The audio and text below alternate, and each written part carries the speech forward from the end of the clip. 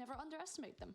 Exactly, and we love an underdog story here at Gamers Without Borders. Fresh, we've also got an EU semi-final a little bit later today. Who's looking dangerous in that bracket? All right, chat.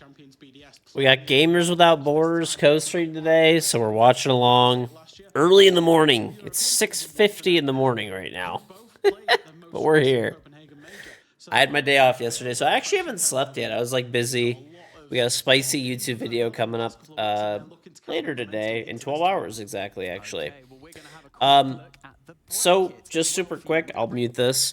Gamers Without Borders is obviously running right now from the 11th to the 14th of May. We're going to be able to co-stream all those games. So, here we are, we're co-streaming. Gamers Without Borders is a charity tournament. The prize pool all goes to charity, $2.5 million. And yeah, so Gamers Without Borders will act as a qualifier in the Gamers 8 LAN event, which is this summer in Riyadh in Saudi Arabia. So yeah, we're watching all the games. So yeah, pretty awesome. Check it out. On your screens right now, Sandbox taking on Crest. It's on Blank. It's on King Backlips. It's on BQS. It's on Wolf. It's on PC. It's on Illustrate. It's on Sim. It's on Sledge. Easy Omega, I think a 38-month resub. Welcome back. It's on M5. I believe we're all up to speed at this point, so now it's time to focus in on our first series of the It's on Breakfast. It's on 921. How's it going, Rob? You've been away for 25 hours? Okay, that's like, why? It's on Illustrate. 2.5 million is insane. Well, the whole tournament is like 10 mil, I think. And they're donating in all the charity, which is cool. Movie day. Oh. It's got Mason. It's got Ingame. It's got the King Backlips. It's on Completely. It's on Cole. It's on Danny. It's on Batman. Born and Burton. It's on M5. Ooh, Fresh, just quickly, I wanted to ask you that Crest, they haven't really had an opportunity to shine, and the players who do shine often get picked up by other orgs. So, I mean, what's their situation right now? I think that's the story for Crest. You know, well, this is the qualifier right now, so this is a qualifier for like Gamers 8, which is like later. His way over to Cyclops, who were playing on the B stream in this tournament. So they lost one of their best players there. They lost Okamash, who went over to Donuts Farrell as well. So they keep losing their better players. Johnson Jero. But what I will say is Lua and Choppy, in terms of the replacements, they've brought in a decent amount of experience within the replacements as well. So, you know, we haven't necessarily seen too much of this roster with their current 5, but they are a decent enough Japanese team in terms of competing at this tournament. All the potential is there. I love it. But before we dive into our first semi-final of the day, we had the chance to... Santa Sendry, what am I doing awake? We're co-streaming. We're co-streaming Gamers Without Borders today, so... So basically it's a Siege tournament, but they donate $10 million to charity. For Siege specifically, it's $2.5 million.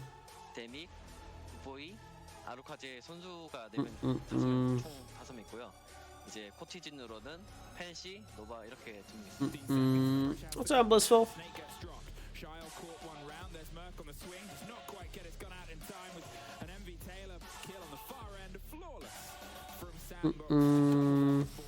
시즈에 대한 경력은 조금 오래됐긴 했는데 한 15년, 16년 때부터 시작했고요. 이제 그때부터 지금까지 한 7년 정도 한 것 같고. Looks like Envy Taylor might be a little bit too late. They engage and Envy walks away with that one. 이전에 이제 클라우드9에서 이제 다시 멘티스 FP에서 왔다가 이제 샌드박스로 오게 되면서 이전에도 What's up, Wolf? 이전은 한 Take easy, non-profit. 성적 못 냈었고. In the meantime, Envy Taylor's making friends at the top. He drops the shield at the worst possible time. 이제 샌드박스 들어 첫 번째 메이저가 이제 스웨덴 메이저 그. What's up, Musk?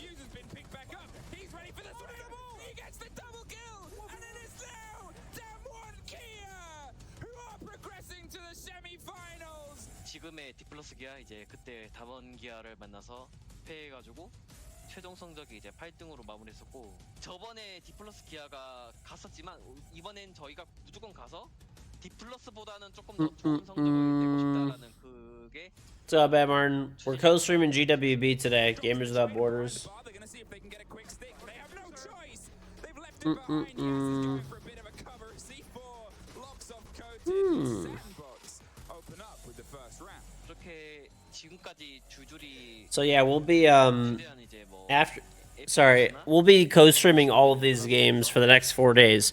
So, 한국에서 thanks to Gamers Without Borders, I'm doing 2 streams a day for the next 2 days. So we'll be doing a stream, co-stream, like in the middle of like the co-stream in the middle of the 이전에 했었던 like in the morning, I guess technically, and then normal stream at night.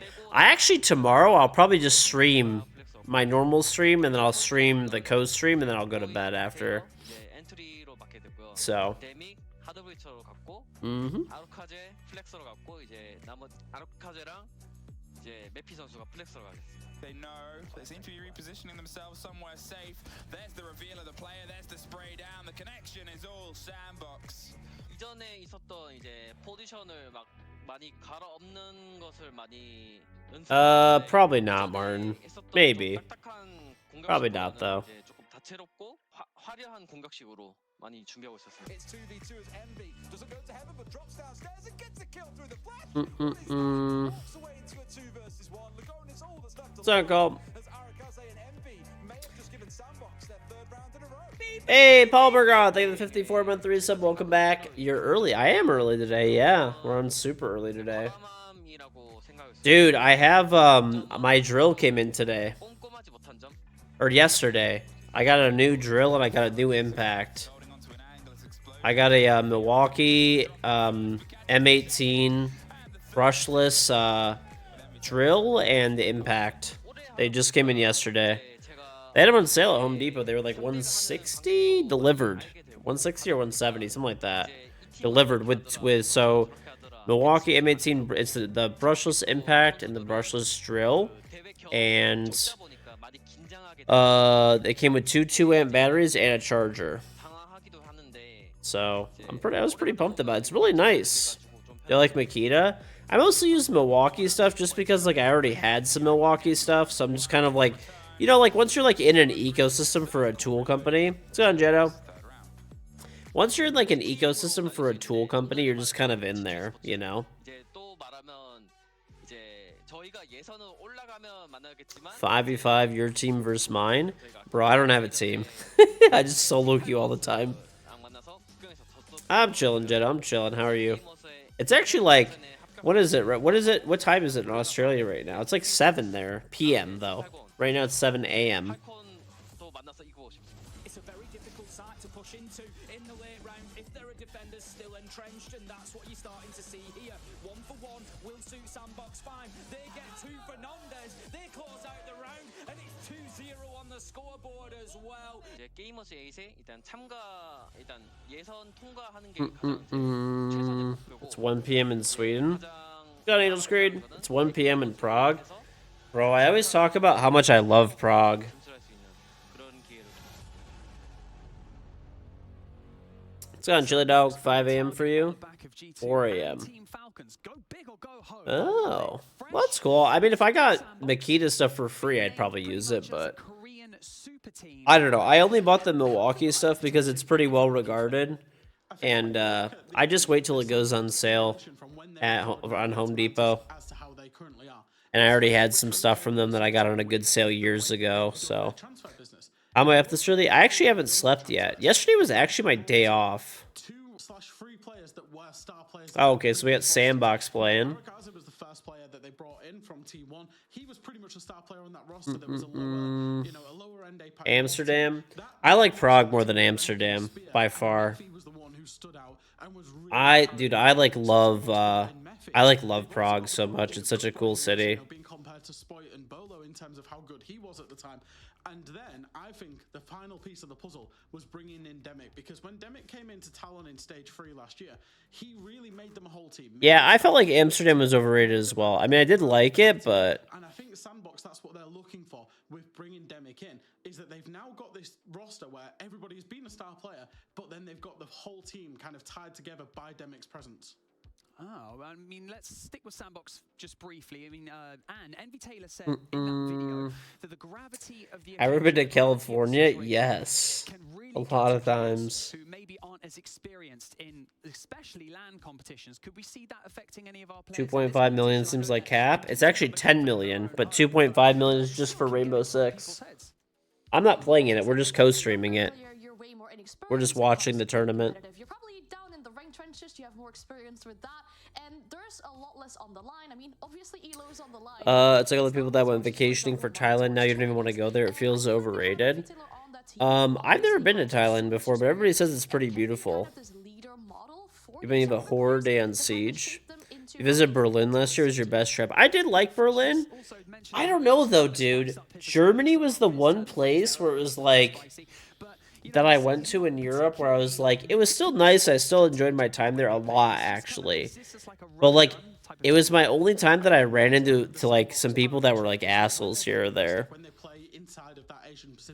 It's your birthday and you're getting old. Well, happy birthday, Beto. Haven't played DayZ. It's been a long time, but yeah. So it has been a problem for them where their individual gun skill, their kind of run and gun, as you might call it, has been better than a lot of other teams domestically. That gets them to the international competitions. But then when they get to the international competitions and the strategy might not necessarily all be there, that's where they get showed up a little bit. You go to Northern Berlin to the water park that's inside an old hangar. Oh, that's cool. Actually, like the thing is, the only okay, I went to like Cologne in Germany first, and in Cologne, I'm assuming that they were just like annoyed with all of the like tourists, and so I went for Gamescom years ago for a Rainbow Six tournament back when I used to play professionally, and it was like fun and stuff like that. Like, don't get me wrong. I did enjoy it, but there were just people, I could tell, like, a lot of the service, like, workers and people that were, like, there in the city were just, like, annoyed with everybody that was there for Gamescom. The fans were good, and, like, all the people at Gamescom were good, but it seemed like all the people at, like, the hotels and stuff like that and everywhere else, they were kind of not as happy. You watching all my YouTube videos? I have a really good video coming out today on Are There Too Many Champions in Siege? Are these the right decisions made by our teams, and what could possibly go wrong in this setup? So I think people will like that one. Straight away at that sandbox pick of Bank, which is a very high favorite map for them. I've seen that Crest have taken away Sky and Border, which are also very high preference. So Sandbox have gone for a map that they're super comfortable at, but also Crest are on a 2-game losing streak on it, haven't been beaten quite handily.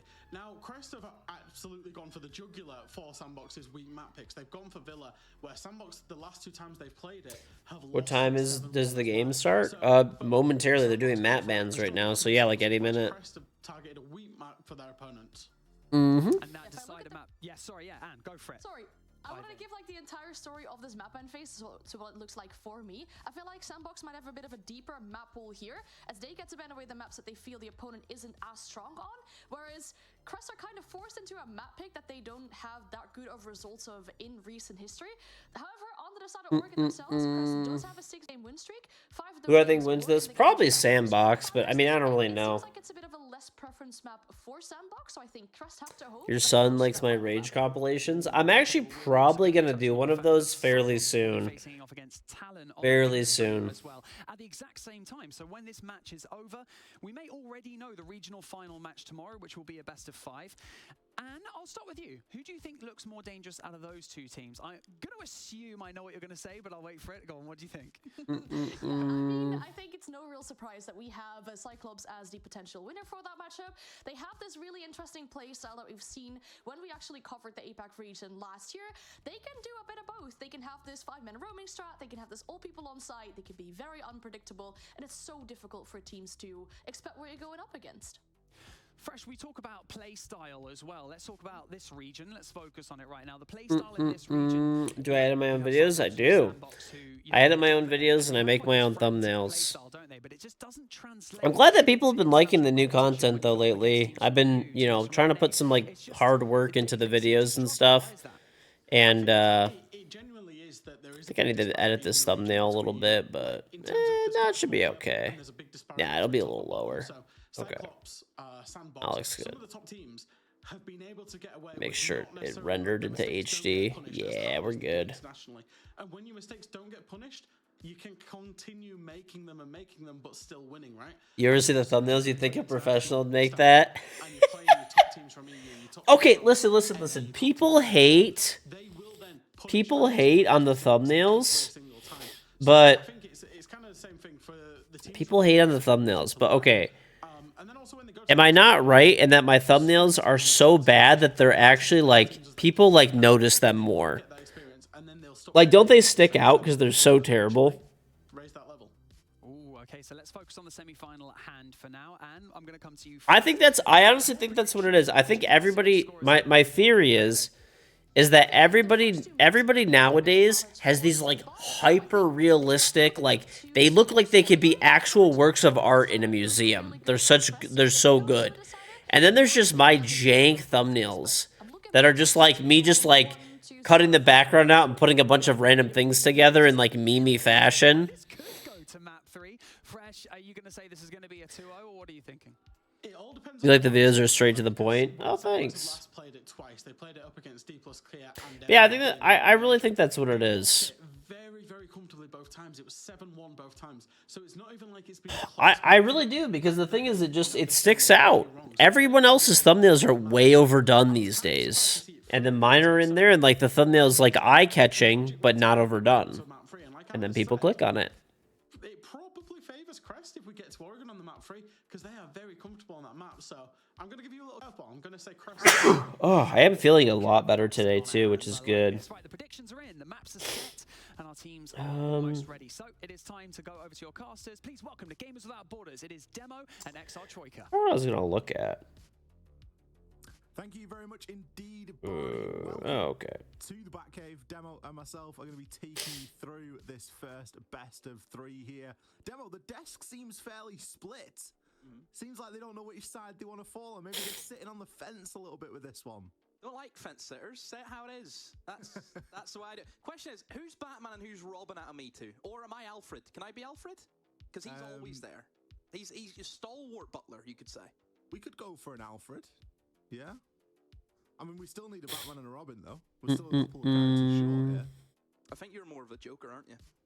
Ah. Let's see me grow a full beard. You can go through some of my really old VODs. I have a full beard. Why am I awake? We're watching Gamers Without Borders. This is like it's a total $10 million tournament from like, but in Rainbow Six Siege, there's $2.5 million for this tournament. And it all goes to charity, which is nice too. So they're giving the money to charity. Am I a professional player? No. I used to play professionally. I won the first Rainbow Six Invitational. Let's go on Dillard. He's playing Sandbox, and I didn't catch the other team. I'm not gonna lie. I was like looking at something else. Oh, Crest. I think Sandbox takes this. I mean, you never know, but I don't really see how. I really don't see how it gets pulled off, or Crest pulls it off. Yeah, it should be like a 2-0 for Sandbox. Like, Sandbox is like quite a bit better. He's fond of the old stats, isn't he? And whenever I say he's fond of it, he literally sits there. Chat, I know this is like super random, but I got so upset today. I was on Twitter and I was literally heated. I haven't been so like mad in a while. I was on Twitter and I saw like Jake and Bake was in like China, I think it was. And he went to Costco in China, and they have fried chicken at the food court at Costco in China. You know how upset I am? Bro, they took away the Polish sausage and onions at Costco. And China still has fried chicken. You know what? I'm very happy for them. But I will also put fried chicken in the U.S. ones too, and give us back the Polish sausage. I'll pay an extra $1 for the Polish sausage if you need it. Come on, like, dude, the Polish sausage was like the best thing at the Costco food court. I mean, don't get me wrong, the $1.50 hot dog and the drink, it's still great, but I want to say it's a little. Yeah, bro. Get the raw hot dogs with no onion. That's what I'm saying. I mean, they have ketchup and mustard and relish, but let's go on Mag. When did Costco have the sausage? Let's go on Willie's. It's a big match. They had it for a long time, dude. I remember, like, as a kid growing up going to Costco, they definitely had a Polish sausage, like, for pretty much ever. I wonder if I could, like, look it up. Hold on. Fight back. So that's the only thing I would say about Bank. You need to make sure you have that team synergy, have that chemistry locked and loaded. That's why we see some of the best teams in the world. If they take a Bank, you. I think during, like, let's see. In summer of 2018. Yeah, it's run of the mill. We've gone from Pretty standard. Summer of 2018, the hot dog, the Polish dog disappeared at Costco. I imagine this Literal about pain, 6 dude. 12 months ago, it wouldn't have existed. You know, you've got Azami removed, you've got Solis removed, which means in turn you've got the mirror advantage. Wish you luck, certain exams. Good luck, Arab. Arab girl. Good luck. Everybody needs a kibas from that time. Yeah, He's actually quite good. I think it is. He's actually quite a bit of an issue whenever it comes He's to such an oppressive operator. open area for that bomb site. You, as a bomb team, you just want to I've already played the new season and stuff like that, so I unfortunately, as much as I would love to spill the beans and tell you guys everything about the new season, I cannot do that yet. plan, and there's very little I cannot do that against it. yet. So I think the Monty ban, So, yeah, but when I can, I will. taking away a very easy strike, Deal? but every Deal. team under the sun is running. So it's going to make Crest kind of stretch their legs a little bit more and really shows them what they're made of. Absolutely. I literally, there's only one thing that I can tell you about the new season. You've now got I played the new season, and I can only the only other thing I can tell you is that I can't tell you anything else.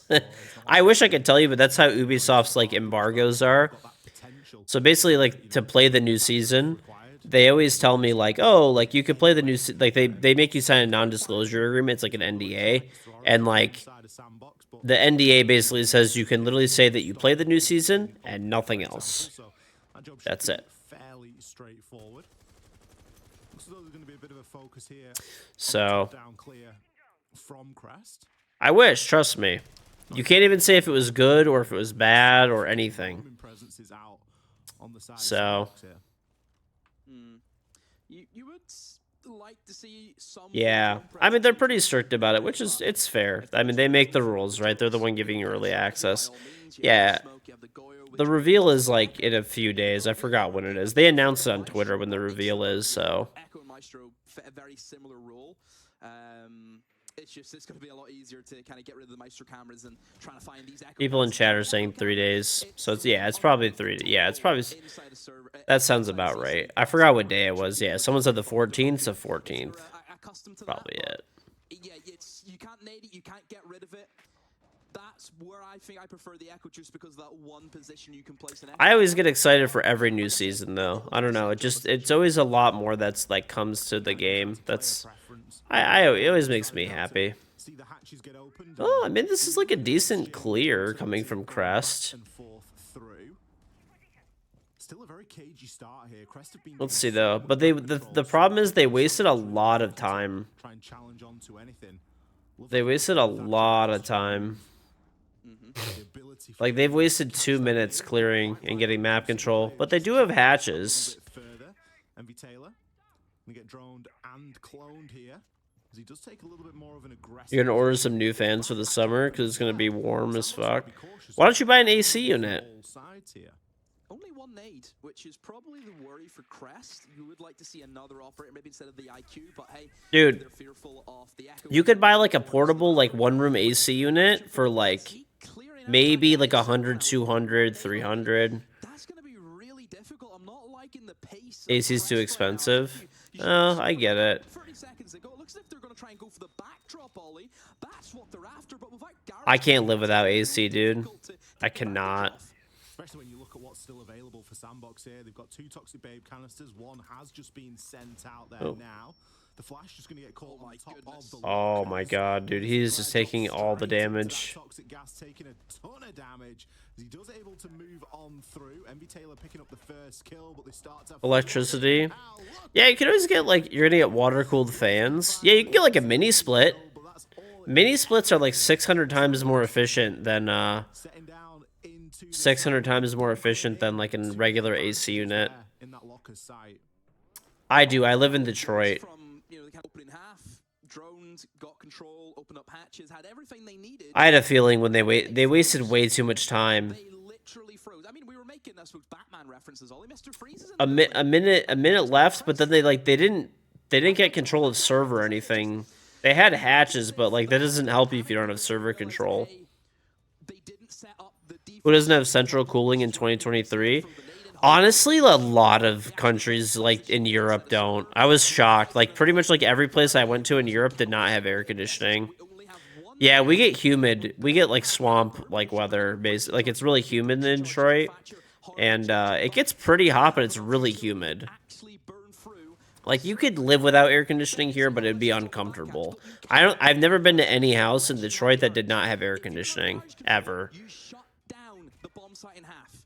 You need garage control if you want to drop the back. And as we've seen, Is tournament G2 in it? So this tournament is the qualifier for. So this is Gamers Without Borders. This is the charity portion of the tournament. So it's $10 million. 2.5 million for Siege. The winners of the tournament get to choose what charity it gets donated to, and then whichever teams like they qualify out of this tournament to Gamers 8, which I think is another 10 million. Yeah, AC units are like the norm in the US pretty much. Some people you just can't afford it. That's true, but I'm saying like the thing is in the United States you can get AC units for $100. So like I've been to like literal Section 8 housing and stuff like that, like all over Detroit before. Like I used to do like pretty much everybody has. I've like never seen. I mean, like I've been to places without AC, but it's like exceptionally rare to like find a place without air conditioning in Detroit. No, you set the AC to just go on when it gets really hot, and that's it. Right, like people get like portable AC units, or they'll get like a window unit. There's units you could put in your window, and they just keep like just that room cool. You can say, well, you know what? Let's give it a go. Let's just put a little bit of pressure out there on the map and waste even more time. the Ying is going to be used to get themselves into. At least they got one. They actually lose the first engagement. Only down goes the They're not. They're just going way too slow. Way too slow. They're giving Sandbox like full control of this game. Losing that early utility without any kills is a bit of an issue. Good Boy also finds one. Oh. AC is cheap. The furnace is what costs a lot. I mean, it costs money to cool your house. You could get like there's like other options too. There's like you can get like mini splits and stuff, but mini splits are not like good for getting cold. They're still good. Like don't get me wrong, mini splits are good, but they don't get your house like ice cold if you like it like really cold temperatures, and they don't get your house like if it's really cold or really hot outside. They don't work as well. You might be fancying this long challenge here as the diffuser is recovered. Instead, Good Boy quite rightly drops back. 35 seconds left on the clock. You can always get like sometimes mini splits are pretty cheap. They require like more insulation though. Oh, nice. He can be forgiven. He was going for a 4K at that point. He can play for clips if he likes. He knows that the site is going to be fairly safe here. As the beepers do 3, 2, 1. Oh. Go, dude. You're playing in a $2.5 million tournament. You have 2 seconds left and you're just going for kills. We do see a last second challenge there, but in no danger of losing the round. Bro, what is he doing? Just go for it. Even if you get wrecked, just go for it. You don't get to save your buck skeleton key the next round. You're gonna get it again either way, you know. Losing the nades early on. Yeah, you could always run the extension cord from the neighbor. There you go.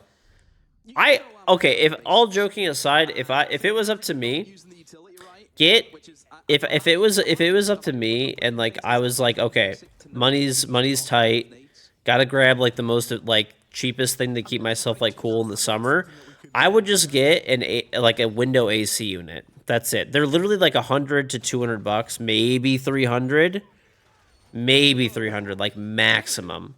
They're not really. They're like 100 to 200 realistically. You can buy them used too, even cheaper. I would slap it in the window and I would only run it like periodically. I would only run it once in a while. What's up, Bikini? 8-pack. Right. I mean, if you can't do that, they sell portable AC units that are like 100 to 200.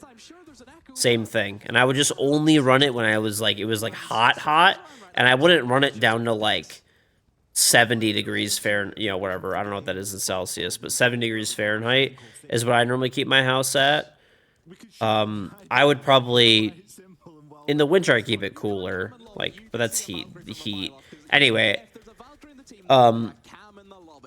yeah, I would keep it at like 75. This way, you're just like not cooking, or 76. You can now pick from attackers during that prep phase. So It's 7 in the morning for me. It's actually early.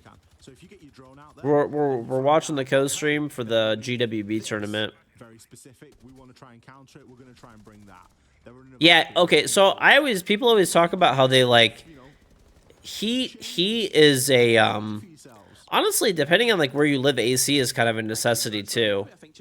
Like where I live, it's not. Where I live, it's not a necessity. Like, I mean, unless you're like older, maybe, or something like that. Like the hottest it gets here is like, it gets to be like 100 Fahrenheit here. I'll convert that to cell. What is that? They probably feel like they can though. That's 38 degrees Celsius, so pretty hot. Sandbox are in a position. That's like the hottest it gets here, but it's really humid. But it only really hits 100 like maybe like one day of the year. Like it really doesn't even hit that. It hits maybe like 90s. Call, in my opinion, of which side of the site's push. Second round to get demolished on. It probably hits about 90, So I think you could be forgiven which is like 32. Yeah, that's 32. around for a couple of these rounds here. Let's try and get a So not comfortable without air conditioning, but yeah. I mean, I need AC, dude. I need AC. I have to. Well, at least they got 47 seconds. Crest again just seem to be scattered around. Not a lot of movement. Nope. There's the nade. There we go. He got that kill with that. He finally got that nade. Dude, that guy was under there for 2 years going for that nade kill. players out here on repel. Yeah, they're just all repelling everywhere. They like don't even they have looks like they have stock, or no, they're outside of stock. Plan down behind that CEO desk. Good boy, the next to fall. This is better from Crest. They may have taken their time, but they are A little bit of a different take, but hey, they have square, they have outside of stock, is able to take him out. That is a big and they have all the windows. Eventually one more kill found, but I think they're what you got to do is try and keep yourself alive. Not sure if he has a yokai drone left. This plant will go down. Crest managed to salvage it. Whiskey, he's going to close things out here. The cover wasn't good enough the first time, but you won't survive winter without heating. Oh yeah, dude. If you don't have heat in Detroit, you're actually dead. Wood or pellet stoves are common? No. Natural gas-fired furnaces are the norm in the Midwest. Nobody here has. I've never been into somebody's house that has a wood or a pellet stove ever. Unless like they have it as like a decorative thing. Like it's like they have it and also like they also have that for like to get like a country appeal, like and like theme to their house. I've never seen that before.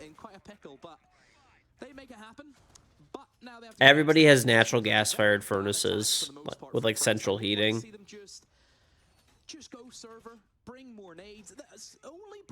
Gas stoves are going to be banned. They're not going to ban them. it is a little bit strange. Now I understand that the Nook's banned, so They said that they were going to like ban gas stoves or whatever, but like it's a few states and stuff. But a lot of the reason that they were doing it is because people don't like ventilate their like room properly. So I mean, as long as you have proper ventilation, at least from my understanding, it's not really a problem. But I don't know. I guess I'd have to like look into it more before I gave like a full opinion on it, I suppose. Yes, if you're in Canada or if you're in the US, like in like the northern US, like nah, you need heat. That's what I always tell people. People always are like, "Oh, the heat is worse than the winter." I'm like, "Well, which one will you die from?" That's usually how it goes. And you just run away to the other side of the map. That's what Oryx does in a nutshell. So that's why it's a little bit more loose. Again, the Kite, I think, That's what I always ask people. I'm like, listen, if it's cold outside, you will literally die. Unless it's like, there's only like, oh dear, there goes Envy take. like, you won't really die if it's hot outside. Like, yeah, you could. Like, it's a possibility. Again, this But if it's cold outside and it's like 0 degrees Fahrenheit, like, you will actually just die. Like, 100%, not even a maybe. Right, like, you could die from a heat stroke. Like, okay, let me give you an example. Let's say there was no air conditioning in an area that was like 120 degrees Fahrenheit, right? But, like, they just magically no one had air conditioning anymore. Yeah, it would be really uncomfortable. For sure, there would be some people that would die from heat strokes and stuff, like, especially older people and stuff like that, or, like, you know, obviously, I'm not saying it's safe. People should have air conditioning. But the thing is, if it ends up being 0 degrees Fahrenheit in the middle of winter, literally everyone dies. Like, it's not even a maybe. All the pipes burst, everyone dies. Like, it's not possible to live, like, without heat, you know? On the surface, what utility do you have left beside Hard Breach? You don't have any Dokkaebi calls? Sure, you've got some skeleton key ammo, but that's not going to do anything in this site. What's on us? This way the Kites an ollie, just for this reason. Why would he not throw it further up? You throw it on both sides of the hatch, you guaranteed get it. No backdrops for them. They have to go front now, or push down main stairs, which is equally just as terror. So go Unusual time. Way, The best time. main stairs garage. Yep. Main stairs garage take. Oh. With the Vulcan canisters as well, it's going to be very difficult now. They're going to eat up a lot of the time. You might look and think there's not much denial left here for Sandbox, but they do have that area denial of the Vulcan canisters. It all depends on their placement. So I might be going for a bit of a 3-2-1 here. Claire is going to send on the flash through. Likely going to see Lure die first as Good Boy finds some success. Nice. Yeah, the cold is scary, dude. People don't realize the cold is actually terrifying. Second time in a row we've seen him play that. The cold is absolutely terrifying. Really not giving up there. Crest, Obviously, you know, false alarm there. It looked very good for them on the road. UK has issues every year with like 90-degree temps, and you guys have 110 every year. The thing is, when it's 90 in the UK, though, they don't have AC there. It's rough, dude. They don't have AC there, and their houses are built like to hold in heat a lot more. A family died a few years back during the cold because they used a generator and had it inside the house at power free. Ah, it's sad, man. Yeah, carbon monoxide is no joke. Everybody should have carbon monoxide detectors in their house, too. If you don't, they're really cheap. Just go get, like, a few plug-in ones, and they're, like, maybe, like, $10 a pop. And you should put, like, you should definitely put one, like, in your bedroom and, like, in your kitchen. Probably, like, probably, like, near your furnace is, like, another one. Nice hot cup of tea on a summer day. Yep. You had 36 degrees last summer, and it was like a furnace. That's like about, yeah, it's like just under 100 Fahrenheit. So that is pretty hot, but that's not that bad. Carbon monoxide sensors are standard, but a lot of people have older houses and they're not in there. So that's why I tell people to just like if you have a newly constructed home, then you do. But if your house is older, or sometimes there's like landlords or people, just individual people when they're like, they'll have a combined carbon monoxide detector / smoke detector, and when it dies, they'll buy just a regular smoke detector. I'd like to see a little bit more Dokkaebi run by Crest as well. They brought it around in the previous round, sorry. But it would be nice to get that. Also Radon, yeah. The action again. It's a popular pick for a reason. Sweden's climate makes it harsher. Go for that coordinated push. Play this time, but hopefully IQ can deal with the majority. Yeah, I mean, I've been to Vegas in the summer, and it was like 120. That was pretty bad. That was pretty bad. It's actually like scorching hot. I somehow didn't mind it that much, though. I just, dude, I don't like the cold. Of course, I live in Detroit, but you slept in a trailer once, forgot the oven propane, and didn't die. Your theory is because the bed was in the highest place in the trailer and it ran all night. Oh, I'm glad you are okay. That's terrifying. Difficult to say, Demo. You drove through brush fires once, it was scary. See if we can get the Yeah, I have hot like, so all of my smoke detectors in my house, which like they're like everywhere. I have combination carbon monoxide and smoke detectors just to be safe. Oh, bushfire, not brush. Massive fires in Australia. Yeah. fall this time. But look at the damage that's been done. Sandbox 4 versus 2. Mephi, the only player that has suffered any sort of damage whatsoever. And still, we're getting players dry peeking these angles on the top floor because they still don't know if it's entirely clear or not. 35 seconds left on the clock. And what have you got to play with? 1 flash? 3 soft breach?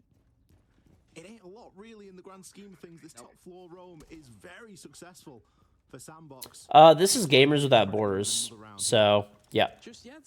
Right now they're playing Sandbox versus Crest. They're bringing the correct operators. I understand why they're bringing the IQ. Just because of Alcams, which I get. But I think, again, this is another good idea that you mentioned. Yeah, just look at this, the smoke covers it off. Was about the Dokkaebi. If you kill a guy, you hack into the cams, you'll see the Valkyrie. Dude, it's like driving me insane. How many rounds? Bosch, Impactor, thank you the Prime sub.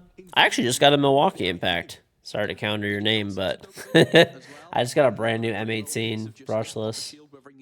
It's driving me insane how many rounds Crest is like has a person alive, like not going for the win. It's like making me lose my mind.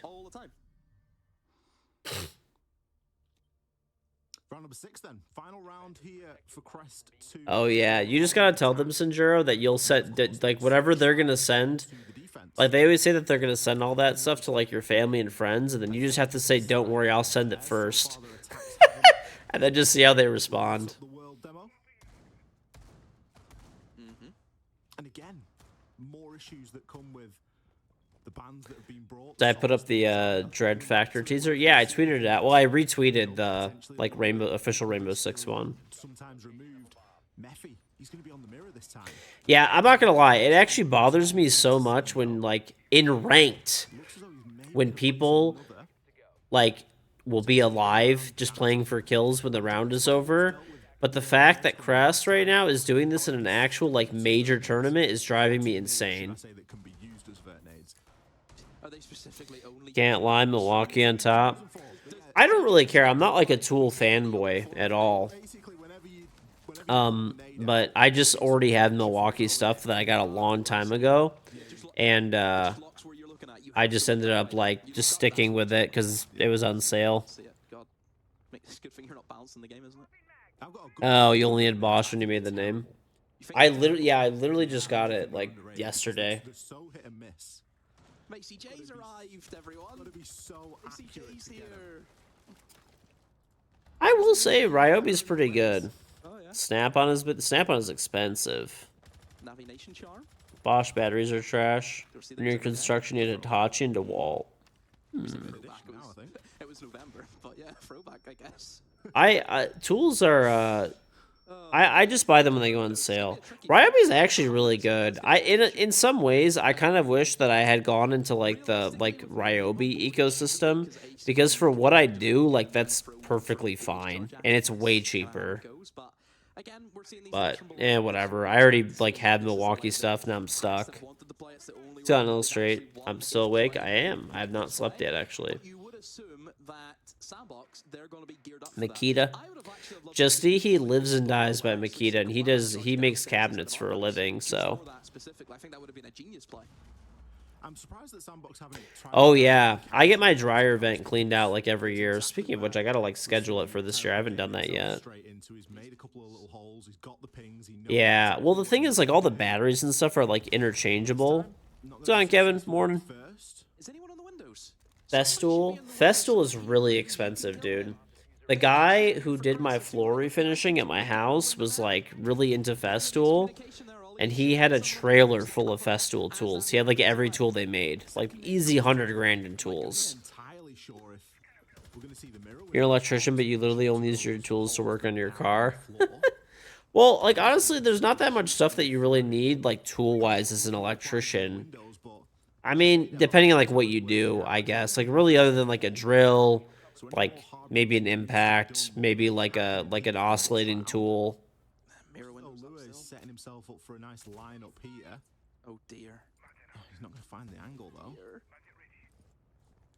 It's all over the place. It is all over the place for Crest. They are trying. There's a whole bunch of weird tools actually that there are these days, though. Dude, drone. Oh well, whatever. Have the NA qualifiers already happened? I think they're in third day, right? Is it second or third day? It's very good for finding cartridge when you use it. It was nice, easy to use. Yeah. It's not the quality of the tools, it's the quality of the person doing the work. True. Well, Festool is like, if you do it for like a living and you want really good tools, I've heard the reason people like them is because they're repairable too. You've run on the same Makita for the past 6 years. It's a beast. You had to take a rusty fence down with a Ryobi. It was too weak. You could have been dying. Well, was it like a 12-volt Ryobi or an 18? Isn't Ryobi 18 volt? I think. A 5-1 half for Sandbox, flipping things over onto the attacking side now. I don't know. I've actually had people at my house that like literally for a living.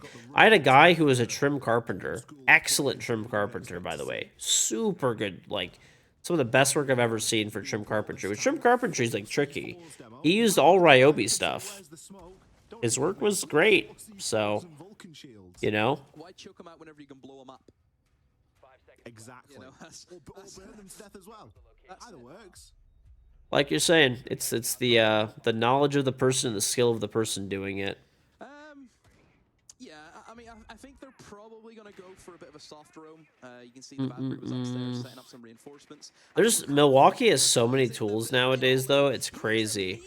When I got my like new impact and like drill the other day, I looked inside of the the instruction manual. And I was like, dude, are you kidding me right now? There was literally like 100 tools, M18 tools that they make now.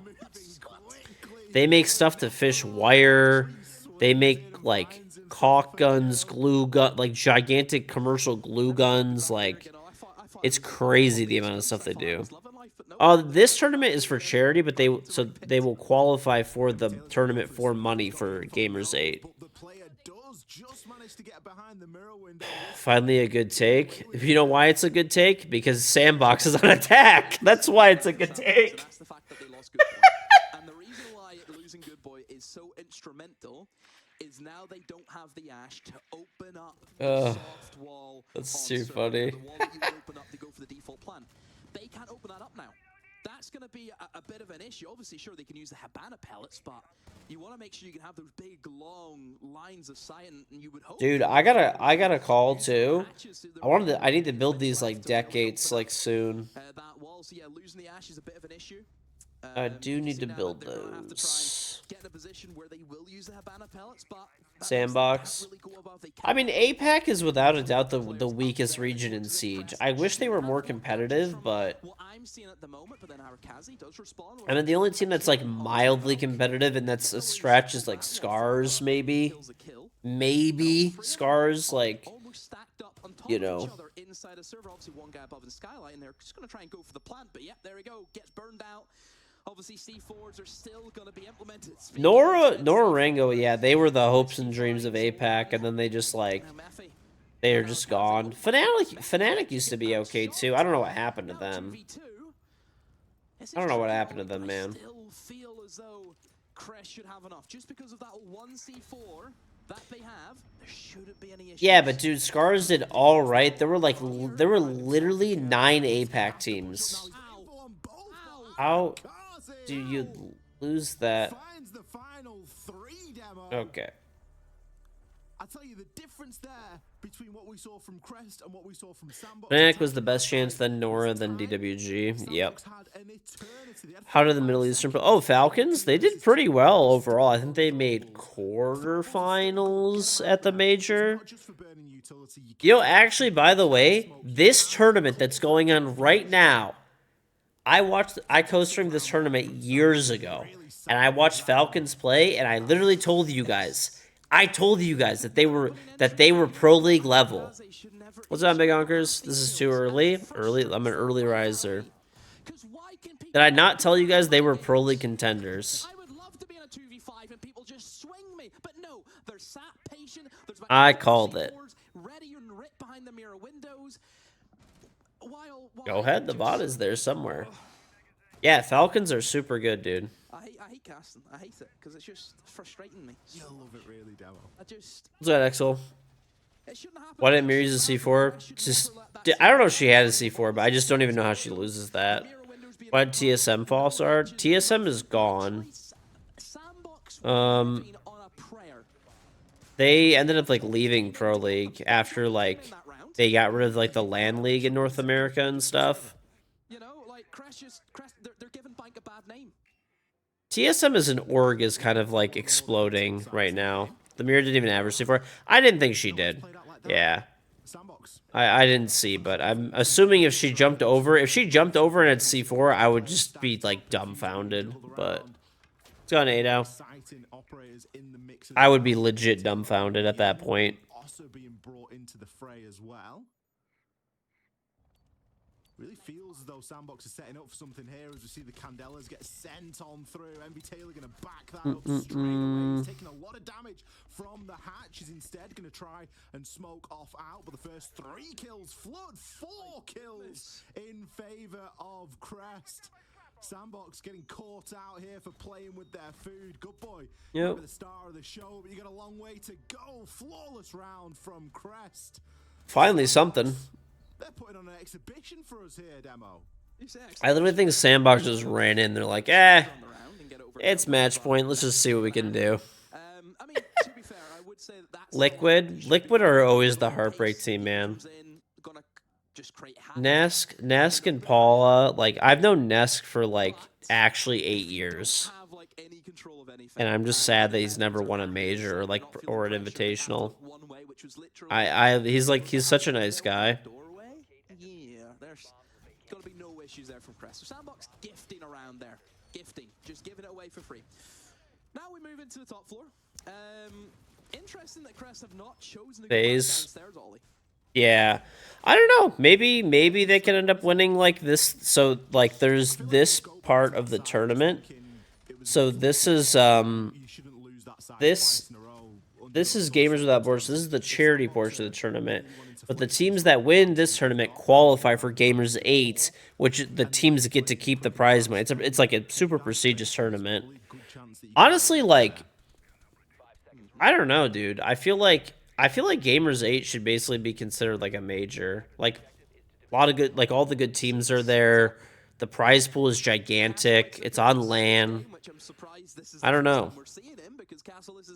One of his more preferred maps can block up the windows, which we know about. Nest needs a team change. Once again, an early entry for Sandbox, which hasn't paid off, but they have got the refrag.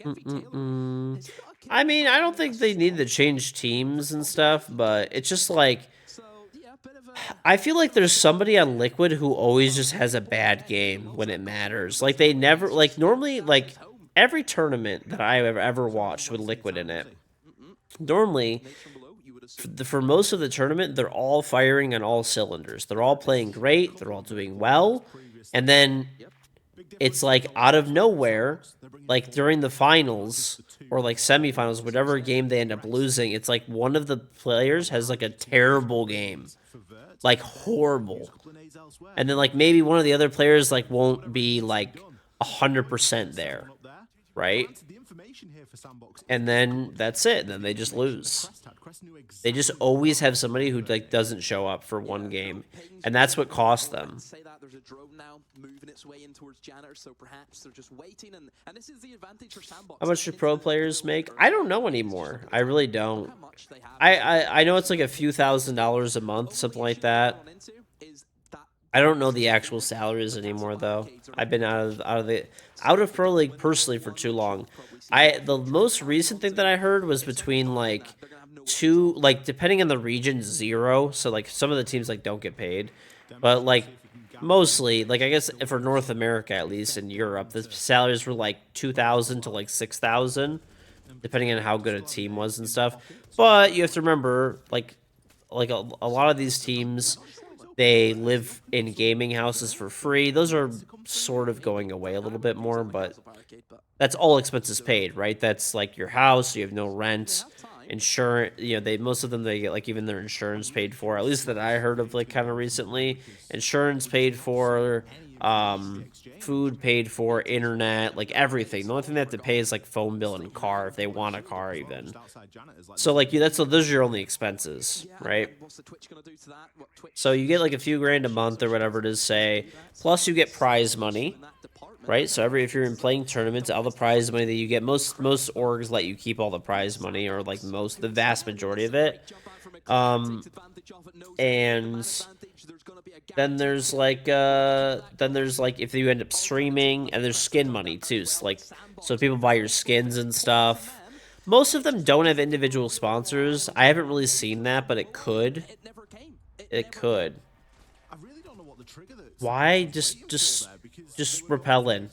It bothers me so much that people save like play for stats in like tactical timeout for sandbox. How do orgs make money? They don't. They live off of investor money. That's why you're seeing all of these that's why you see all these orgs and stuff like that are dropping out of a whole bunch of different esports lately. Crest is waking up. I think that's why they call the tactical timeout, just to make sure they can close it out here and get it over with. Yeah, so orgs, this is what orgs make money off of. Most of it is in, venture capital money. It's investor money that they just blow through. There's no orgs that are profitable, right? I wonder what they're thinking about. I don't know why, but I've just naturally they're trying to get there. Like maybe now they're like have been forced to cut back a lot of expenses. But orgs, besides the investor money that they live off of, they have sponsorships. They make money off sponsors. They get money from their in-game items like skins and Rainbow Six. They take a percentage of that. Some orgs take some prize money, but that's pretty rare. Probably like shitty orgs do. Or maybe they take like a very small percentage potentially. They also can make money off like merch, or like they can sell sponsorships with their players included into it. So like there's like a few ways they can make money, but they're largely not profitable. A little bit of French, that's all you need. I mean, there's pretty much no orgs that like actually make money. If you're out with me, if you see me sometime, and maybe we're out in Spain, and you need a Is there an actual future for the Oceania region, whatever they call it? It's just Australia and New Zealand, yeah. I mean, they're not really good right now, but they could. Any region could have a turnaround at any time, hypothetically. But they look really bad right now. Like none of the Oceania teams, like the only team out of APAC that looks like they're like a competitor is like maybe Scars from Japan, and that's like a big maybe. G2 doesn't make money. I don't know. I'm not, I don't know exactly to tell you about every org, but yeah, basically, I mean, I would assume they probably lose money. Basically, every org loses money in video games, but maybe they do. I don't know. I can't speak for every org individually. It's very rare that they make any money. They all operate at a loss, and they live off of investor money. There is a correction in esports now, though, where like. That's why so many orgs dropped out of Siege, and if you, like, if you look at like other games as well too, that's why a bunch of other games lost a that's why they lost a bunch of other orgs as well for different games. So like basically like every game, if you've ever noticed, like I feel like the only games that have been like, you know, esports have been, the investment has been high, is like maybe Valorant and like maybe Counter-Strike. That's about it. Bosch is one of the better tools, which is in the price of an arm and a leg.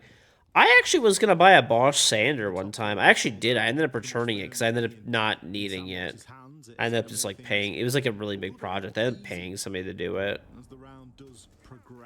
Why are you hard stuck Emerald? I don't know. Get a stack. Get some dubs.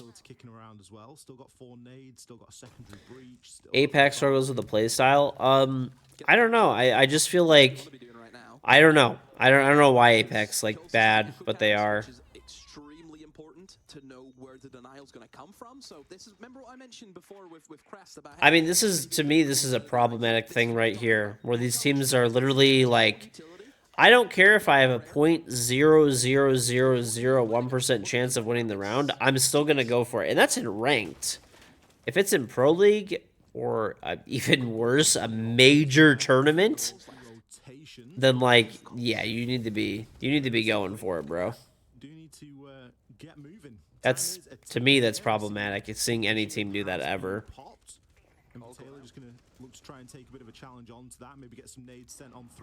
Over in Ireland, it's not easy to get Milwaukee without having to go online. The price is crazy. Yeah, I think, well, Bosch is like German, right? I mean, they have a US arm as well, too, for example. And they have like, Bosch is a huge company. They're massive, but they're German. So like, in Europe and stuff like that, they're going to be more widespread, probably. GG. Tactical timeout was needed. What ethnicity am I? I am Chaldean. It's Middle Eastern. Like Chaldeans don't have a country anymore. Like they're like Chaldeans are basically like ancient Babylonians. So, yep. Morning, DJ Caps.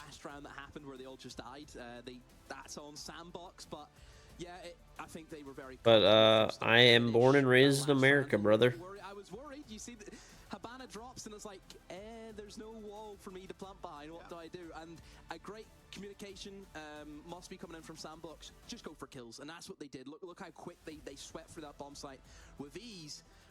So yeah, good showing from Sandbox, and I think they'll be confident now going into the second map. Well, Crest, a little bit of time here to try and bounce back. We're going to throw to a very short break. After that, we'll be back with our desk to break down that first map and set us up for map number 2. UNICEF and I need you by our side for a real-life mission.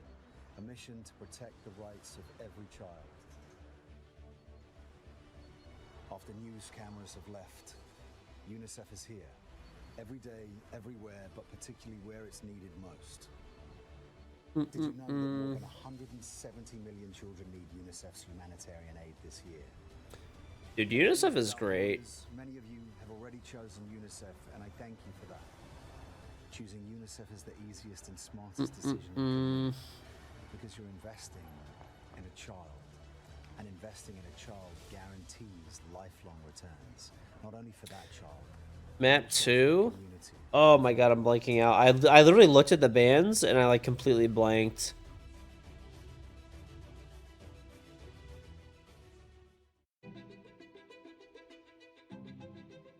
G2 made a profit in 2020 to 2021.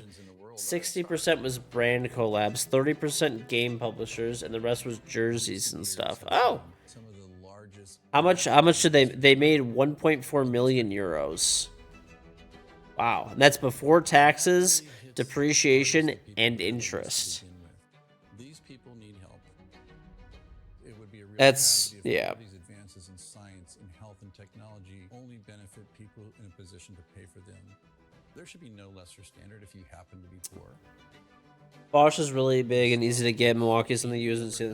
Yeah, I can walk it. Like, dude, I just got a Milwaukee M18 brushless impact and the drill. It came with two 2-amp batteries and a charger, And I think it was 160 delivered, 160 US dollars delivered to my front door, and I got it in one day from Home Depot. And make it available free of charge. We're the first nonprofit in the history of the United States to obtain accreditation just like a commercial distributor. And it's been expanded geographically to every country in the world and every state and territory of the United States. What's now Direct Relief officially was started in 1948 as a private effort of a war immigrant businessman named William Zimden. The basic guiding principle. This is really cool. You can see the backgrounds of all these charities. What Direct Relief has done ever since, and they begin with just serving the people who need help. Here, I'll tell you. It's a great privilege of engaging with people who come in from very different backgrounds, but with the same purpose of trying to just do something good. It doesn't matter if you're typing or talking on the phone or working on the warehouse floor. They're all part of an effort that means something bigger, and that is the fuel that kind of keeps. Who I think is the GOAT for Rainbow Six? I would say Canadian. Even for a little organization. Yeah, I would probably say Canadian. But that's what provides And motivation in life. the reason I say Canadian is because he's been a top Rainbow Six player since the beginning of Rainbow Six, and he still is like considered a great player now. And he's won tournaments through every region of Rainbow Six history. No other player has done that. So that's why I always say Canadian. He's also my old teammate, so maybe I have a little bias, but I really do. I think he's the best. No one else has won over like Pengu doesn't count. Not compared to Troy, in my opinion. I think Pengu is great as well. I'd probably say he's like maybe like a second, or I'd even probably say a third, maybe. Second or third. And I'll tell you why. Because Pengu only won with one team, and only during a certain area, and that's it. Whereas Troy played for like 3 different teams during 3 different eras and won. I don't think it's comparable. I think that G2 was the most dominant team in Rainbow Six history. I don't think that that's, you know, especially that period was the most dominant without a doubt. But no, like there's no way. OG Penta, but it was the same team. It was the same roster, the same team who won everything. The thing is, afterwards, Pengu was not able to win anything after that team. After they like that team broke up, basically.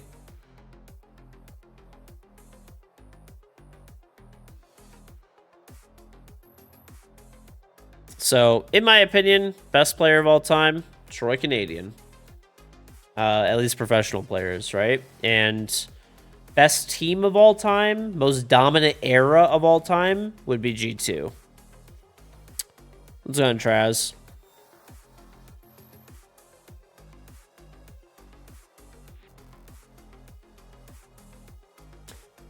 I would say like Fabian would probably be second because Fabian basically won everything that Pengu won, but then he still went on to coach, and then he won another invitational as a coach.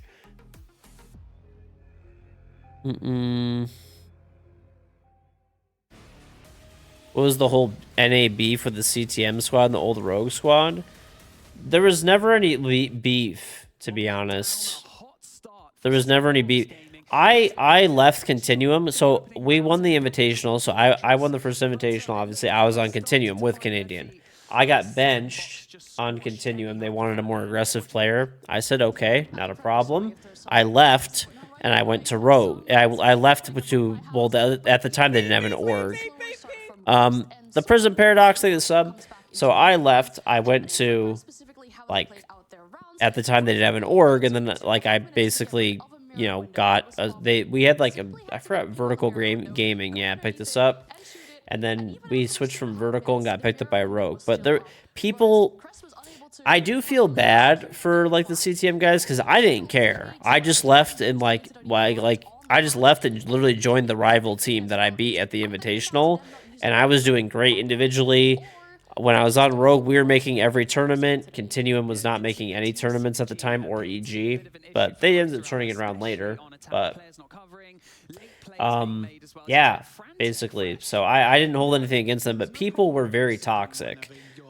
because people were Continuum had the largest fan base, and after I left Continuum, people basically blamed the existing Continuum roster for me not being there and for them now being like really bad. Like they like almost got knocked out of Pro League. So they went from winning Invite with me to almost getting knocked out of Invite. And then I went to the team that we beat in the finals, and I took that team and our whole roster left basically for that team. I literally rebuilt that team, and we ended up making like numerous LAN events afterwards. So but realistically, it was always going to go Sandbox's way once they'd had that favorable defensive half. My best Pro League memory is me playing the chalk on console at Basement. Parker was going nuts. But Prison Paradox did the sub, and Gibby, thank you the Prime sub. But I never had any problems actually with anybody from Continuum. We've always been like cool. I'm sure they probably held some resentment for like the way that people and fans acted. I always used to tell people though, like, don't be toxic to them. I don't take it personally. They did what they thought that was best for their team. I did what was best for me, and I left and joined a different team. And it obviously didn't work out for them, but there's no reason to be toxic to them. I'm happy with where I am and what I'm doing, and that's it. That's what I always used to tell people. I literally used to say that every time people would bring it up when I was on stream. And I don't know. I mean, I think there's probably some like, it was probably more like frustration with like the fan base. Like the Continuum fans were just mad at them for the whole situation, basically. You know what? This is the thing. I've got this mental block right now. I was actually talking about this earlier. There's a brand of Who's ours most skilled opponent I've come across in Pro League? Honestly, the Brazilian players are just nuts. Just nuts, dude. Like their aim and like mechanical skill is just way better than like anybody else from other regions. I think Brazil has like the best mechanical players, 100%. Like they're just hard to like. It's just hard to gunfight them. Like you can outplay them, and sometimes and they'll literally just still like just end up like just hitting a crazy shot on you and like killing you. But I think going into Villa, that's certainly something that when Sandbox get on the attack again, the Villa is just such a big map, and it allows for a lot of opportunity. We saw Sandbox taking a few risks, a few liberties to actually just get into the building, enabling themselves. They were playing a lot of Ying, a lot of Dokkaebi, those type of operators to enable that as well. So I think Villa. Psycho is Does Psycho even still play? Psycho is crazy on Glass too. Villa can play out, and with the way map 1 did play out, I would start favoring Sandbox, I think. Ooh, okay. Well, we're trying to give a glimmer of hope to Crest. We're trying to see if this can go to a map 3, right? So I don't think we're gonna see map 3, bro. that you think that Crest could What's on 2KC? Was it maybe when they went on the defense and W7M looked good, dude. They've been looking even last year. Like they looked good last year, but they switched out a player and they're like looking nice nowadays. Like yeah. I think it's gonna be tough. I think G2 winning Invite. I'm gonna throw the hot take here. I think it was a fluke. I don't think it's good. I hope I'm wrong because I like Fabian a lot and I want to see them win. But I think they just had a crazy run and they ended up winning. They do play the basics and they do sometimes overpeak or overaggress. That's something that Crest can play into. Am I going to be streaming tonight? I will be, yeah.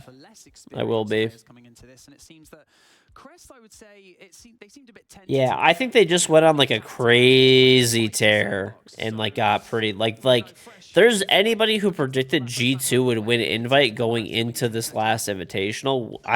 There's no logical reason that you would have predicted that. It would be just being like kind of a fanboy.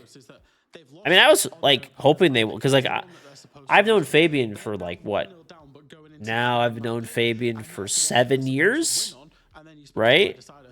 Like, and we're friends and all that kind of stuff, good friends and all that kind of stuff. And I always wish him the best and want to see him win, but there's no way. If you would have told me to bet like $100 that G2 will win, there's no way I would have ever taken that bet before Invite. Not in a million years.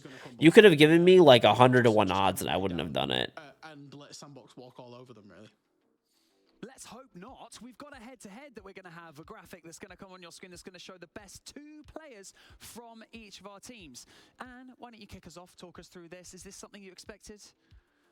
On the side of performing the best on the both sides, probably, yeah. There are some players on the side of Sandbox that I could have put in this spot as well when it comes to playing. Sonics? For example, Yeah, I feel like Sonics, like, they've never won anything, though. So, I don't know. It'd be cool to see them close it out one day. Always being too successful, but also finding an entry kill for himself. One thing that I want to point out, though, if you look at the cost, so the kills, objective, survival, trade, how effective a player is in a game, look at that on the side of Arakaza, it's 90%. So in 90% of the rounds, he actually did something to contribute for his team to win the round, and that's the kind of stable factor that you need on a team. Well, I love it. We've got our next map locked in and ready. You don't like Foxa? Foxa's pretty good. Everyone at home, get ready. We're going to head back over to Demo and X to take us into our second map of the semi-final. Bonnie, thank you very much indeed. Welcome back. We are going to be running through map number 2 here.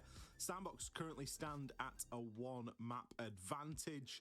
Demo, fresh. He loves sitting on that fence, doesn't he? He thinks it was going to Crestway in the pre-show. Now he thinks it's going Sandbox. It's going to be Sandbox the whole time, bro. The Slash still play? Nah. That's small. How are the games? So far, good. I mean, Sandbox, like, is going to destroy Crest. Like, they're just a much better team. But I think Sandbox will probably just... the thing that's blowing my mind right now from both teams is that both teams are, like, they're saving KD. It's just blowing my mind that's happening right now. Like, people shouldn't be doing that in ranked, let alone in a major tournament. But,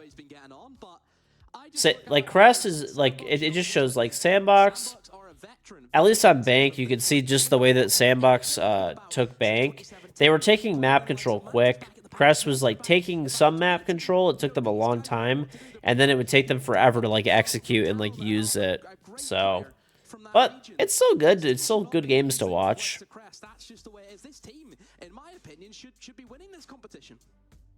Well, let's see if they are able to do it in 2 as we get ready to send ourselves into our second map here.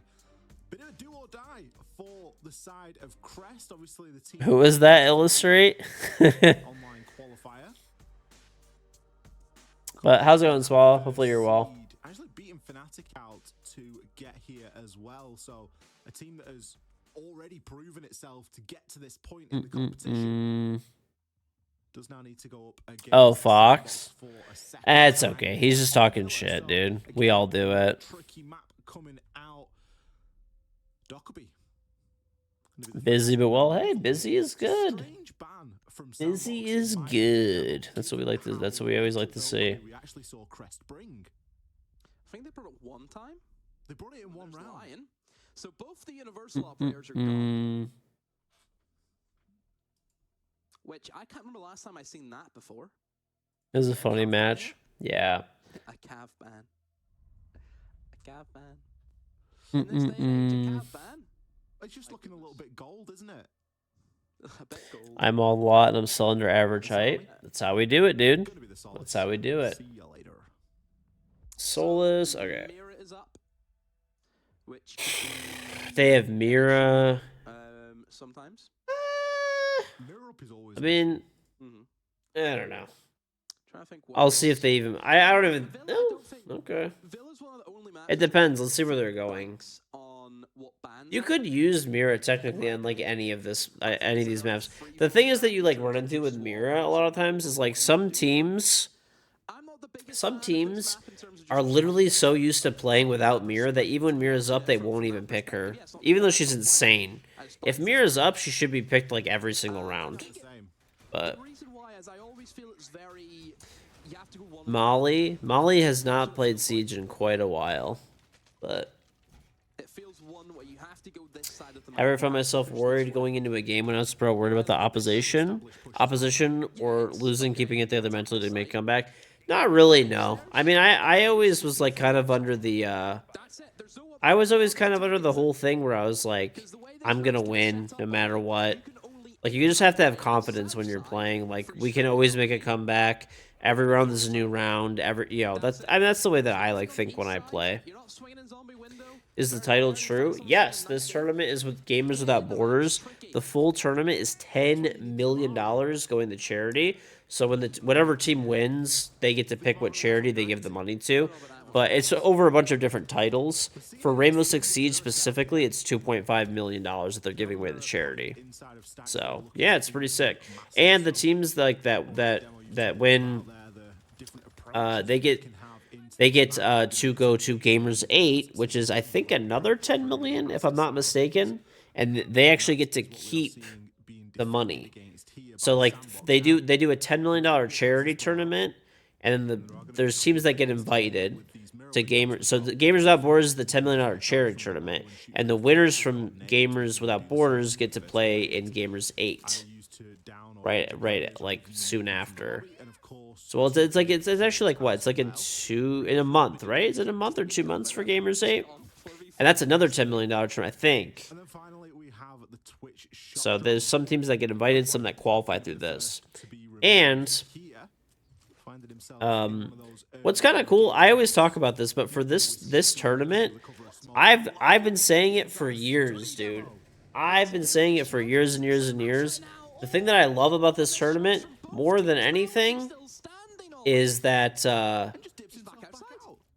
he just runs out. The thing that I love, they introduced us to Falcons, dude.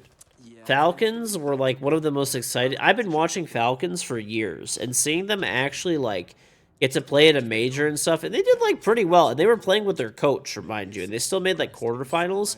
I think that they're like top tier like pro team. Gamers 8 for R6 is 2 million in July. Oh, nice. Okay, so it's 2 mil. Awesome. Still, that's pretty crazy, dude. The Invitational is 3 million. Right? So this is like, the thing is, this should, like, I don't know how this is not considered like to me it's a major tournament. Well, like this is too, but like Gamers 8. Gamers 8 is a LAN event. All the teams and stuff are there on LAN. There's tons of teams there. It's a $2 million tournament. Like, dude, the prize pool is bigger than the major was. Like, Gamers 8 has a total prize pool of $45 million? Bro, that is insane. That's the biggest esports tournament ever then, huh? Like, that's like, yeah, that's gonna be like, let me see. The only thing I can think of is like maybe like Dota or something. Okay.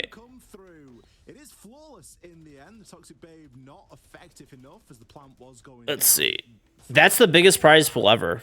The largest Dota international prize pool is 40 mil. So it's the largest prize pool in esports history then. That's crazy, dude.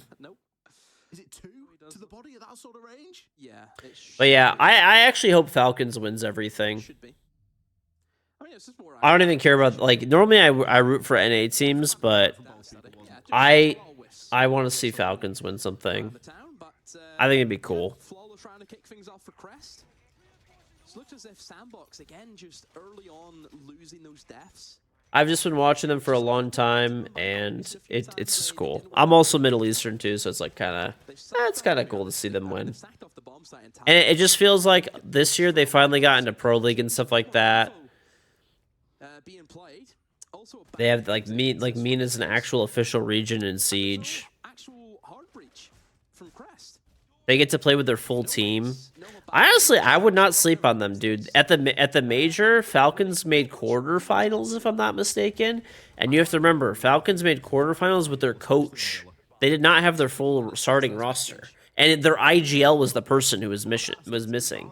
Or no, they had a sub. Did they have a sub? I'm pretty sure it was. I think as soon as you get into that 1-speed category, I think you just lose a lot of weight. Actually, I don't know, dude. I wouldn't sleep on them. And the tournament is gonna be, the tournament is in Riyadh in Saudi Arabia for Gamers 8, and normally they have to travel really far. They're gonna be well rested. They don't have to travel. They're gonna be like close to home. It's a big advantage too that people don't realize. Home team crowd. And then you go into this round where So you've got 3 Valkyrie cams, a bulletproof, and a pulse. I hope they win. It'd be cool. You know, you can't Because necessarily make good NA's obviously won tournaments. EU, Latin America's won a bunch, right? All 3 of those regions have won all the tournaments. APAC has never won anything, but they've had a million chances, right? So, Mina, hopefully we get a Mina dub. I think Demic's going to play a big part here as the pulse. Because think of the information that you can gain, and also the C4 potential. If you look at the actual top... Yeah, that'd be cool. They should add India as a region. That'd be sick. Honestly, I feel like any of the oh, that is bro, your IQ. He just got C4. And what a pick to get as well. Crest, they have been stubborn in only bringing 1 set of nades, and what do you remove? It's going to cost them, yeah. You remove Tyope with the 1 set of nades. Now you're forced into a bit of a clear because you're thinking, goodness me, there is a pulse. We need to go below. Home crowd advantage is huge. Over Valorant and Fnatic went to Brazil recently, a major, and Loud played them in the finals, and Brazilian crowd was insane. Yeah, like, the crowd was really hype last year, too. Like, they were very hype. So, I think, I don't know. Could be the year. I'm just happy, like I said, though. I think it was really, really, really overdue for Ubisoft to add Mina in Siege. Very overdue. Oh. And where's the other pressure coming from? Where's the pressure inside of Master? At this point, Narakazi, he's going to follow. Dude, Crest is like driving me crazy the way they're playing this right now. I believe it is only ever going to be a line of sight. Bulletproof camera there. I mean, in reality, that bulletproof's all you need. I guess the Valkyrie camera's got a couple of the C4s early on, but this is going to provide all the value that is required now. We do see a player just head glitching there beside the map's table. Envy Taylor gets caught in no man's land. You have 9 seconds, bro. All right, there we go. Likely going to start to go down now. 5 seconds left on the clock. Good. Claire is still going to stick it. Mephi picks up 2. Time ticking down. Go for okay. Has previously been stopped. Scrappy end to the round, but around that will be sandboxes. Look at the domino effect that Demic's kill has had in that round. Just getting that 1 C4 kill on for like Ubisoft tournaments and stuff like that? I don't know. Not sure. Just that one little thing. One well-placed bulletproof is better than a C4 in some instances. You reckon? Absolutely. No chat. Always guaranteed, are they? But the information from a bulletproof provided you put it. I don't know. Most of the LAN events are pretty good for Siege, generally speaking. I don't know. Like Blast has been okay. Not gonna lie, I honestly like people used to complain about ESL and stuff, but I preferred ESL tournaments. I felt like they were better run. But I don't know, whatever. Plus ESL had the Gophers, which were awesome. Like there's no more Gophers. I don't know. I liked ESL back in the day. But what do I know? Just an old man. That hole, I suppose. One thing I would like to also mention on Ollie is actually Thorn. Yeah. An operator which I don't think gets talked about enough. And actually how good she is in Villa. Will be interesting to see what Ubisoft does after their 100 operator goal. Remember it being the DLC will slow down. I don't know. Not really sure. I feel like they'll continue to make at least 1 operator per season because like making operators is like they're one of their biggest money makers. It's basically the main reason that a lot of people buy the battle passes. No, not at all. Yeah, bro. It's just good for Villa. Go-Fors were I mean, the Go-Fors were like awesome for the community and stuff. I stopped playing in them because we would just get stream sniped constantly and I'd have to run like a really heavy delay. One time I did still run a really heavy delay and we actually, like it was funny. We would get stream sniped and we'd still win. And then like, I don't know, it just started getting like real annoying with like how bad the stream sniping was. So I stopped playing in Go-Force for a while, but I still felt like they were always like one of the most important things. I think that it's it was a one of the things that was the best for, like, whenever I would tell people, like, people were like, oh, I want to get into competitive Siege. Like, I'd always just tell them, like, oh, go, like, grab some friends and go play, like, a Go 4. You know? That was always, like, what it was. It's on farter. Like, Go 4s were, like, the standard. So, I think Siege is, losing Go 4s was, like, one of, like, the worst things that they lost. If I ever want to Go 4. I have won a ton of Go 4s. I had like, for a while when I used to play them every week, I back when I didn't stream, I won every single Go for like 3 months or 4 months, every weekly and every monthly, undefeated. But when even when I first started streaming, I used to still do them too. They're honestly like a lot of fun. But there was like a thing where at the time there was like a gentleman's agreement that like pro players were allowed to play in Go 4s, but pro players were like we all agreed to like not play in them anymore because it was just like it was supposed to be like amateur gameplay, and if a pro team would join it, they would just like destroy everybody. So I stopped playing for a little bit. Ooh. Oh! Look at that, dude. Some hope for Crest. Those were nice shots. Those were beautiful shots. Sandbox held all the cards there for the longest time. They were very successful dealing with that. Crest showing some life. Showing some life. Honestly, I was expecting Sandbox to just roll, but they're doing pretty well. I'm impressed. It's the right play to go for the plant. I think Whiskey's done a cracking job there to try and cover. I'm grinding my teeth again, Ollie. This isn't good. I just don't think you can give him an opportunity like that. You know that they're going to plant behind the bar. You need to come up with a better strategy other than just peeking one at a time. Yep. I mean, I'll be honest, even Crest at the start of that round, even their collapse on the guys towards towards red stairs and 90 and so on, I wouldn't say that was well timed either. It felt a little bit disjointed, you know? I feel like both teams, communication-wise, and actually being able to collapse in a convincing fashion hasn't been great. I think Crest's problem was that they didn't know that Demic was hanging out inside a library. Had they known that, it would have been a different story. Had I thought on doing like sub coaching videos or streams? I don't know. Probably not, to be honest. Not really my thing as much, but maybe. Maybe.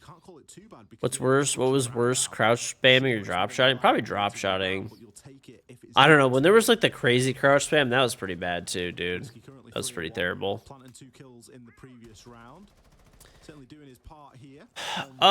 I guess it's just not like my kind of content, really. Like, I just like to like hang out and like shoot the shit with chat. Like, I don't know, maybe I would maybe do like a one-day thing of that. Yeah, Crest leading the way. 2 rounds to 1. Still a long way to go yet, Ollie. We're not just done quite yet. As we go into round number 4.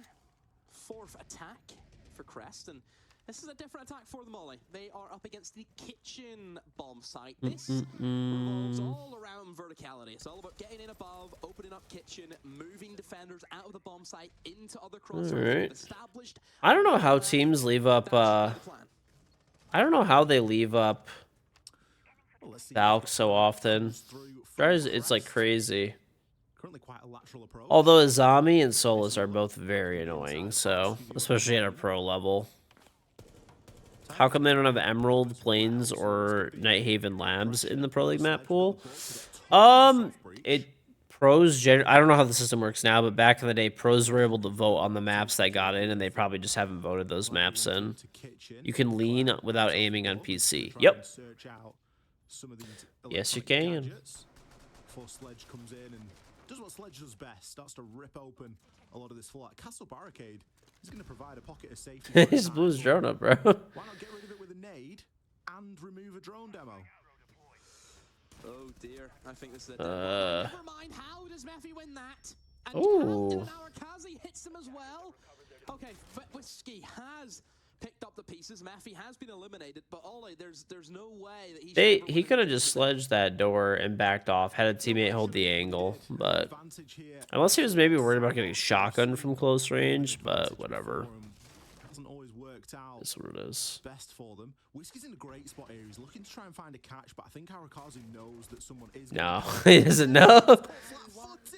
It's a roller picks at one as well. What is he saying? Why? He doesn't know that that guy's there. There's no way for him to know that. 20 seconds left on the clock. Diffuser in hand. No denial. Sure, we've got a pulse. Unless he's just saying no in general, which, okay, that makes sense. With no toxic babe canisters. Be greeted with yet another castle barricade. This is the problem with Crest, dude. They're just like, there's 5 seconds left and they're going in the site. There's 5 seconds. On through here as kills trade 1 for 1. Good boy, you've not done much so far, but now is your time. Gotta find 2 here. Picks the first. Clock to 0. You've gotta stick the diffuser. Good boy with the clutch. Good clutch. Honestly, though, that was not that hard for him. They like this is the thing about Crest. They're doing the same thing they were doing on Bank. They're playing way too slow, bro. You cannot be cannot be entering site with 5 seconds. It's like they're entering site with 5 seconds and it's pure chaos and they have no idea where anybody on Sandbox is. See, like otherwise, if they had taken that with more time, they could have like faked out a plant. They could have droned out the area and it's been like, oh, he's in laundry, hold laundry, plant, hold cross, get bomb down, 2v1. You know, and then the only thing you have to worry about is people just hitting like insane shots at that point. But I think what it is just Crest is, you know, Sandbox is the more experienced and better team. So it's all good though. Oh, I was gonna say what a week, but it's only Thursday. New Zelda game is coming out. When does it come out? I haven't played a Zelda game in so long, dude. I miss Breath of the Wild. I didn't play that. Just again, if anyone isn't aware, we're having our Korea/Japan. Do have early access. I played like Ocarina of Time. And then obviously tomorrow we will have the best of 5s for Korea and Japan, and then also the best of 5 for Europe. It's a 10 from GameSpot. I probably won't play it. I have a Switch, but I doubt I'll end up playing it. Maybe we'll see. It's sort of pretty. It's gonna be probably like what 30-hour game, 40-hour game. I'm everywhere. My goodness. I just don't want to commit to that much time personally. Let's see if Sandbox can. Or let's see if either team can. I'm sure it's great, but you hate the look of it. It ruins the immersion. I mean, I think the art style is good of it and stuff like that, but at the midpoint of the round, we got a call. I don't know. I just don't want to commit to that. Ugh. Is this real? I'm never awake before 4 p.m. True. I am actually awake though, so yeah, we're co-streaming the Gamers Without Borders tournament. So, yep. Thoughts on the Frost rework? I don't know. I think it's fine. I actually would have gone further with that rework. That would have made people even less happy. I would have let people pick themselves up out of Frost mats with no blood trail and being able to run. So, I mean, I just think Frost is like does way too much. She has a deployable shield, a gun that has heavy damage, no recoil, 1.5 sight, secondary shotgun, 3 Frost mats. Nah, like I think she deserves the nerf and more of a nerf than that, honestly. I know that not everybody likes that, but I think she's like a really good operator. You thought she has a low pick rate win rate? No, she doesn't. Her win rate's really high, actually. I haven't got any picks from them though, Ollie. Just keep in mind that they. I think these events should be sponsored by Ubisoft or at least streamed on their Twitch channel. I don't know. I mean, if it's something that you know, Gamers Without Borders wanted, then I think Ubisoft should do it because like they host a really awesome tournament. But it's really up to like the you know Gamers Without Borders and stuff. I mean, if it's something they wanted, then they should do it. If not, then no. You know. What time is it in Detroit? Are the wife and baby still sleeping? Wife and baby are still sleeping. It is 8:30 in the morning in Detroit.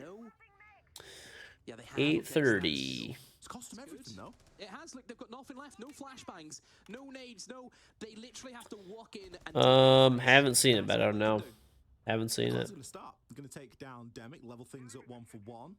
Acerola going to be patient here for the player that's inside of Astro. Leclerc, he's had his moments so far. Oh, he knows. Woo. How is he allowed to get away with that? Good boy, fortunately there with the trade, but traded back. 9 seconds left on the clock, and the plant is going to start to go down. 9 seconds left. Second. That's the diffuser cold. Keep yourself alive, fellas. He's across, bro. They're planning with like no time left. They need to move. They need to move. You got your new Corsair headset today? Nice. Hopefully you enjoy it. They're making it so that when you step into a frost mat, you could pick yourself up out of the frost mat. But when you pick yourself up, you walk like really slow. Like you can't sprint. And you leave a blood trail behind yourself. Look at Lua, for example, who was trying to hit the backstab, had no idea that the frost just sat on red stairs. That's the difference.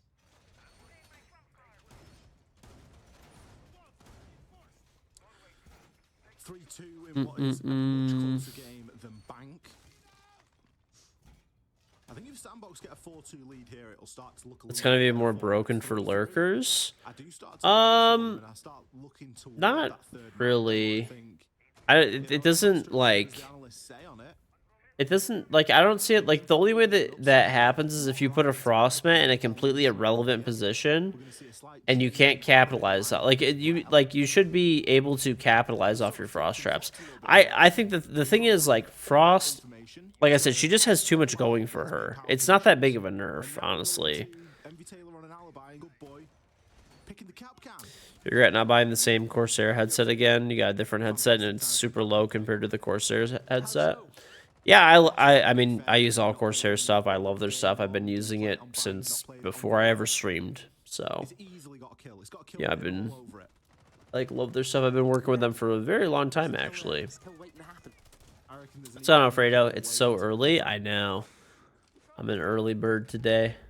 Early bird for Gamers Without Borders tournament. And nothing comes off it.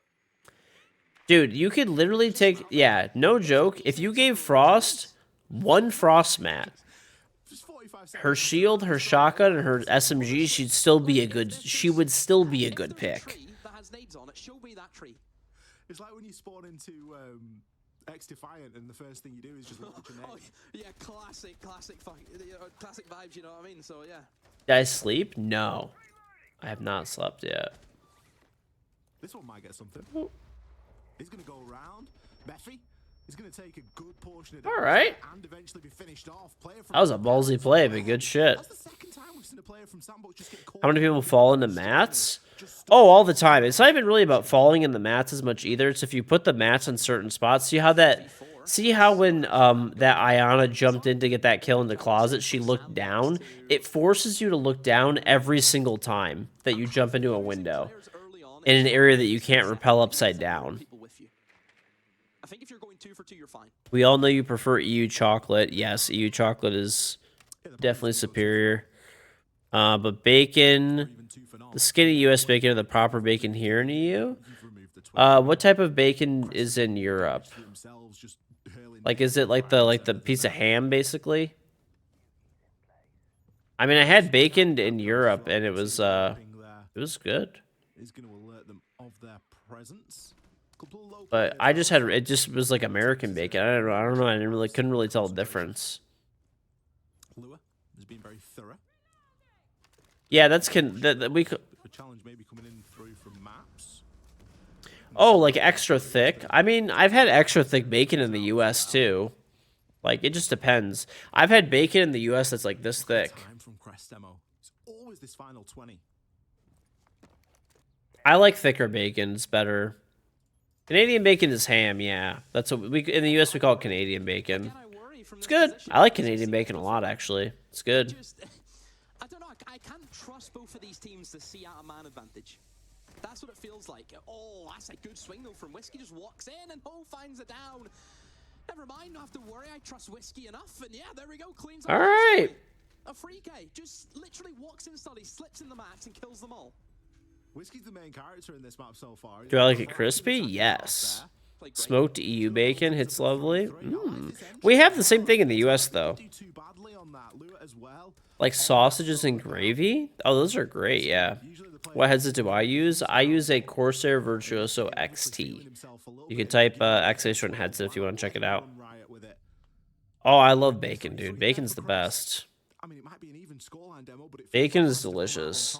I need to get some really thick cut bacon. I want to put it on my smoker. I bought a smoker at the end of last year. I think Sandbox have definitely shown us that they were. Do I play on PS5? No. My headset does work on the PS5 though. Oh, I know. I haven't even eaten breakfast yet, or well, I guess technically like dinner for me right now, but. I think they'll. It's weird to say, but I'm going to use the term "take it seriously," if that makes sense. I get you. It does feel like a couple of the rounds on bank weren't taken as seriously as they could have been. But this is where now they were in cruise control. I want to see 6th gear. I want to see them finish it out. 6th gear? Do you not use cruise control in 6th gear? I thought that was the whole point of it, right? You're cruising. You don't trust people don't like bacon? I'm gonna be honest, sausage is better than bacon. Unless it's really thick cut bacon. Really thick cut bacon is super good. But I've only had that like a few times. At least done their part here. You've never tasted US bacon? It's like a dream you have. Pro games would stress you out. It is pretty stressful playing professionally.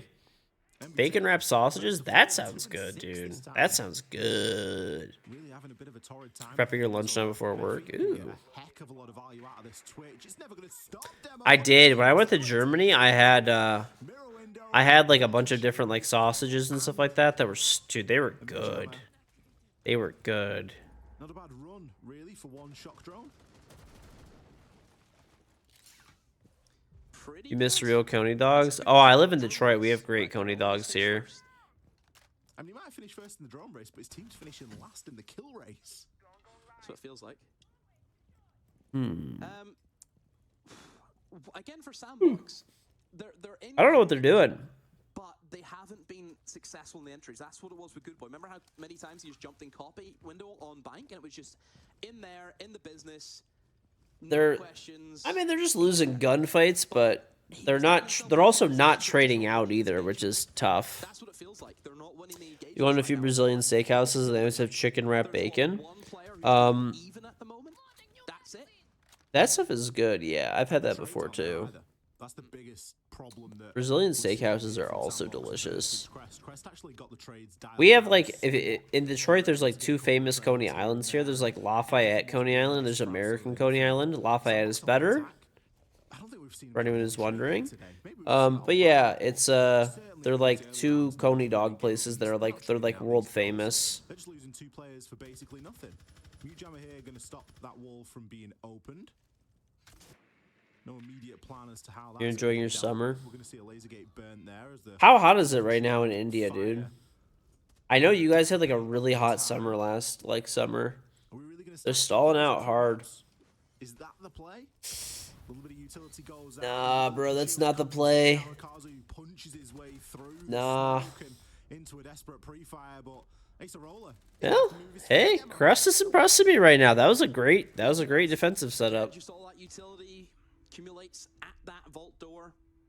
A pig in a blanket here is like it's like a pancake with a hot dog in the middle of it, or it could, or that hot dog or a sausage in the middle of it, or there's like, I've also heard it referred to as a pig in a blanket when there's like a sausage and it has a piece of bacon wrapped around it.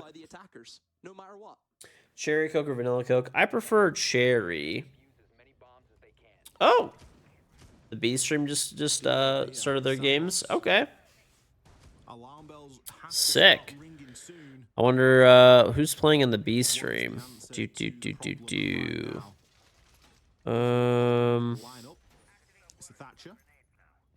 Let's see. I'll check. Always a good thing. You did struggle getting rid of the Mute-Jammer previously, so makes sense to bring the Thatcher. Let's see. Get it brought, you know. Who is playing? Oh, if you like it, watching. Oh, Cyclops is playing.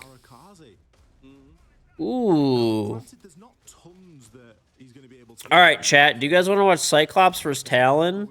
Or do you guys want to watch Sandbox versus Crest? I feel like Cyclops is the better team to watch, but that's probably like a better game.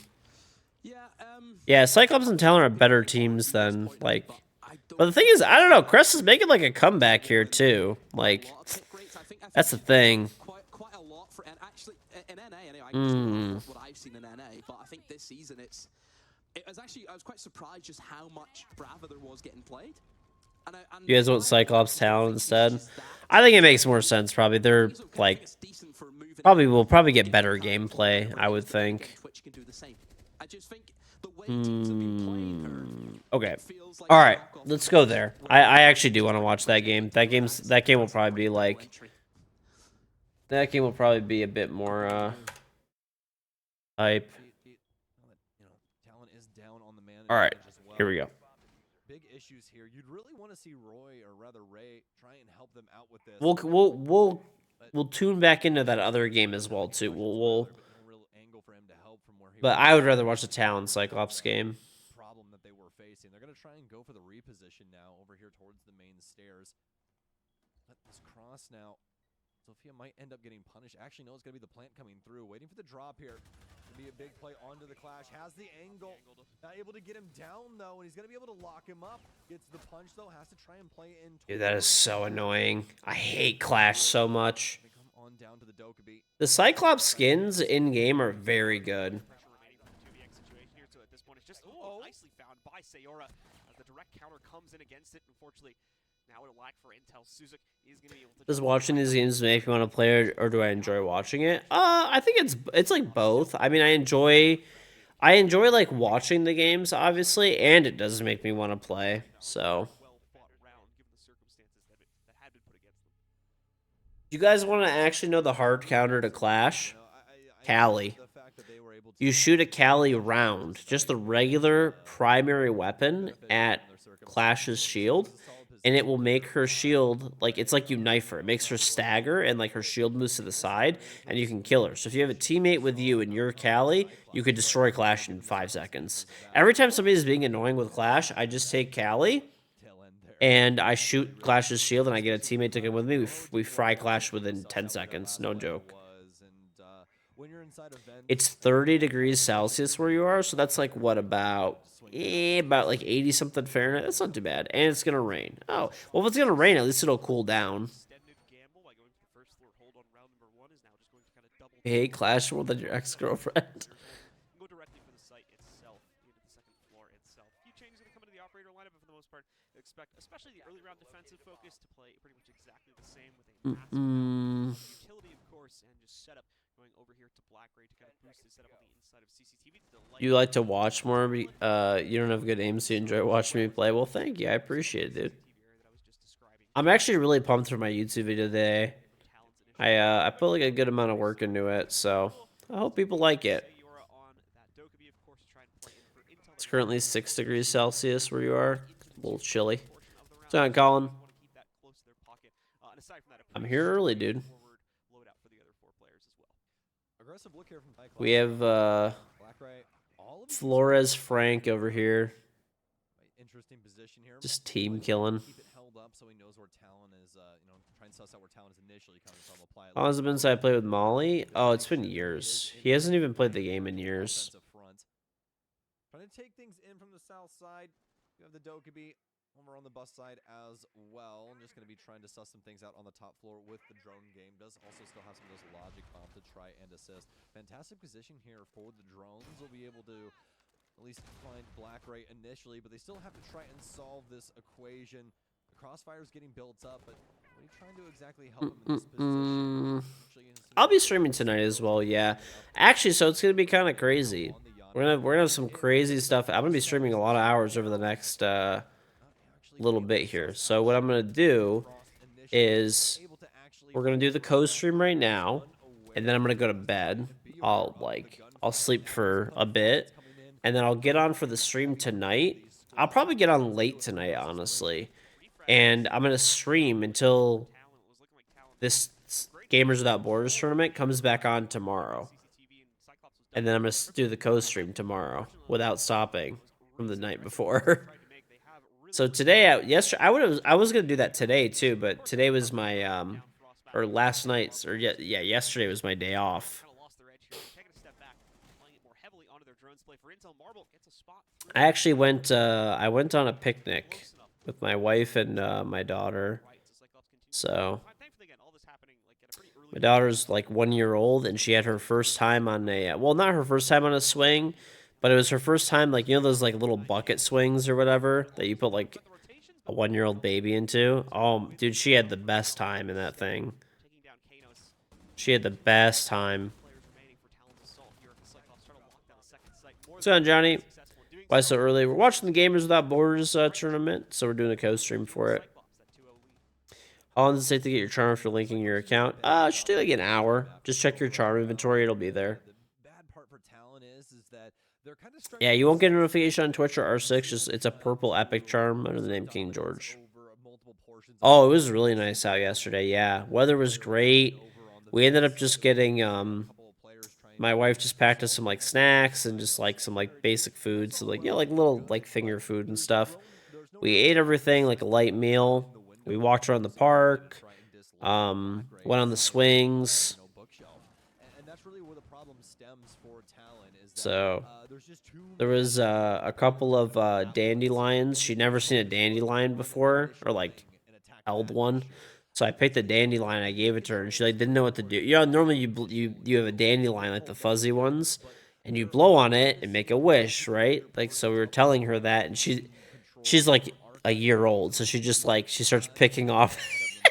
She started picking off the dandelion pieces. What's on, Grinch? How's it going, bud? It was cute. Honestly, seeing her face though on the swing was like it was the highlight of my day. Smile. She was like crying at first when we first put her in it, and then we started pushing the swing back and forth, and she was smiling from like ear to ear. Did Sandbox win? We switched over from the Sandbox game because there's a Talon versus Cyclops game. Like, Cyclops and Talon are like higher like tier teams. Like, Sandbox was playing like Crest, which is like, it's gonna be like, they should win. It was honestly kind of close. We switched over. We'll switch back to that stream. We'll switch back and forth maybe. So they can kind of help themselves out in that, you know, sort of a situation. But the key thing is that the Cyclops now are way ahead of them in the info game. And started seeds like 4 months ago, and you're in gold right now, and get plat before the season ends. You'll be able to get it, dude. Remember, just drone. Droning is very important. Both droning and try to get a stack. Oh, speaking of, oh my, only a minute off the board, my friends, and we're back into the business. Anaton, he'll strike upstairs, but Talon's already hit their mark. Chibi will go down. They're going to lose their Solus. Pretty much instant response from Cyclops has been the recurring issue for Talon so far in the middle of these. Look at the drone game. Look at this right now. The drones are completely just demolished. Get slammed by some guy droning you out. Droning is important, yeah. I was. By the way, have you guys seen too? This is like very random. Why are people been like so hard on Macy lately?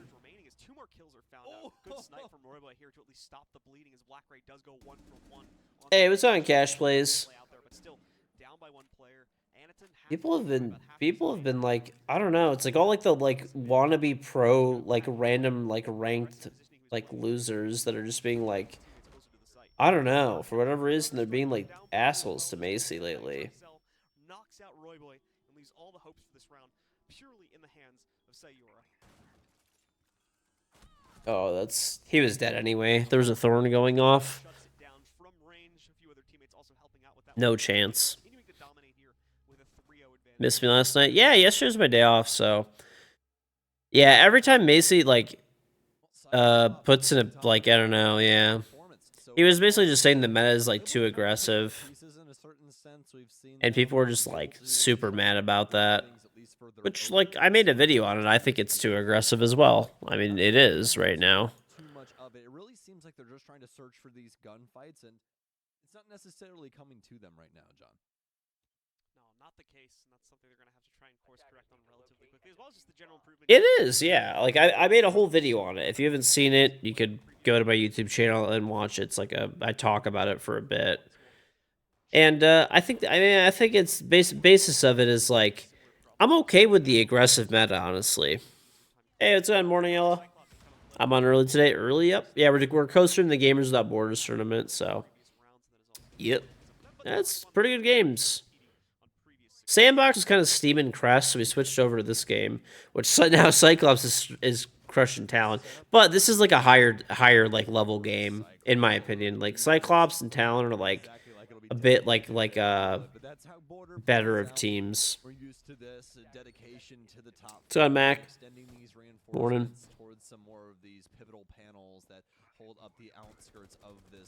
Yeah, I just feel bad for Macy. It seems like he's just getting it everywhere, dude.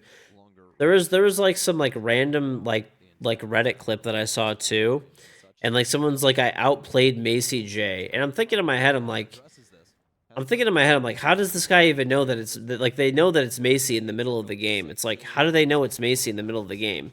And when he kills the guy's Macy supposedly who Macy is using like streamer mode.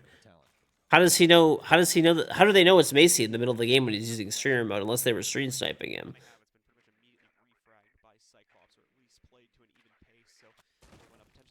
Like, the only way that they would know that is if they were like, yeah, it was like the Outback clip. I was like, the only way that they would know that. There's literally one way, is if they were stream sniping him. Like, and then everybody, like, in the comments is like, normally Macy was like, you know, the like, people like, normally on Reddit and stuff, Macy's like, the people, like, love Macy. But they were like, people were just shitting on him, like, the whole time in the comments and stuff. I was very surprised. That's what I was saying. It's like, what happened? Macy's like the nicest guy ever.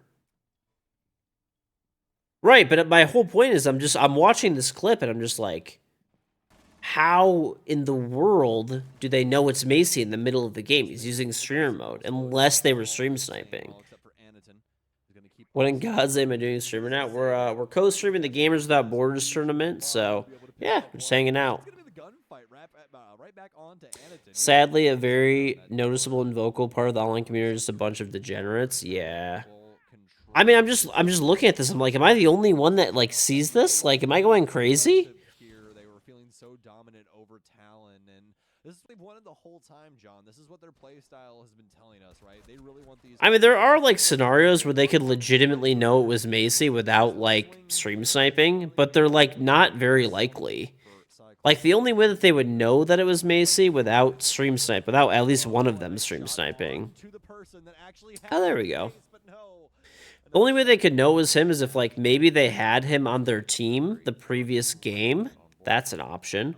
Or maybe they were coincidentally watching the stream.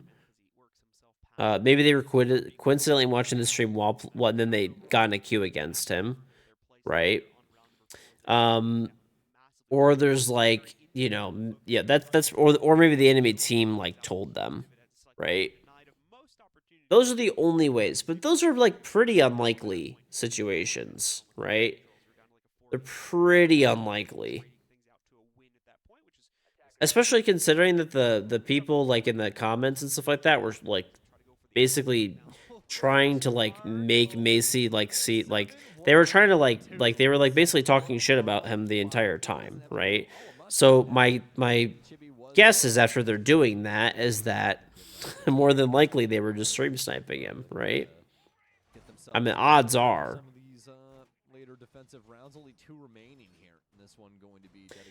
I don't see like Macy talks about like full tactical siege, and I wouldn't go as far as Macy would with like full tactical siege. I don't really care about that as much. I just really want the basics done. Like, you know, obviously, in this meta, I've been thriving and doing fine, like, as a player, right? Like, in, like, you know, my rank and games and wins and kills. I mean, I've been doing fine. Like, I thrive in this meta just fine. You know, it's not a big deal. But I'll thrive in any meta. Whatever the meta is, I will adjust to it, and I will do fine. Like, that's just the way I am. I'm an adaptable player, right? But The problem that I have with this current meta is basically that people just don't use utility, and they literally just go rush and spawn peek until they die, right? You see that at like a lot of levels of play. I mean, at least at like pro levels of play, at least they do more, but yeah, it's like there's just like really, like, okay, I'll give you an example. There's been a few games recently that I've played. It was actually on this map where the round ended in under like 30 seconds. So my team, I was attacking, the enemy team was defending. The enemy team used 0 utility. They didn't reinforce any walls. They didn't put down any utility. They took all 1.5 sites. So they took Warden, they took Mozzie, at the time Capcan, like this was like a little bit back. Capcan at 1.5.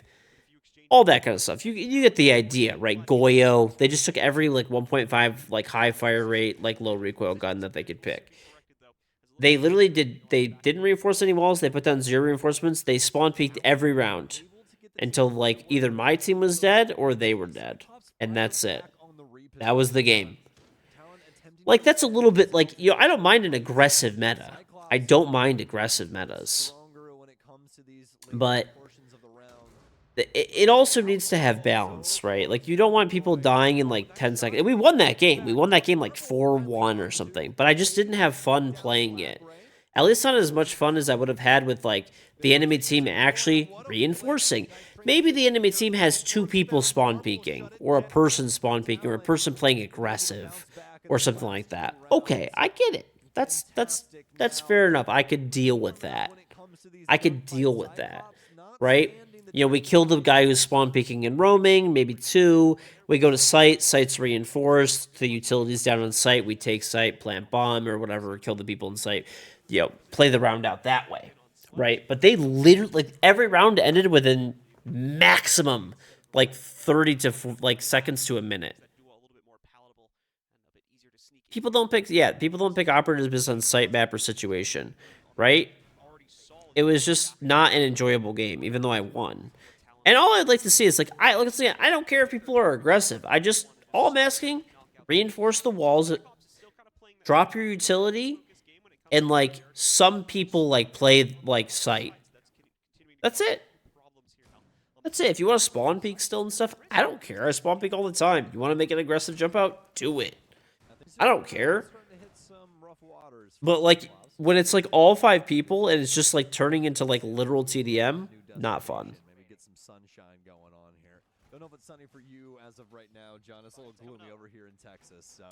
But let's see if... Someone sped in with Ying, you just ran Warden and Ace. Yeah, if you counter what the enemy team is picking, it's different. People literally just pick Warden for the gun, exclusively.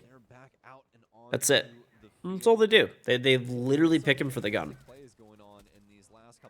I've been enjoying the adjustments. Talon's been making some nice adjustments. We saw them a little sloppy across the map, trying to work a couple too many angles and not really working off of each other. They need to be tighter knit. Yeah. We needed to see. And well, we've gotten that thus. Yeah, I mean, I don't know. I think really progressive. They've been reactive. I know what Macy's talking about when he makes his arguments for that, but like I think what the way that he needs to like articulate it a little bit better, because, you know, the brain dead ranked players that play orcs with a 1.5 sight and just like peek everything until they die could barely read, right? Like they have a very difficult time reading. They read at like maybe a 2nd grade level. So you have to like really spell it out for them in like simple terms. They're not going to get it. His face where it doesn't belong, and it might follow through as well. That's why I think when Macy talks about the meta being aggressive, people get like really mad at him, and then when I talk about the meta being aggressive, people generally agree with me.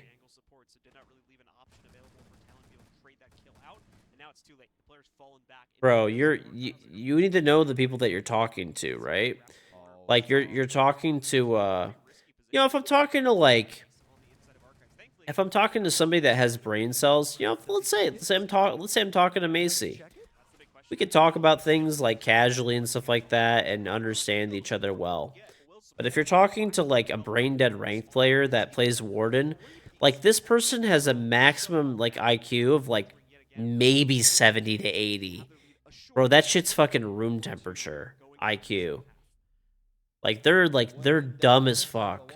And you need to like basically you just need to like realize that with them and like really that's it. Really spell it out for them. The strategy stays the same, you know. Different operators. Well, Mai's back in a new form factor. It's not a new form factor. It's the exact same as the old one. And Loki, it's I also do think there's a lot of players too who like have been. So I'll give you an example. There's like I consider myself a pretty adaptable player. I've played through every era and meta of Rainbow Six Siege, and I've been champion like every season, basically. You know. There's a lot of people that this is their first time like seeing success in Rainbow Six Siege because there's like a fragging meta, and they're terrified that that might go away. And I'm fine with an aggressive meta. Once again, they just need to like, it needs to be not as like it needs to get balanced out a little bit. Like before, we had the utility meta, which was like way too heavy with like people just stack a deployable shield. There's like 97 Wamais, 97 ADSs, bazillion of everything, right? And like they would stop everything, every gadget from ever coming in. But then they went like now we're the complete opposite way where it's just like brain dead. Like people just drooling all over their like keyboards, like gunfighting each other, and rounds ending in 30 seconds. I still do the videos where I give callouts, but I whisper down the mic. Oh yeah, I used to like jokingly give ASMR callouts, and then like it was funny. Whenever I would do ASMR callouts, like I would just start doing callouts in ASMR, and then like all of the people in my lobby just started doing the callouts in ASMR too. I'd be like, "There's one in monitors. I'm underneath in the mini office with Knock." And like people then people would just be like, why are you talking like that? And then I wouldn't acknowledge it at all. And I would just keep going with it. I'd just be like, I'm throwing a nade at the ceiling and monitor. And they just all of a sudden the next like call that I get out of them is, okay, I'm pushing from above. I'm just like, what? Bro, this guy just he asked me why I was using an ASMR voice, and 2 seconds later he's using an ASMR voice. Like he's like, maybe I should be doing this. I don't know why, dude. They always used to do that shit. Like I don't know what it was, but if I started talking in like an ASMR voice, like soon after, like random people in the lobby would just start doing it. You have Case down as defender in a 5v4, and the whole team will continue to peek attackers for no reason. It was so fun. Dude, those old videos were pretty funny. Maybe I'll have to do it again. See, the thing is, I keep voice off and ranked most of the time now. And like, I also think it's, like, harder now, too, because back in the day, the community was more chill. Like, they're not as chill anymore. I don't know. It might work. Maybe I'll give it a try again. Oh, the amount of times, dude, that I've had bomb down. Like, I'll say, hey, I've got bomb down. And my teammates will acknowledge that I have bomb down. Okay? And they just go run and die.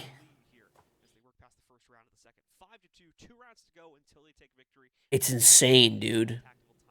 The amount of man advantage rounds that have been thrown are just bananas, dude. You know, he kind of slowed down there a bit and tacked on those 2 deaths and was kind of locked at 7 kills there for just a split second, but has rallied off 5 frags in the last 2 rounds, so he's accounted for at least an entire, team worth of death in 1 round. So fantastic for him so far here in this game and shutting down Talon at every single avenue. So we'll see if they can try and continue this. It's funny to whisper thing the rounds, but you could do it to your stack as well. Yeah, it's true. That's bold of you to assume I ever have a stack. I solo queue like 99% of the time that I play now. And although, the majority of it not exactly backed up by info, it doesn't seem like it necessarily has to be when it comes up against Talon. These default checks that Cyclops are going through are hitting their marks, and it's really damning. It's going to be tough for Talon. Like, Cyclops is I don't know. They'd be my pick to win here. Your favorite kind of comfort food? You like red beans and rice? Red beans and rice are solid. If you're looking for like, I feel like with like red beans and rice though is like, yeah, it's a comfort food. I can see if it's your comfort food or something, but I feel like red beans and rice is like I'm trying to eat on the cheap. Hey, Dilly, congrats on the 100K roll redemption. Just head over to the Discord, which is right there, and I'll give you your 100K roll. I don't know. I'd probably say chicken and rice, dude. Chicken and rice, like I could eat that 7 days a week, 365 days a year, with maybe like a few veggies and stuff on the side. How did my 1v1 Jinxie go? It went really well. I won 7-3. I uploaded the full game on my main YouTube channel if you want to see my perspective. So there's no frost. That's what I wanted to say. Your turn. You play with the mentality of more of a support, and you contribute to your team and be happy. Honestly, I think why I always win is because I win so much in ranked because I'm willing to play like, dude. The amount of times, by the way, this is another thing that I have a problem with. People not when I talk about people not picking the right operators, dude. People will not pick Heartbreach. They won't pick Heartbreach. Like they literally won't pick Heartbreach if I don't pick it. I'll literally I'll pick like Thatcher. And I'll be like, hey, I got Thatcher. Can someone grab like Thermite or Ace? And then like it'll just be radio silence. Like no one will switch. And then I end up having to take oh. It's an aggressive play, dude. Anyway, yeah. I mean, the thing is, people just don't want to play support. It doesn't even matter. Anyway, I'll end up having to hop on Ace by myself and then just, like, beg people to, like, help me out. That timeout didn't help very much. You eat pizza every day, but you get bad heartburn already. Yeah, I get heartburn from, like, cheese. Heartburn, and then, like, I'm lactose intolerant, too, so it's just, like, a disaster. Up the creek, no paddle. What was I talking about, though? Oh, what kind of chicken? You like thighs? Yeah, we get boneless, skinless thighs all the time, and they're really good. Trying to process things through the wall, but it'll be Suzuki that gets it done first with the V308 of Lion. They'll shut things down. A 6-2 Heartburn. It's like that, like, feeling in your, like, chest and throat where it's, like, kind of, I don't know, burning a little bit. Not really. It kind of feels like it's, like, there's, like, something, like, kind of, like, burning a bit in your chest. Do you think Jinxie's rise to fame has caused more toxicity in Siege due to him being over the top? I don't think so. Siege has always been toxic. Every competitive game is toxic. Siege is not even that toxic of a game, honestly. It's really not. Like, yeah, it's toxic, but there's definitely way worse games when it comes to toxicity.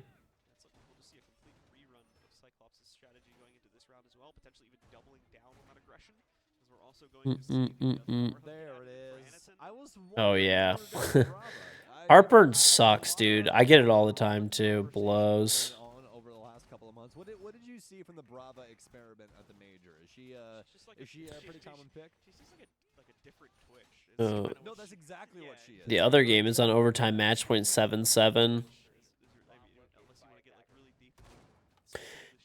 You eat Tums all day? Yeah. There's like, you can get like medicine for it that helps out a lot. I mean, I could list. I've only really played like Call of Duty and Counter-Strike like really seriously, specifically, and both of those games are way more toxic than Siege. It's not even close. Like, cool little drone, and then now it jumps and whatever. But you zap things away and you destroy them, so that doesn't exactly benefit yourself. Whereas Brava, she just steals it for the team. So League is more toxic. I've heard League is more toxic and Dota, but I've never played either of those games. At least not more than like a few games here or there, Messed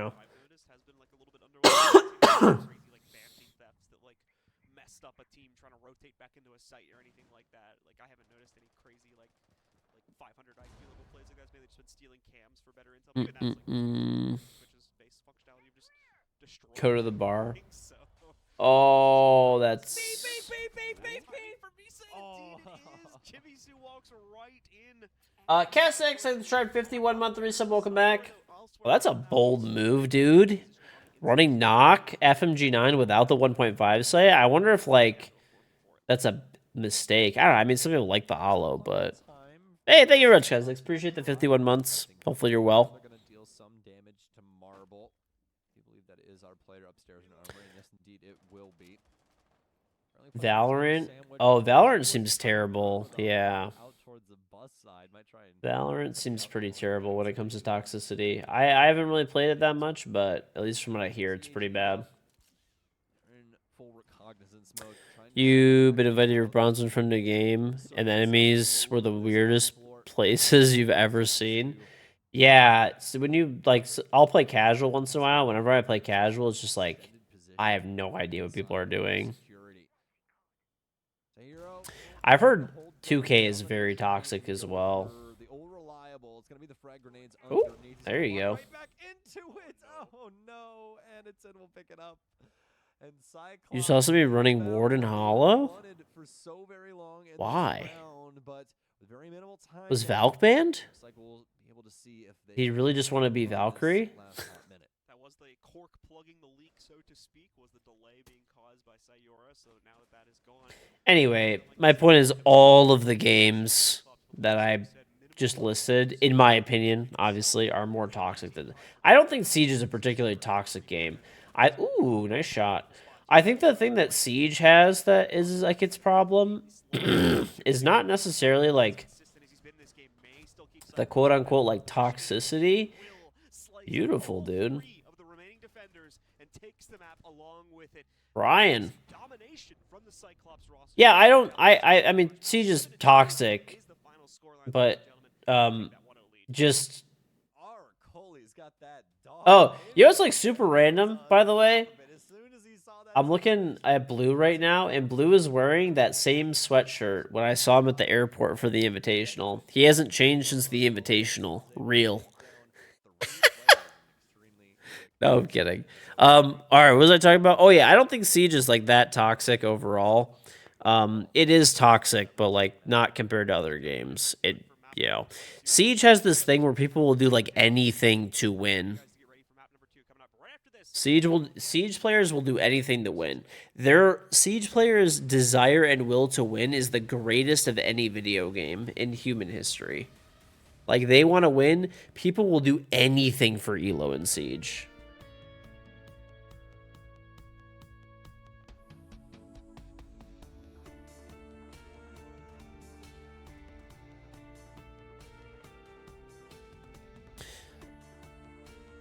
Siege is more of a DJ mindset. People do anything. I mean, anything. Yeah, it's just like that. That's all it is. Like they just want to win. Like whatever like, you know, whatever necessary, they'll just do it. Gamers, UNICEF and I need you by our side for a real life mission. A mission. I'll be right back, chat. I'm gonna go get a snack. BRB. After news cameras have left, UNICEF is here. Every day, everywhere, but particularly where it's needed most. Did you know that more than 170 million children need UNICEF's humanitarian aid this year? At Gamers Without Borders, many of you have already chosen UNICEF, and I thank you for that. Choosing UNICEF is the easiest and smartest decision you can make, because you're investing in a child, and investing in a child guarantees lifelong returns, not only for that child, but also for their community and for our world.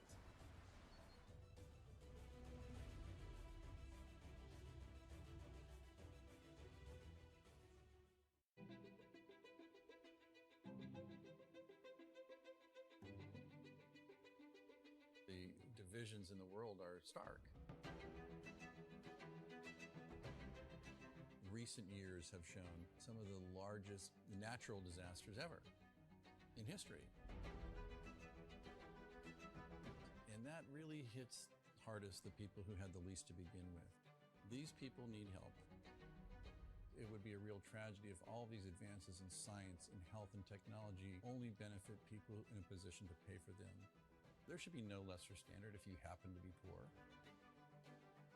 these problems can be overcome.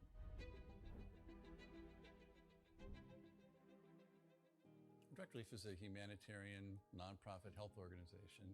The focus has been on the least fortunate, most vulnerable people. On a good day, things are tough for a lot of people in this world and in this country. And what we can do is mobilize private resources for their benefit and make it available free of charge.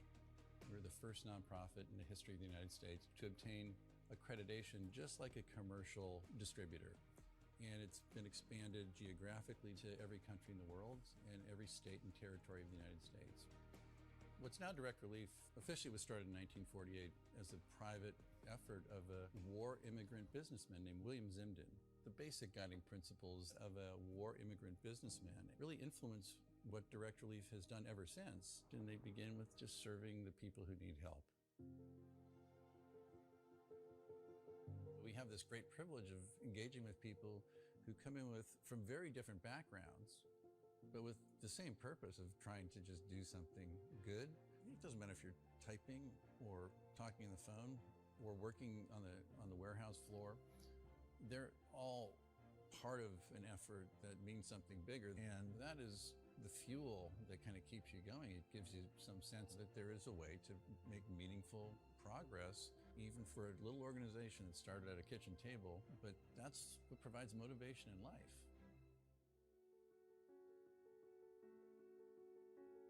The notion that many people, just by virtue of where they're born, the color of their skin, the country they live in, they're going to get sicker, they're going to stay sicker longer, and they're going to die sooner. That's pretty good motivation.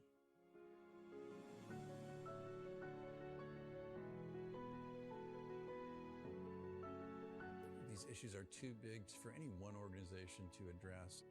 We really work hard to honor these guiding principles, invite people to participate, and we are sure thankful for the thousands of people across the country and world who have become part of Direct Relief by virtue of their participation.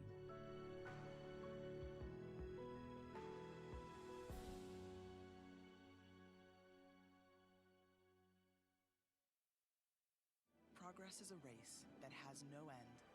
After every finish line, another challenge awaits. How can we continue to push innovation in a sport at the forefront of technology? This is how.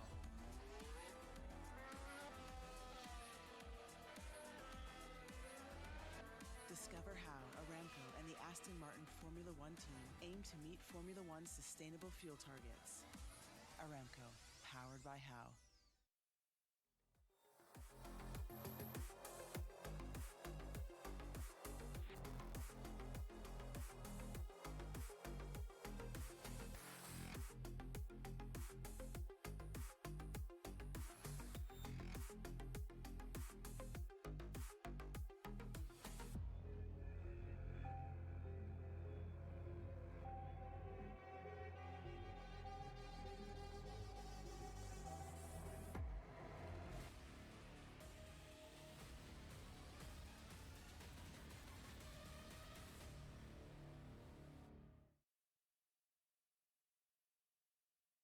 Welcome back once again, ladies and gentlemen, to the Bravo stream here as we get ready to jump into map number 2 of our initial series for the Korean and Japan finals here of the Gamers Without Borders Rainbow Six bracket. Going to be looking, of course, to spread out the lion's share of that charity prize pool that we do have to donate to one of 6 charities, of course, that were pre-selected, and of course qualify the top team from this region into the main event at Gamers 8 in just a few months' time. Currently focusing things up once again on the Korean and Japan region. We have the other matchup going over on the Alpha stream as well.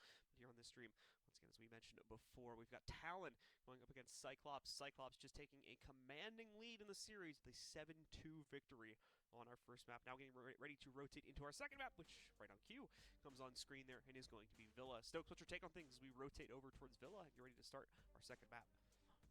You know, I think when it comes to what we just witnessed in between these two, it's really going to be down to Cyclops and what we've, already had. If they're able to maintain pace, I really see this as being a pretty dominant 2-0 for them, given the circumstances of Villa. But we'll have to see. You know, Talon still has some things in the wings that they can potentially pull out. Villa plays a lot differently from Border. There's a bunch of different ways in order to break this map down in comparison to Border, where it's a lot more streamlined. So we'll see what they have to go with here on their first opener and see what their offensive side has to hold. But as for the offensive bans, looks like we're going to get Doke and Thatcher off the board. So pretty straightforward when it comes down to that. Azami to All right, we're back in time. She's still going to be bubbling up towards the top end of that band. Some meat pies, and I got holding down and just a reinforcing fruit a snacks. bunch of different positions,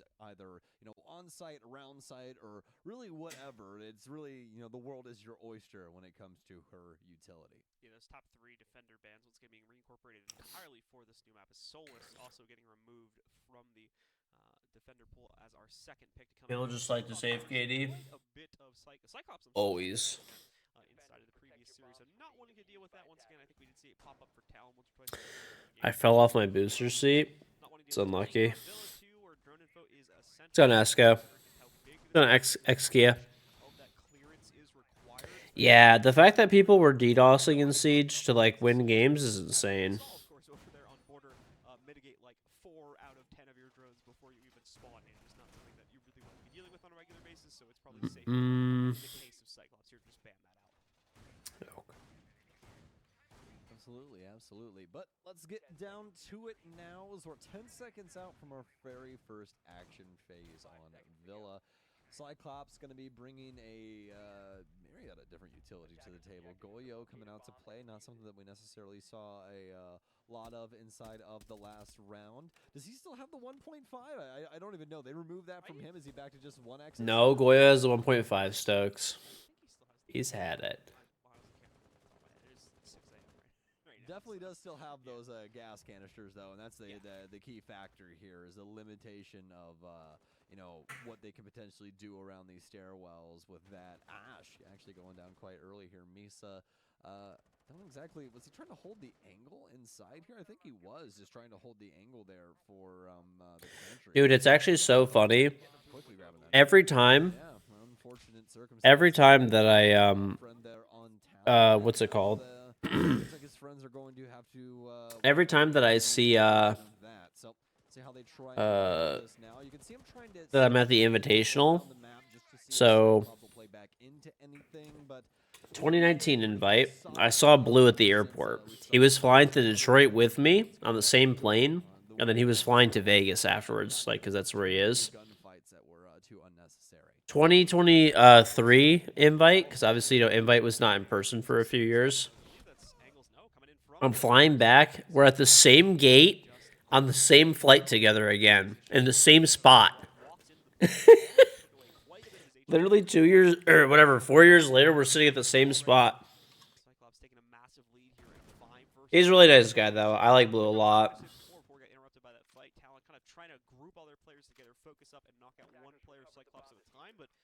Again, before we saw that second remark on how that's probably not going to work from a 4v5. It's definitely thank you, Redbind. In my opinion, from a 3v5. So Talon are up the river and unfortunately don't have any way, or down the river rather, and don't have any way to paddle their way back up. And at this point, it seems. It seems like they'll be hoping that the currents will take them somewhere. Take them to a bad place right now. Yeah, it's not taking them exactly. Oh, Marble. We'll be able to at least get one, but Marble, what say you when it's you versus 4, my friend? No. Unlikely, but about Goyo. Definitely has the 1.5 as Anaton. Well, speaking of, he'll find it. Oh yeah, he's got it. Oh, positioning. Is won't check his corners. Actually, in there, and that seems to be a pretty common error for Talon, just not really having the info game going for themselves. I remember when they were thinking about banning teabagging. Flying blind and hoping these gunfights work out for them. Pretty much an assured fate already at the end of the round, so don't hold the Talon player too much, at least for my view on that one, from the 1vx situation, as it was very much a desperate ask for that player to do much from that scenario. Anyway, Talon, I think, just trying to kind of forget that one and move on to the next round as they got outgunned entirely. My meals are always top tier, bone empty. Thank you. Well, I just warmed these up. They're like frozen. They're homemade, but my wife freezes a bunch of them. So it's nice whenever I need like a little like quick meal, right? They're ready to go. Yeah, well, things have definitely not changed for our Cully, able to add 2 more tallies to his kill feed here. And Anderson also stepping up in a very large way is the Goyo. So we just got a meat pie. Well, actually, a couple of them. We got a couple meat pies and like a fruit snacks. And trying to open things up over towards the study side here. Still have the Valkyrie in play as well. That'll try and wrap things up with a bow when it comes to some of these, closer outskirts to the actual site. John trying to get some solid info on what is exactly Does the winner for Talon on this the winner gets to choose what charity it goes to. You've been seeing on my Instagram story. It looks delicious. Thank you. As for Cyclops, they could benefit off that quite a lot, just given the fact that they are going to have a decent amount of this info game working, as well as those black mirrors that are so darn difficult to deal with. Speaking of which, I do have to upload my Instagram post. Eliminating outright one of those members of Cyclops, like we're seeing kind of do towards the tail end of their attacking half over on border side as well. But it's still going to be that slow process of trying to make sure that everything is safe before they move in for outright control. And still will not be the case. Unfortunately, Anderson gets challenged not just once but twice, and is able to succeed a 3rd time as well. Talon, why do you triple down on that? Just full committing to each individual 1v1 with barely any damage done to Anderson. Cyclops is the better team, but yeah, it's not looking great. I think after that first map, they're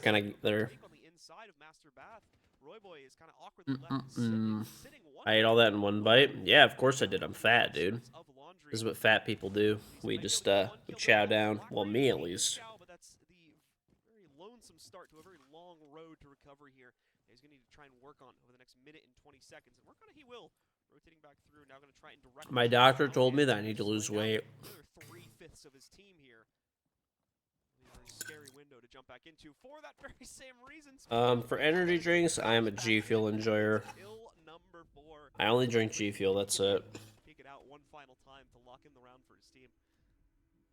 Once again, that is it. Just showing up and trying to show out with really no causation or rhyme or reason to why they're really doing things, John.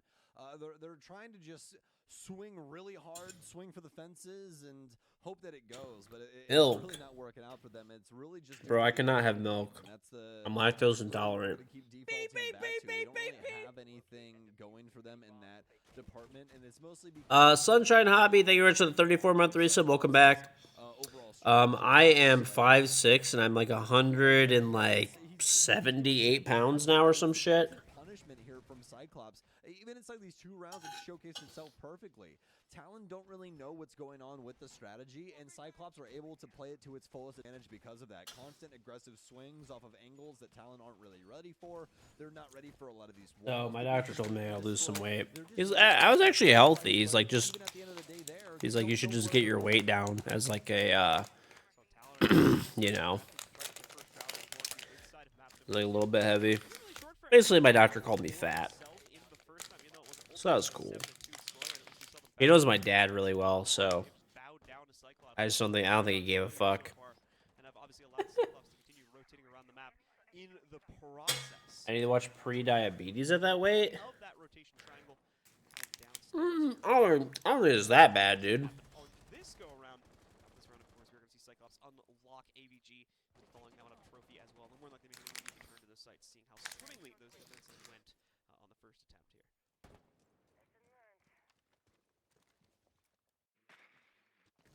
Slow clear here from Talon, of course, is there once again, just trying to. Hadn't lift weights. I used to. Sure at this point that the initial take that they will try to go for is not going to be immediately contested by Anderson or another member of Cyclops. All of them have full confidence to try and take those. That was good. Seeing as how they've been able to dominate in the early round. Cyclops really pulling no punches here. It does have an interest in keeping their extended game alive, so it's not going to immediately contest that walk-in play. Misa, though, will be first up to bat yet again when it comes to the entry. Give me 1 second. Let me wash my hands. Player is going to have to challenge things out against the Astra hold, which there we go. Here's the proper angle support coming in from Sayora there on the side angle, and Misa's grenade will be able to properly position itself over the top of Arcully, eliminating eliminating him outright this time. That's before Chibisu can get back into the fight, though, and Sayor continues to once again have a great side angle to all this aggression from Cyclops. Cuts off a second member of the team now, and they still have pressure on the Astro players, too. Kanos is even going to cut off the rotation from Black Ray. That's that more focused take that we saw at least a few times back on Border. That's finally coming out here for Talon, but Misa seems to at least missed, or at least did not respect the play from Anaton, still hiding up behind the Astro desk, gets away with it, drops the hatch, and escapes. And now Suzuk with the Nitro. They've evened it back down into a 2v2. Well, Talon, they had it. It was in their hands, but now... there we go. Seems how Dude, Blue is such a good caster, by the way. Just as a side note. Butterfingers right now for Talon. Mm-hmm. Able to secure things in the way that they... I mean, yeah, I used to be really shredded back in the day. Some big kills from Cyclops. A necessity here for Talon. He'll check, but that was the death blow. Let's see. Necessary for Cyclops. The TCSG will that's not be able to deal the damage from either. down. Okay. No, it's really not. And Let's see. I hate to be, you know, I'm the 5'6". person ringing the same bell, but they're falling back on the same things. They find. Feel like I'm probably like 175. They just don't go back to the. My BMI is 28.24, which is considered overweight. Ah, shit. Which again is it's not something that, at least from my interpretation, we were. Bro, look at this shit. It did seem to appear that Talon had a much more analytical take to things. I'm not even kidding, dude. Hold on. Look. Take a step back, kind of reanalyze things from their drone's POV, and then if they have to, change up their positions and re-entry from there. We're not seeing it. Watch this. They are just, like you said. Look at, I just found this like random website. I don't know how like accurate this is, but check this out, bro. This website just called me fat. All right, 5'6", 175. Your BMI is 28.24, which is considered overweight. Bro, what do you?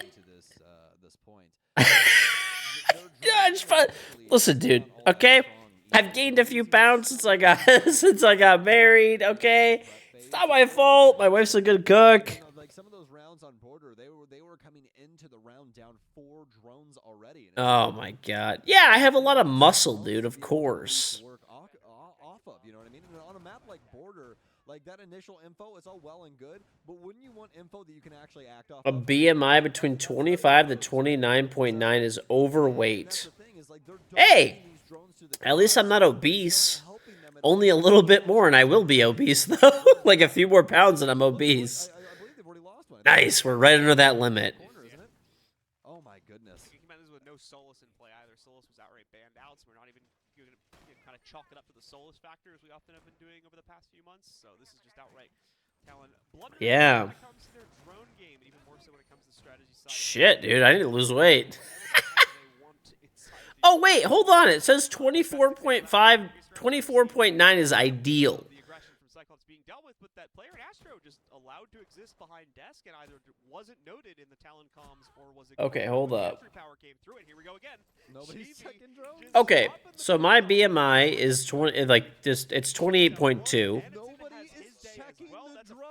Okay, so I just need to lose like probably like a few pounds, like 10 pounds or something. They just can't keep themselves together. This is almost already a 4-0 start from Cyclops here, as Talon are going to have maybe one more fight they can try to recover with. But thankfully they do. Marble at least gets the exchange on Anaton, so they're not completely out of this round. 20 to 24.9 is ideal. It says 18.5 to 24.9. I don't know. I'm just on some random website. Cyclops are completely disrespecting Talon. And yeah, I'm definitely overweight, but I'm close. Right, at this point, like there's no. I only need to lower my BMI by 3, and then I'm into the ideal range. Walking out of spawn blindly, and that's 2 free kills for Cyclops. Well, it's like 10 pounds. I don't need to lose that much. All right, so 5'6", bro. Look. Oh, what the fuck? At 5'6". Normal weight is 150 pounds. Ain't no way, dude. No way. There is no way that 148 pounds? Are you kidding me? I would be dying if I was like 148 pounds. There's like 0% chance that could ever happen, dude.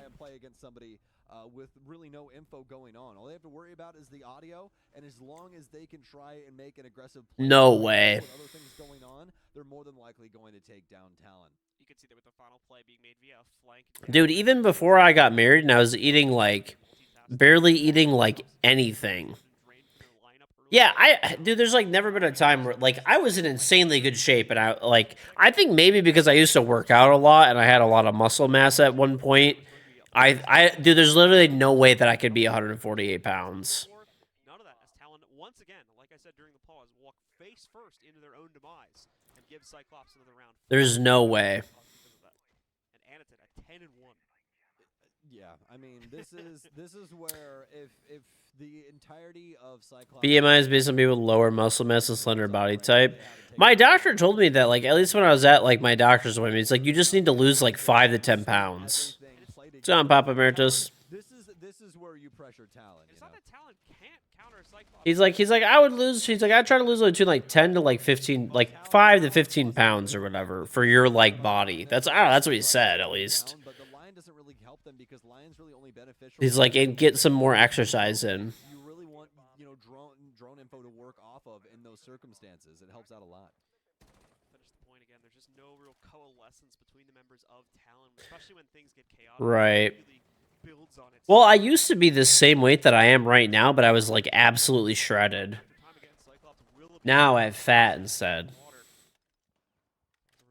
My oversized head is a few pounds. Oh yeah, I mean, I think I need to, like, realistically, all like memeing aside, I think I need to lose, like, I would like to lose about 15 pounds. So I would like to be like around like I'm like 175 right now. I'd like to be around like 160-ish, like in that range. That is like a healthy weight for me.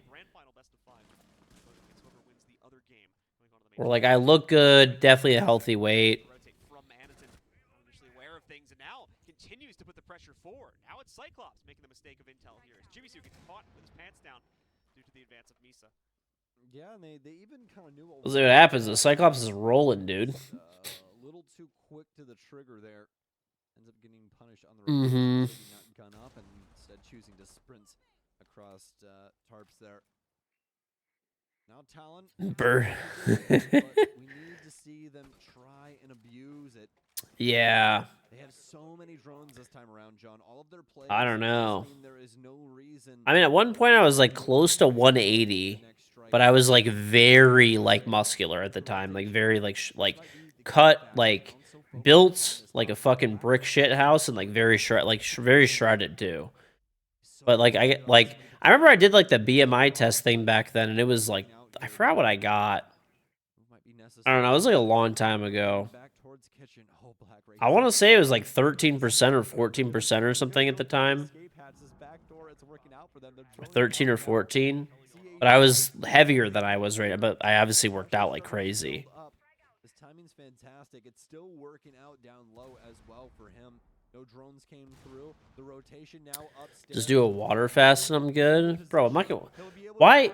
I don't like the idea of like that kind of stuff. I'm not gonna do some like crazy stuff like that. Why would I do that? I'll just eat healthier in general and work out if I really want to lose weight. But I'm lazy, okay? That's the key. I'm lazy. You think, bro, let me ask you a question, okay? My lazy ass can't get up. My lazy ass can't get up to just like eat slightly healthier and like work out like 3 days a week, which would probably cause me to lose 15 pounds. What do you think the fucking odds are that I'm going to do a water fast? What do you, bro, what?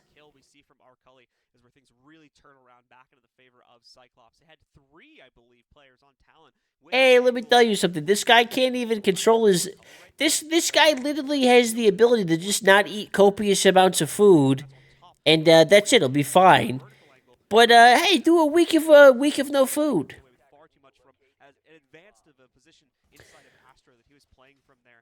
No, I've heard of that before. It's where people only drink water for like an entire week. Bro, that shit's not even healthy.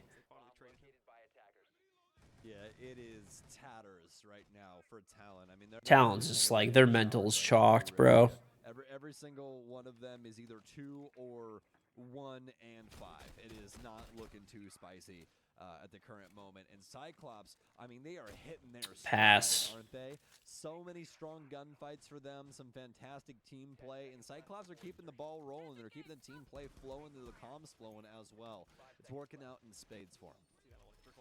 Who's on Bartlett? I can't believe I'm overweight, dude. Shit.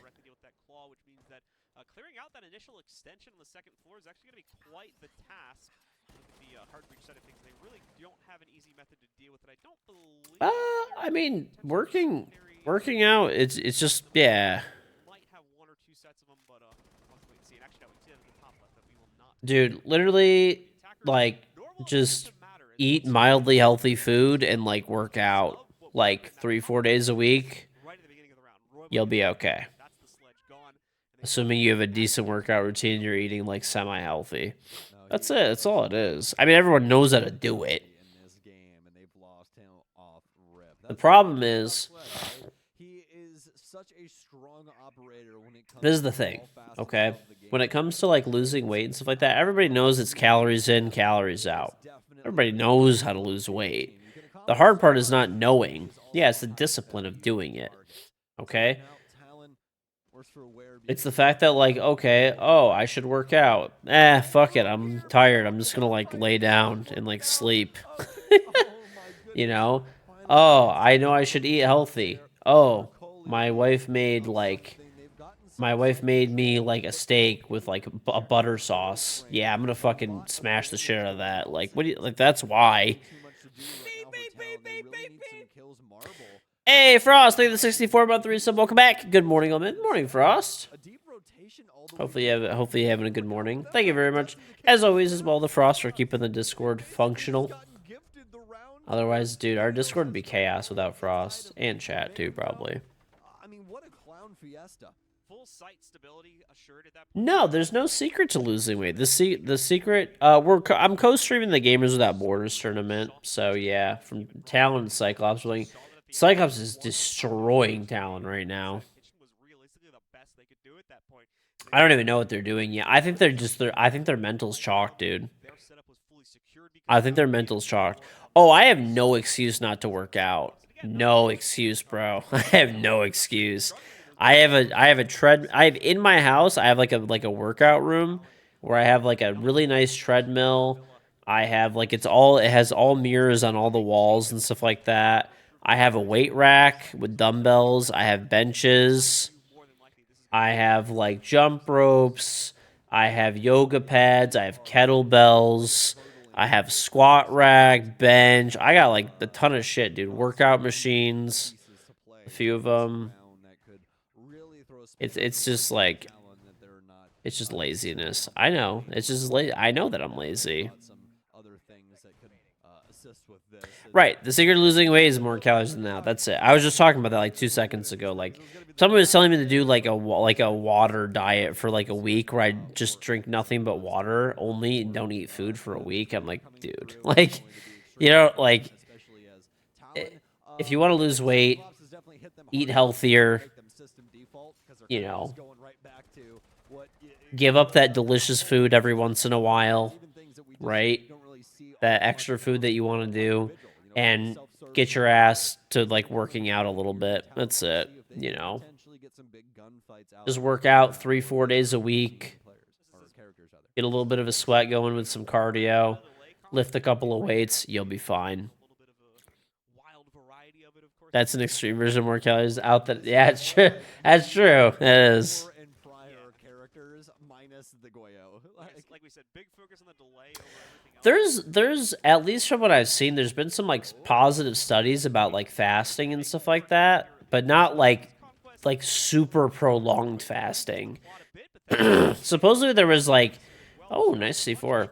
There was you know, some studies and stuff that came out that I saw where there was like positive potential, keyword potential. The studies were not like insane, but like there was like potential for fasting to have like positive effects on your health, but it wasn't like fasting for like a week.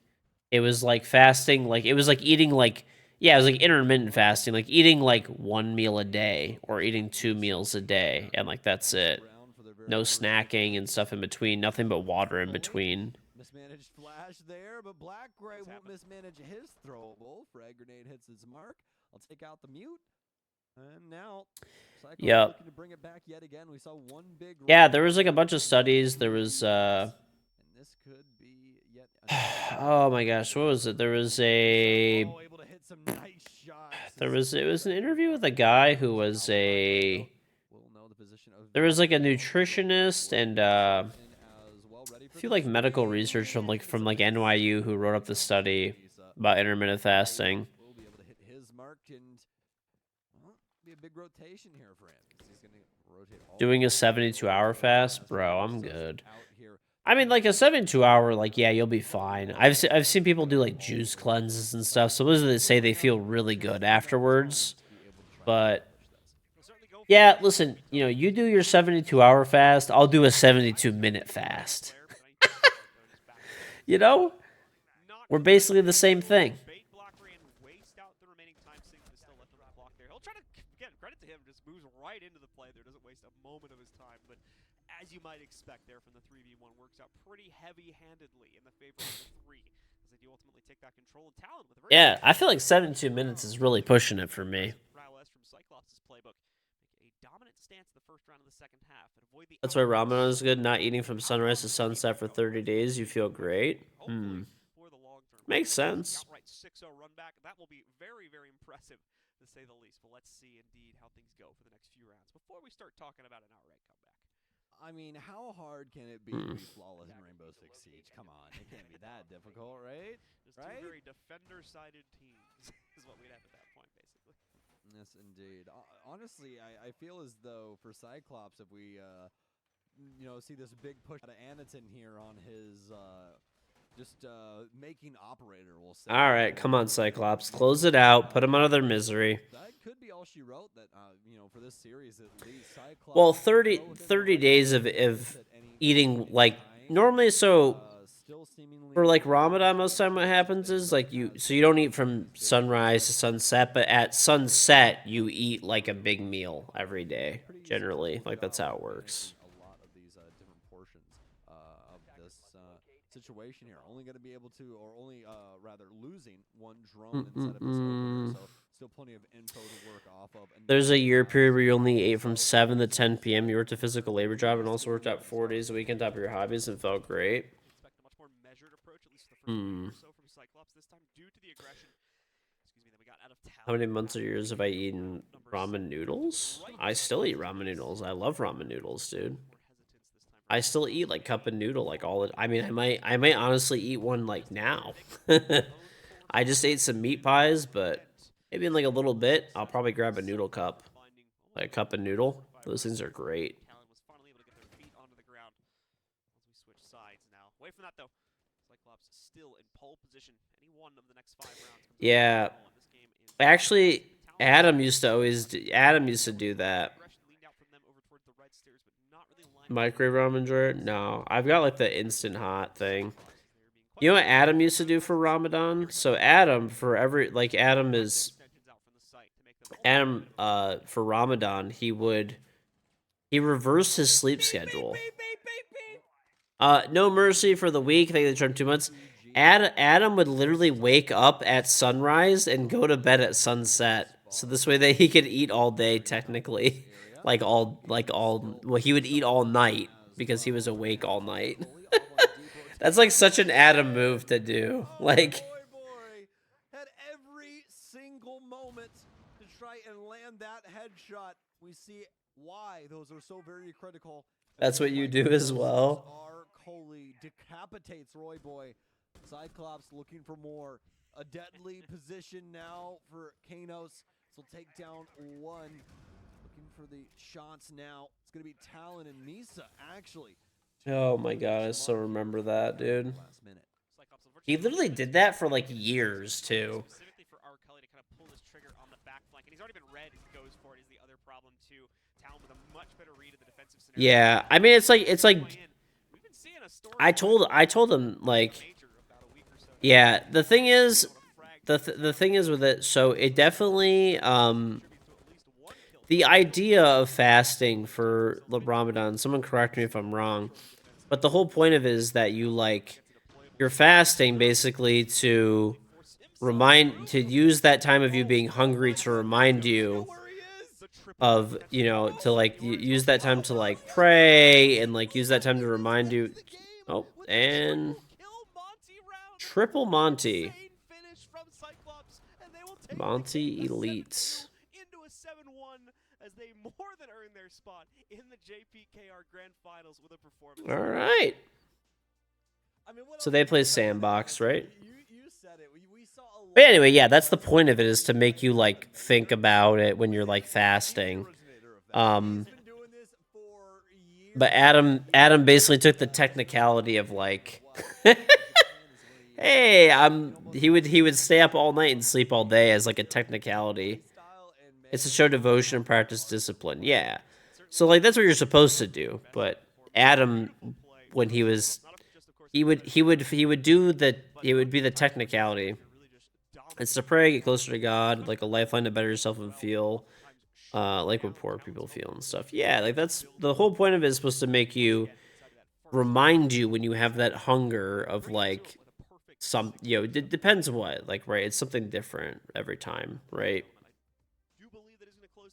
It's different for different religions when there's different types of fasting and stuff. But that's the point of it. Basically, Adam was like sleeping through the time that he was supposed to be feeling that, and then eating like a pig all night because he's Adam, and he's a caveman.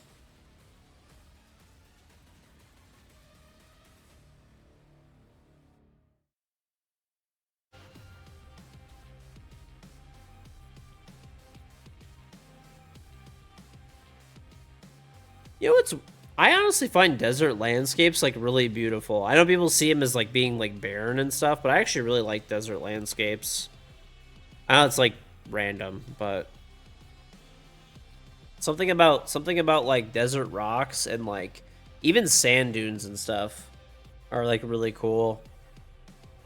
I went to like the desert with one of my cousins in San Diego and stuff like that years and years ago, and there's like a whole bunch of cool areas, like a bunch of like rock formations and like sand dunes and stuff. It's just, I don't know, I find it really cool. I've actually never seen the Grand Canyon, and I've actually always wanted to go. I've always wanted to go.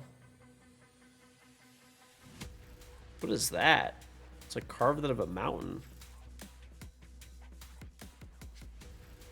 I love Mars.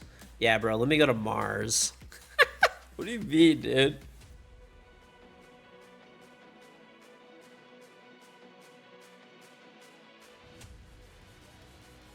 You have a Hummer EV? Let me get that, dude. Let me get that.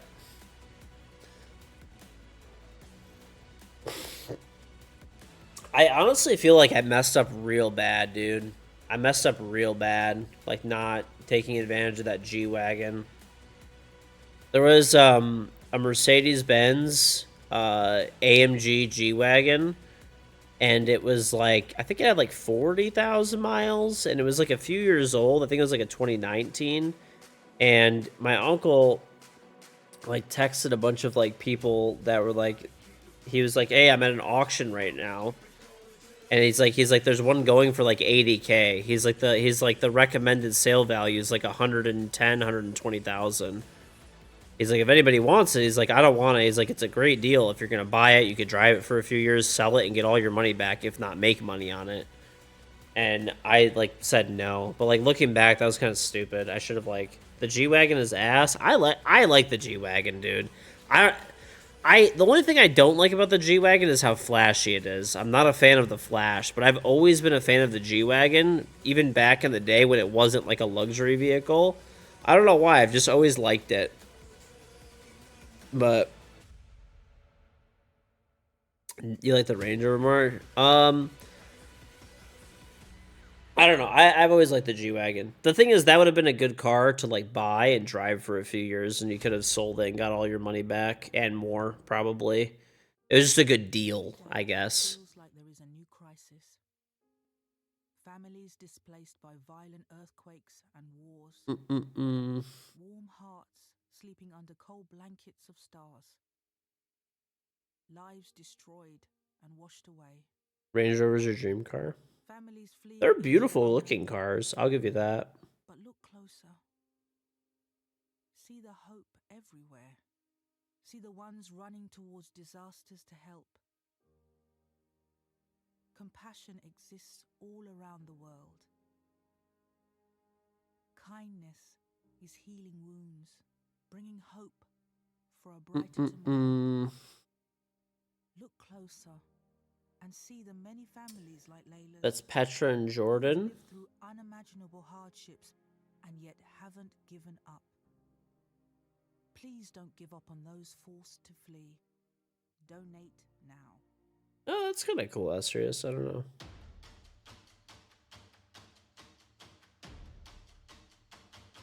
There's a lot of cool, like, there's a lot of cool old artifacts and stuff. There was this really cool thing. There was this, like, old, like, Greek computer that somebody told me about yesterday. They're like, look it up. It's like, it was like, it had, like, gears and mechanisms and stuff like that. And it was really cool, actually. It was, you can look up, like, ancient Greek computer. I forgot what it's called or whatever, but I, like, read up on it a little bit. It's cool. Just get a Chevy Tahoe with a Hellcat. I mean, I do like Tahoes a lot. The only thing that, like, I don't know. I do like, I don't know. The only thing I don't like flashy cars really. I'm just not as into them. But of course, as I'm talking about like the G-Wagon. But I'm not gonna. There's a reason I didn't get it. It's just, first of all, it's too expensive, and even with a good deal that it was, and it's just like, I don't know. It's too expensive, and I don't know. I just don't like the flash. American-made cars are dog water? False. There's a lot of really nice American cars.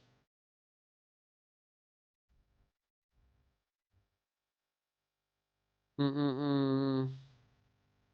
only for police units? That's really random. Why would a Tahoe have a Hellcat motor? Is this live? What's on Victor? Yes. The best way is someone to send money from the US to Canada? I don't know, bro. PayPal? There's probably cheaper ways. I mean, if it's a large amount of money, you could do like an international bank wire.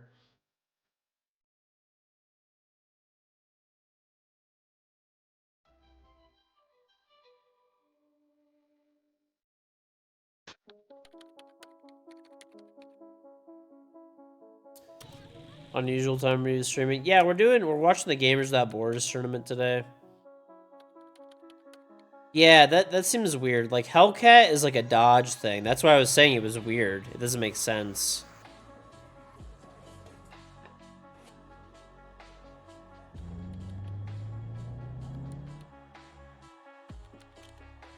To keep up with the newer age cars, not very many police units can keep up with a 700 horsepower car. Yeah, but like, whenever, like, okay, so here's the thing. At least from what I've heard, is basically when someone's like running from a cop, more or less, if they're like going super fast, like past this, like 100 maybe, or 120, they just let the person go, and they just like follow them with a helicopter until they run out of gas.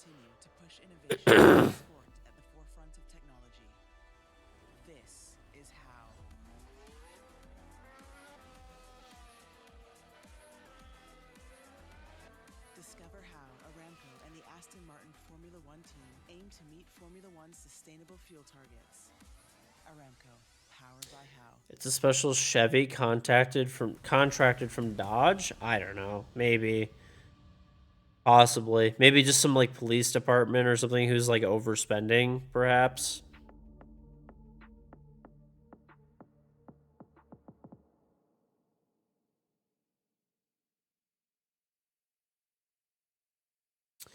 I've never heard of that before, but I mean, anything's possible, I guess.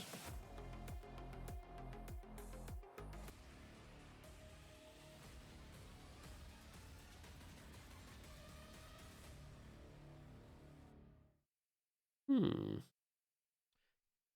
regionally appropriate good afternoon, but a very good morning as well to everyone. As now we shift over to our European side of the bracket for the focus for our next matchup. It's probably a Corvette V8 specially tuned. Well, like there's already a inside of like the Tahoe or the like GM like pickup trucks and stuff like that, or Chevy pickup trucks.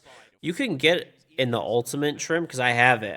So I have a GMC Sierra Ultimate, Denali Ultimate. You can get a 6.2 liter V8, which is a Corvette block. That's a Corvette engine inside of a pickup truck.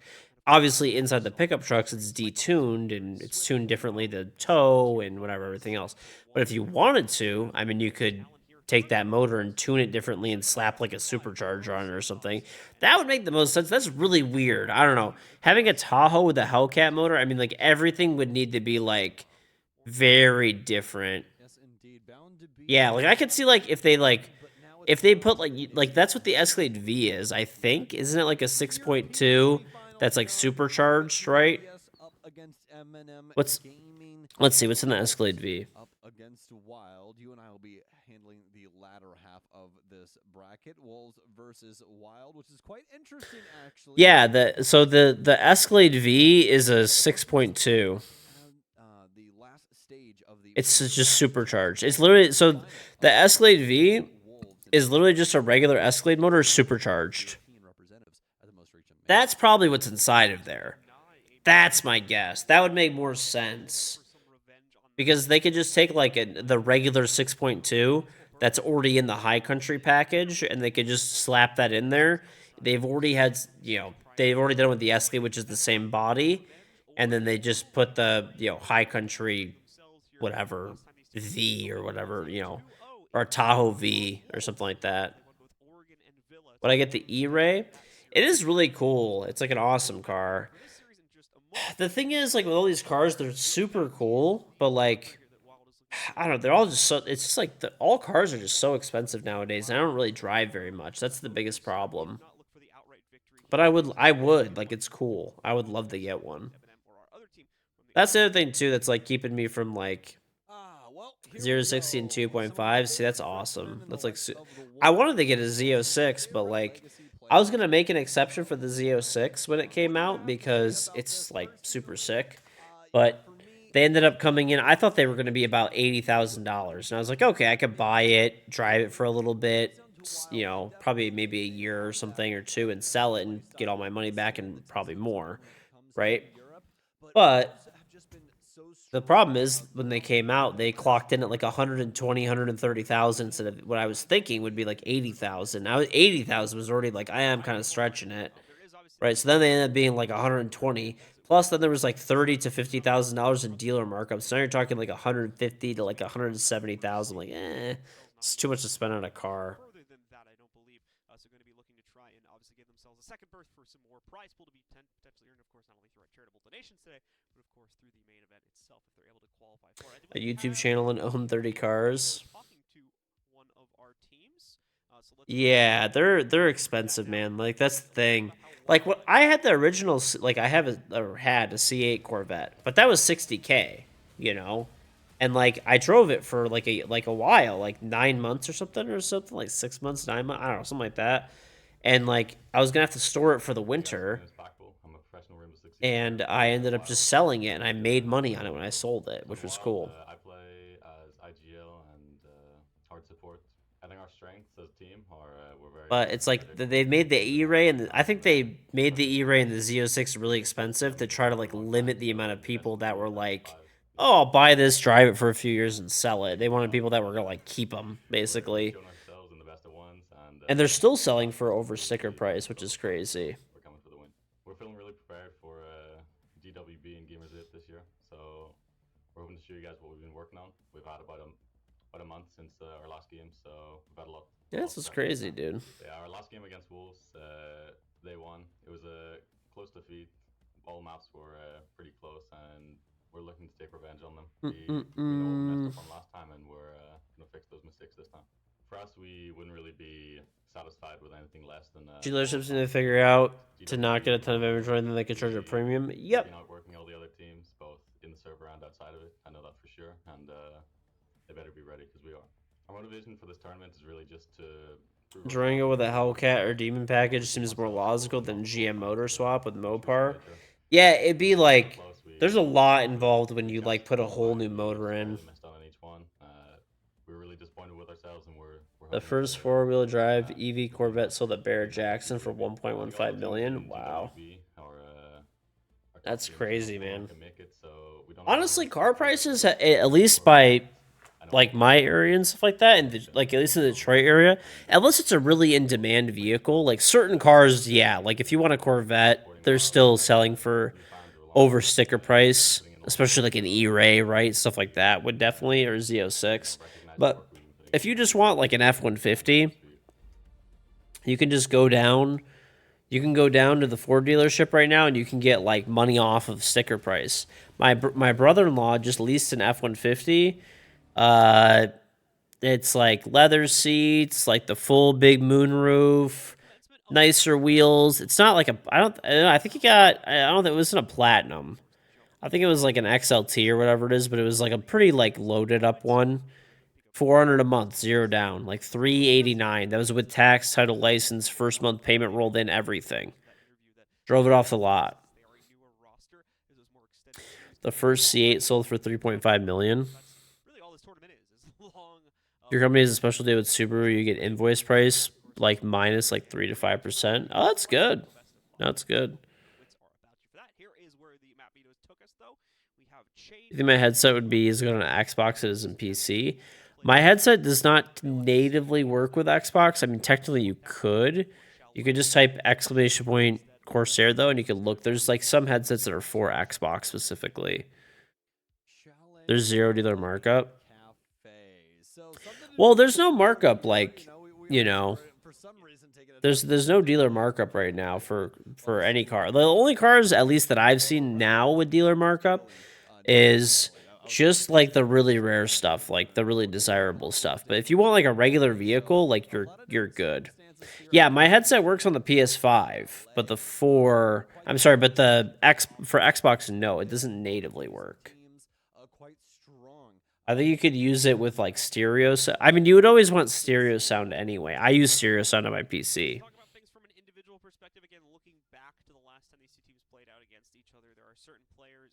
Wild needs to get control of if they want to find repeated success on a round-around basis as well. We were seeing an example of how that can become a problem with players like Anakin, of course, being allowed to do what they do best and kick some butt in that previous series there. And those players are going to be, again, looking over at the Wolves side of things. They're going to be players like P4, who had a 27 and 19 ratio over the course of the two matches played over the previous series. Quite a few. How I feel about the Tremors, like the baby Raptors. Oh, those are pretty nice trucks too. Yeah. There's also like I saw that they're doing a Raptor edition for like the Ranger. There's like a Ranger Raptor now that Ford is coming out with. That's pretty cool. So this way, if you want like a smaller pickup, but you still want it to haul ass, then you have that option.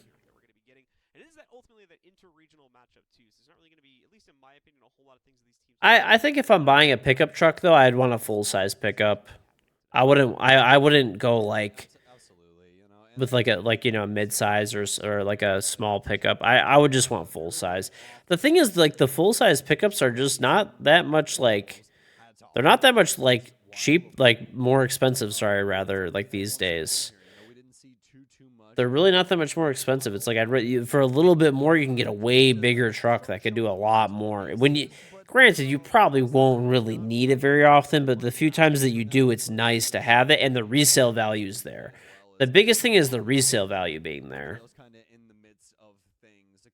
Bubbling up to the surface. T3B having 18 kills inside of that last series, but past that, everybody else kind of falling towards the wayside when it comes down to it. So hopefully we have some stronger, roster showing out of Wild when it comes to this matchup here, especially on a map like Chalet, which we'll jump into here shortly. Yep, so once again, that does put the pressure, at least for me, as we shift our focus rather towards predictions here now, that does put the pressure on the Wild to improve their own performance, because I personally think the Wolves, even with their recent struggles at the major, of course, take a pretty handle. I mean, in my opinion, this is the best headset I've ever used by far, so. mentioned again inside Close series, even though it was ultimately a 2-0 against them. Tweet. I don't know. Let's see. Some of those maps outright into their own favor to Let's see here. Of course, they are looking to make another return to G8, being one of the teams that went there last year. Yeah, you know, it's Why really is delete Coinbase trending? what we'd seen previously from Wolves, because the key thing is that the Wolves are very, very strong at their team play. Although sometimes it will take them a little bit of time, right? But I don't know what this they is, can bro. still get some really, really big plays going on, even if the beginning of their round takes them quite a while. So we'll see if Wild really has anything to say about that. What circumstances before To sing at your wedding? No, I don't think I could sing at your wedding. Sorry. best agree to try and iron out some of these details and see if they can try and get a couple rounds over. Okay. Keeping refresher, as it looks like we're just waiting a little bit longer, folks. Let's see what Should be starting momentarily, though. he tweeted. With the server. Oh, I saw this. No, it's not on Coastline. It's on. That's Oregon, dude. For Europe, having both of the best of fives being played, we will not have this stream, the Bravo stream, tomorrow, and we're going to be focusing up having both of those regions get played out over on the main streams. You're going to have one pretty lengthy best of five play, as well as Japan. I don't know what's up with Coinbase. It's just I just saw it was trending. That's it. For the European region. Important to know, of course, we'll have 2 sets of casters on that stream tomorrow, so we will. Well, that's just like a glitch spot. I mean, they'll patch that. And then as we move over, Good old Goobersoft. and then as we move over towards day number 3, of course, we shift the regional focus, doing the same exact thing we were doing today. Tomorrow, 10K to sing at your wedding. As much as I appreciate the very generous offer, I unfortunately do not think it's possible.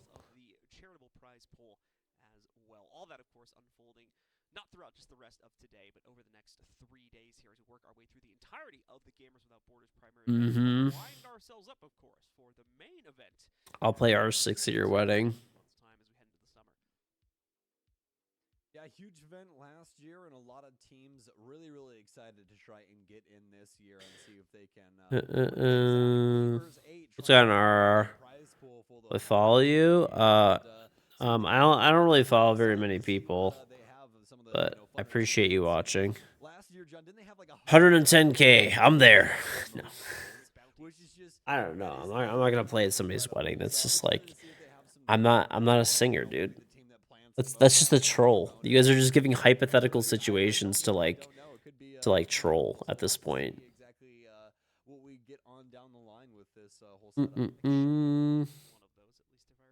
I am not surprised in the slightest. Look me in the face. Do I look surprised to you? I don't look. Is that a Shaker or one of the Falcons players? Bro, literally no one wants that. Do the Falcons players have had a? You know what I could not believe still was somebody told me like Raspberry Pis are really expensive now.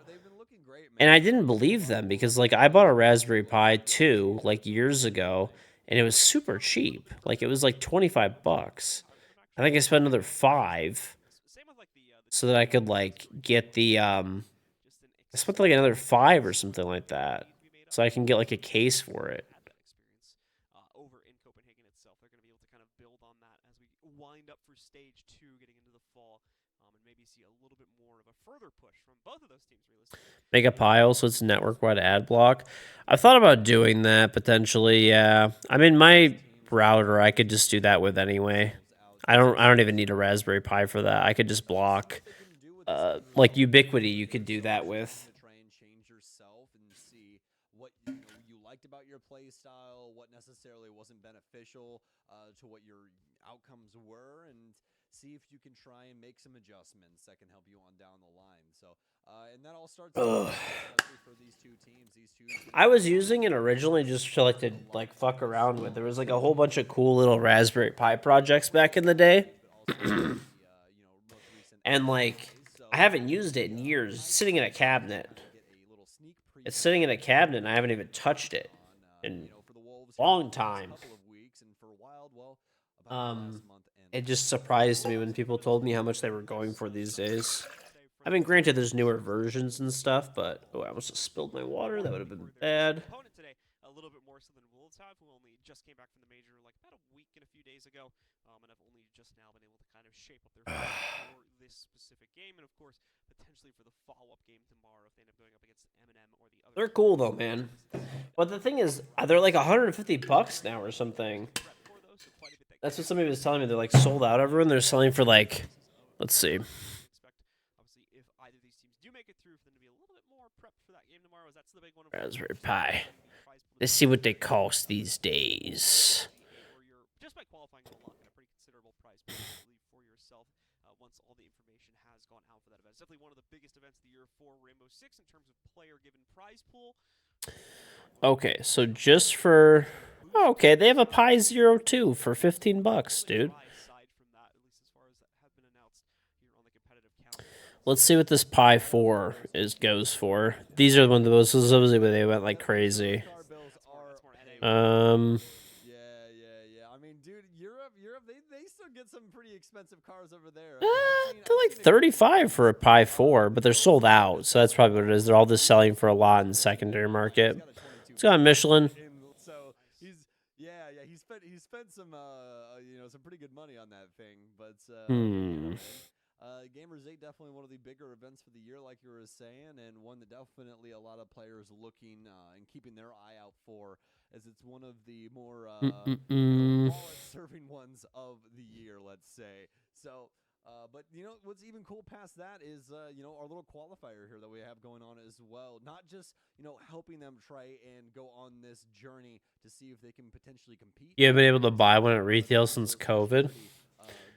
What are they going for in the secondary market? eBay. The winner here going to the charity of their choice. So, pretty cool stuff all around going on with Gamers 8. Once again, folks, just waiting on players to join the server. We are on the production side of things all set and ready to go. Let's see, Raspberry Pi 4 on eBay. What? $145? Oh my god, dude! The cheapest one I could find for a 2 gig, like Pi 4 Model B, which is the newest one, is like $95. $95. What the fuck? The whole point of the Raspberry Pi is that it's cheap. Like, that defeats the purpose. And this is, like, used. And it's $95. It's pre-owned.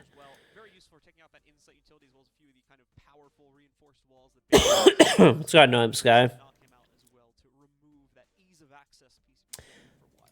I wonder if I got a Pine Sill. I just randomly went on their website and they were actually in stock. Oh, they're available.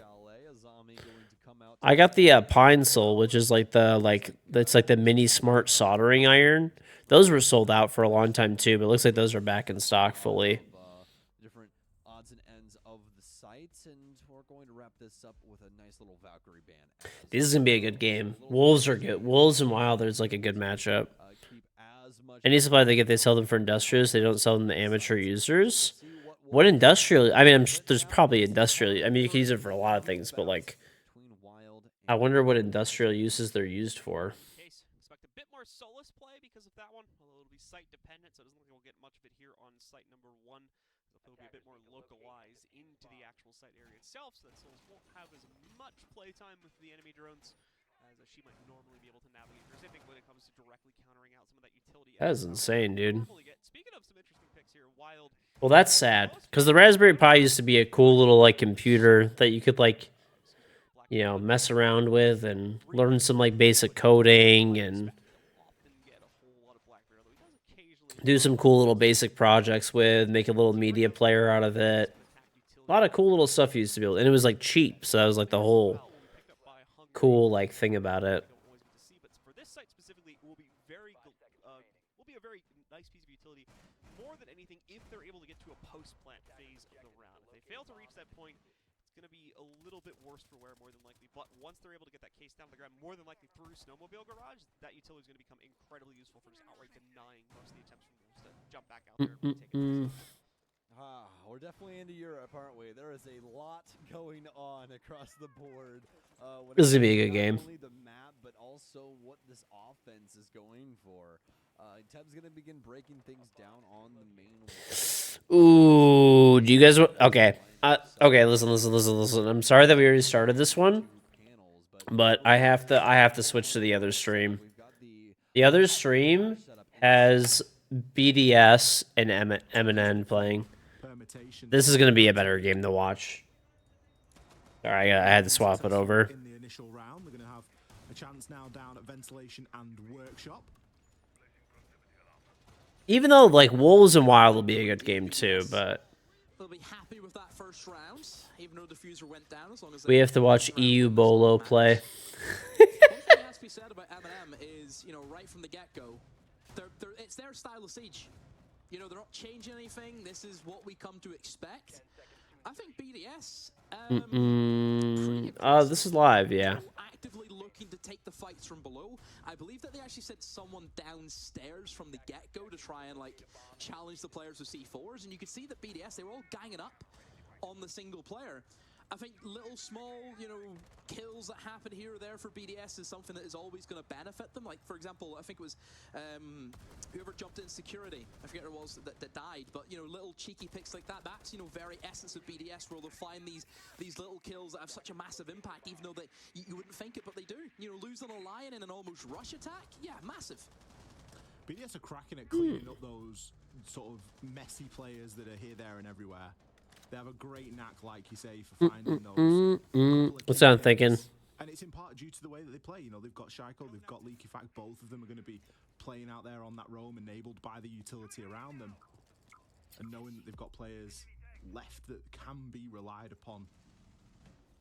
Tyrant this time going to be on the sledge. It was Nathan round number 1. Going to be trying to get some nade action going. Solotov just checking out there inside a CCTV. Going to hop himself on in now. Another Lion scan here to cover any sort of push that might need to be made. Tyrant has heard the player just got. That's a hacked drone right there. There's going to be a bit of droneception coming in here. Another drone captured. Tyrant playing incredibly patiently here. I think he knows that there's 2 players inside of there. Picks the first onto Shaiko and just dips himself out for the time being. Keeps his life and keeps himself safe. Great entry kill there. Lack of info from BDS. Have no idea that someone is so close inside customs. There's Solotov. He finds his entry, doing what he does best, and that is just killing. You know, what a performance has to be said from Solotov at the major. Massive player for them. And he's continuing that streak. Nello gets in the action. That's a 5v2. A minute 10 to go. There's Bride. Can never count him out to find a kill here or there, Ollie. And this is what BDS are really good at. Even though things look tough, you still would fancy him to have a good go at maybe retaking this. Oh, it's actually kind of funny too. I'll make you guys laugh when I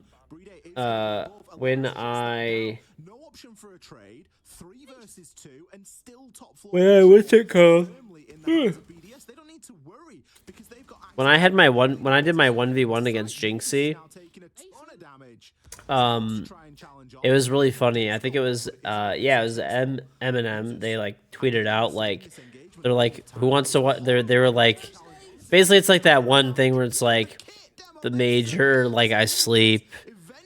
It was like the Drake meme where he's, I think that's what it was that they did. It was like I think it was like the Drake meme where it's like the major and he's like sleeping, and then like KingGeorge versus Jinxie. What's he doing? The fact that door isn't open. He's selling his team down the river like Moses in a basket. How much do you think he got for him? Who's paid this man? Well, a claim of a paid actor? Honestly. Like Solotov sitting there getting rinsed from above. Shouldn't have taken that long. Should not have been that bad. Like, Nello Diffuse went down. Like, Nade kills epic, thank you. And he's getting shot at from above and Nathan just standing there.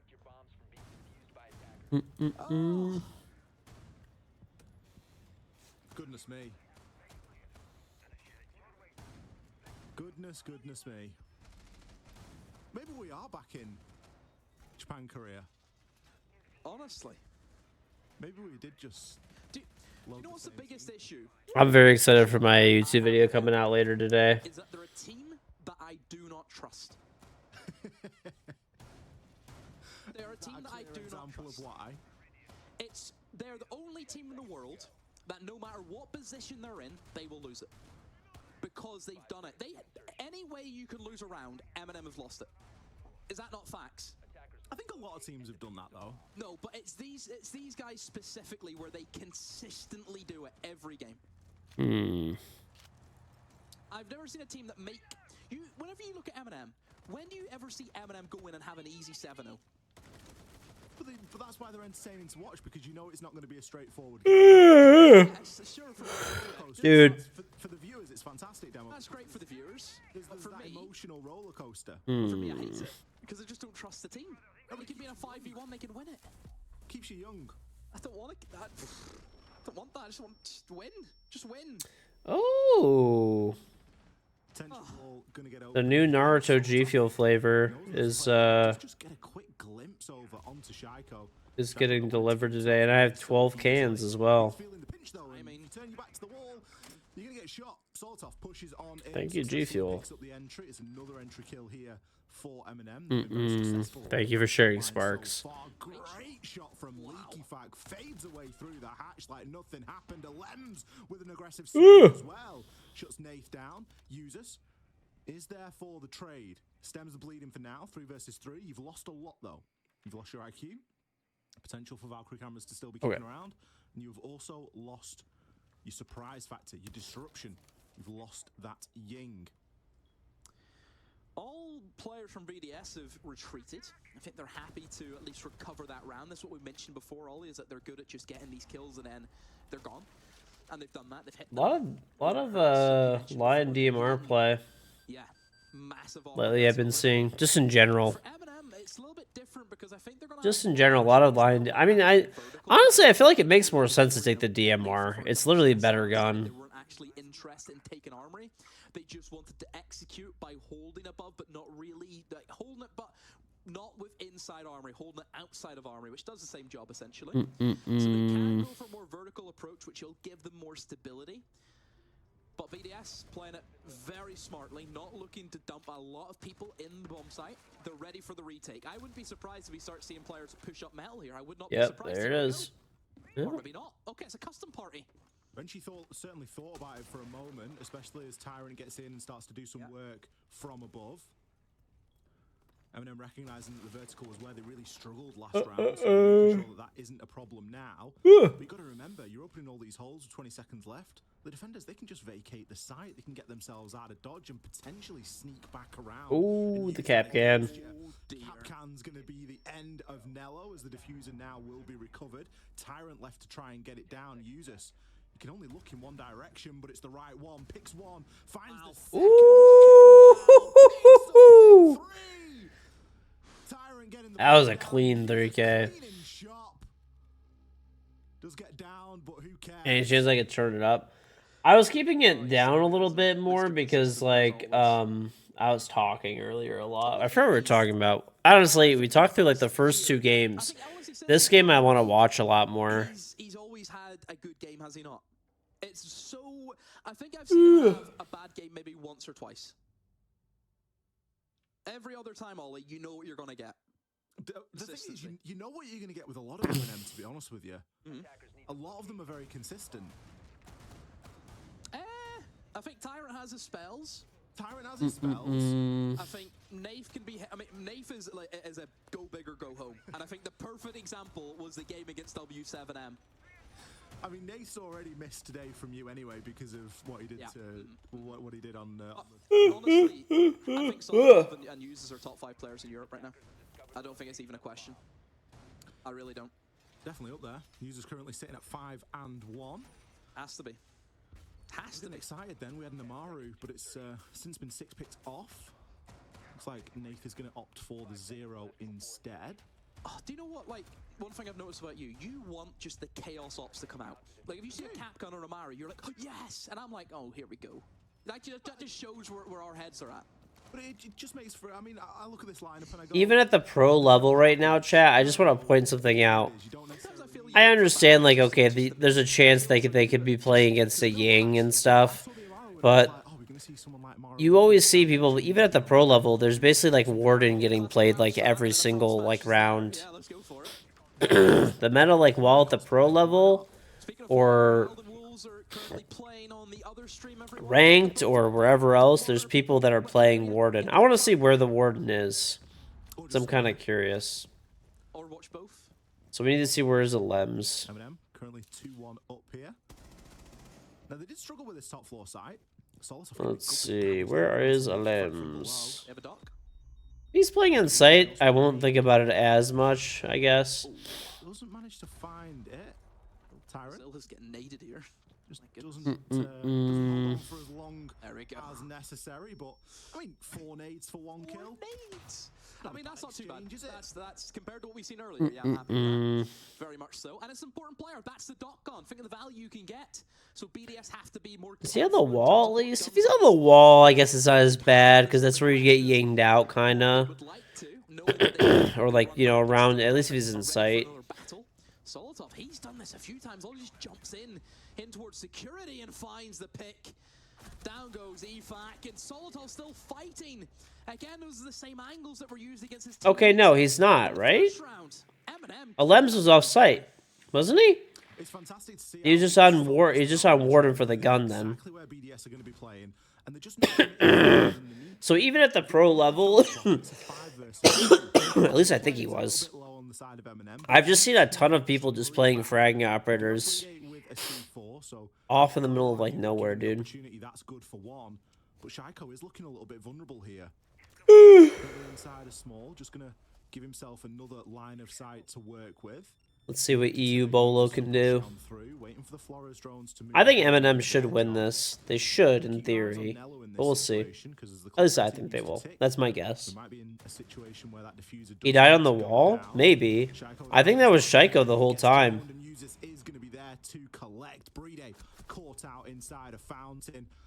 He had multiple angles to check, and unfortunately for him, was checking the wrong one. A flawless round here from M&M. Yeah, excellent, Michael. Has to be said, and Solotov, he started it and he finished it, didn't he? He jumped in, security got control of that side, and then was able to rotate, hit them in the backstab. Yeah, they're looking dangerous today. Apart from really, honestly, even the first round, it was close from M&M. PDS. That's a few times now, Ollie, where they've they choked 1 round where they had a massive man advantage, and then that's 2 rounds where they just couldn't keep up with the numbers game. Well, if he did die on the wall, that's my bad then, but it can be a big problem as well. You know, if you let a couple of kills slip on border, it can be very difficult. There's so many angles that you need to be mindful of. And if you've not got your teammates around you to cover those crossfires, a team like M&M are going to pick you apart quite quickly. And to get some G fuel. You know, you could look at a number of different players there just for the patience that they exhibited. We've got Tyrant and Solotov below. With the nades, they were willing to send everything after that to get that 1 kill because they recognised just how important it was. Solotov rotates out, gets himself into CC, picks himself 1, and then just keeps himself alive until the end of the round and walks in and finds the last kill. The patience is unmatched. Attacker's objective is to defuse a bomb. New site. Down into bathroom tellers we go, Ollie. And this is one of those bomb sites which you can hit it really fast. Like, how many times have we seen blitzes and yings and all come out for this attack? Goyo has made a massive rise just because of that. If you're going here, you have to bring the Goyo these days just because the rushes are so potent. Reason being is there's a specific drone hole in bathroom you can roll your yings into, which just covers the entire bomb site. It's absurd. You can do it from outside. You don't even put yourself at risk. So you need some form of denial just to keep the attackers away from doing those rushes.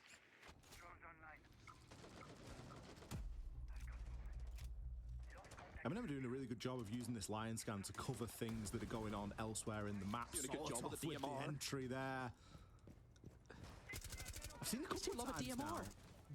M&M love a DMR. Love a DMR. Solotov will play it, users will play it. It just shows how hard hitting that weapon can be. Do you know what the thing is though, right? Playing rank with Solotov and he goes, Josh, I don't know how you can use this stinky DMR, and then he's just getting kills with it. He's a I don't know. Solotov he's either here or there just with his comments. I don't know. Is that just a casual flex to say that you play ranks with these guys? Excuse me, I knew them whenever nobody knew them. I think I can have that, you know, allegiance. I don't see them as M&M. I just see them as people who troll my elo. It's different. We're going to see the Rotaro drones relatable work now and opening up some of these castle barricades. Nello put himself in above. Maybe just waiting for a little bit of support here. We do know that there's still somebody on the top of those east stairs. Nath may be going to go to challenge onto this. It'd be nice if he waits for someone else to come with as well, but instead Shaiko is just going to give himself away. Just gets caught out. Tyrant Shaiko's getting EU Bolo's getting rolled, dude. Unlucky. Tyrant picks one, can't find the second. Is Shaiko EU Bolo, chat? What do you guys think? Or is it Spoit? Who's EU Bolo? He might have a few stim pistols of health, but when they're blowing down and you're up against 4, it's never going to be straightforward. With this plant allowed, it almost cements the round here for Eminem. All that happens is one player's got to hop themselves outside. Solidsoft I think it's Spoit. Spoit is the EU Bolo. At this point, upside down repel is going to be now impossible to deal with at this point. I would say so. Every pre-fire wrench he does telegraphs his position. I feel like Shaiko was the original EU Bolo though, but now it's Spoit. On the site for him, player proned. Maybe thinks the stud just on the other side, but he's really clutching at straws here. Oh, that's so unlucky. Didn't see him. Patience is shown. Usus finds the final kill, comes out of the bathroom. Shaiko's the EU KG? No. Never in any doubt. Shaiko's young and has good aim. And good movement. I'm just old. I mean, Shaiko isn't here today. Yeah, Spoit is an NA. So Shaiko by default. Shaiko by default is EU Bolo. Yeah. He is. And if you cut off that supply, what happens? That's it. Spoit is officially, he's in NA, so Spoit is just Spoit. Shaiko is EU Bolo. On the side of BDS can frag out. We know that they can. Leaky Fack, he can do it. Renshi has his days. Alems, he can definitely do it. Even Brede. If Brede's getting the kills, there's a bit of a problem usually. But when Shaiko's sitting 1 and 5, it's one of those games where a lot of the engagements that we've seen him have, he hasn't even really had a fair gunfight. He's not had a fight, has he? No. A few times where, you know, one where he's in break room and he turned us back at the wrong moment. Yeah. Moot trying to rotate out of east, gets shot by the guy in passport. You know, you have to be fair, you look at it from that side, is he hasn't really had a chance yet. Yeah. But I don't know. As it stands, they dropped 4 rounds because of it. See, 1v1s are really weird. I feel like they're not really, like, I don't think 1v1s prove who a better player is. I mean, I've only done one of them ever, I guess, right? But I don't really think that a 1v1 proves who's a better player. Again, this Lion is just a staple pick for Eminem on border, isn't it, Ollie? Because in theory, you would think, oh, it's a 1v1. It's pure fragging ability against pure fragging ability. Like, no teammates, nothing. But it actually is completely different. You really, like, you can use, especially if you could use utility and stuff, you could still use, like, sound and, like, outplay your enemy and stuff like that. It's a lot different. It's not a pure aim fest. What's that, Napkin? Who's on form? Right now, Eminem are the team on form. It's not just that. Eminem are on tournament form as well. They've just played in the major. That's a the team that they are the team that gave W7M the hardest game, and they won the whole thing with ease. That's a different level of form to sat at home with the rugby team who you want to scrim. Scrimming form's great, but these guys are in major form at the moment, and it is showing. Leaky Fack feeling the pressure. Nello actually going to chase after that.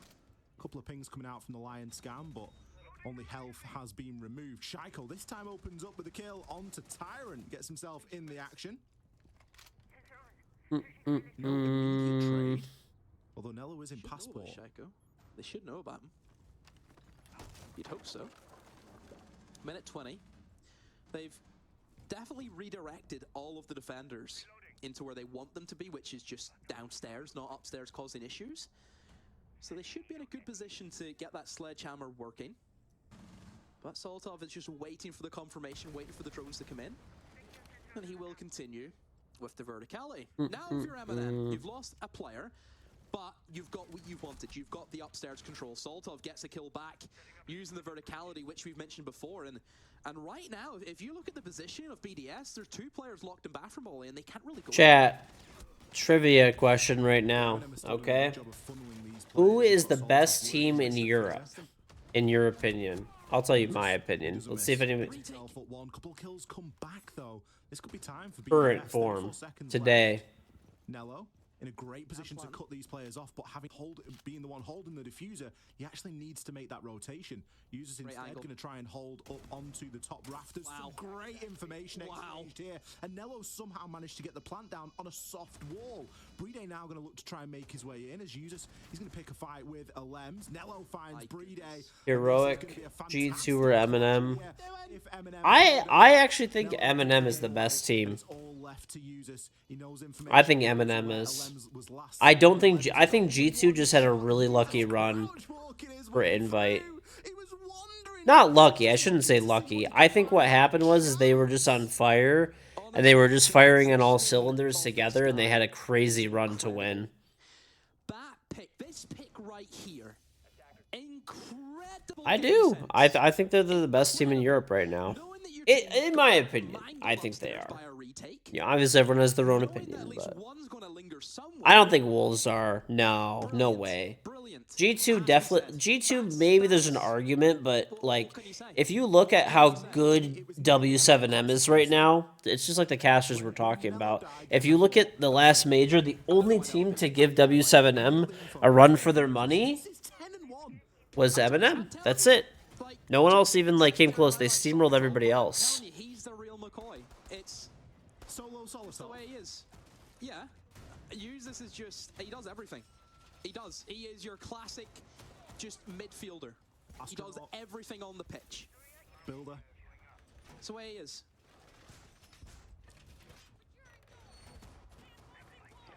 Incredible. BDS, I'm worried. I'm massively worried. Because no. What do you think then, Jacob? We've got Users getting 2 kills per round. This is worrying times ahead for BDS, who, by the way, are last year's champions at Gamers 8. Yeah. Fighting for a spot to go back there and to do the same again.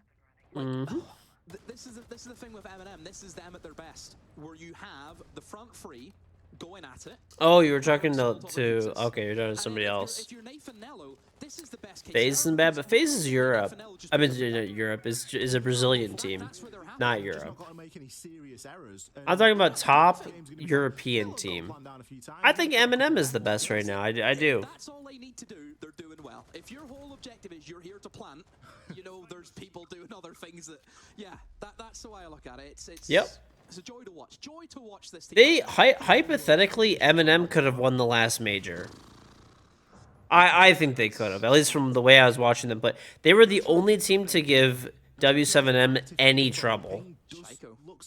Ooh, Again, that entry death. Users takes a chunk of damage, but it isn't going to be enough to deter him. And well, Solotov is there to pump him back up. A lot of focusing around this break room door. The same level of focus that really Eminem paid to it, but on the flip side, on the defense, Eminem are taking a slightly different approach. They've got some Aruna gates here.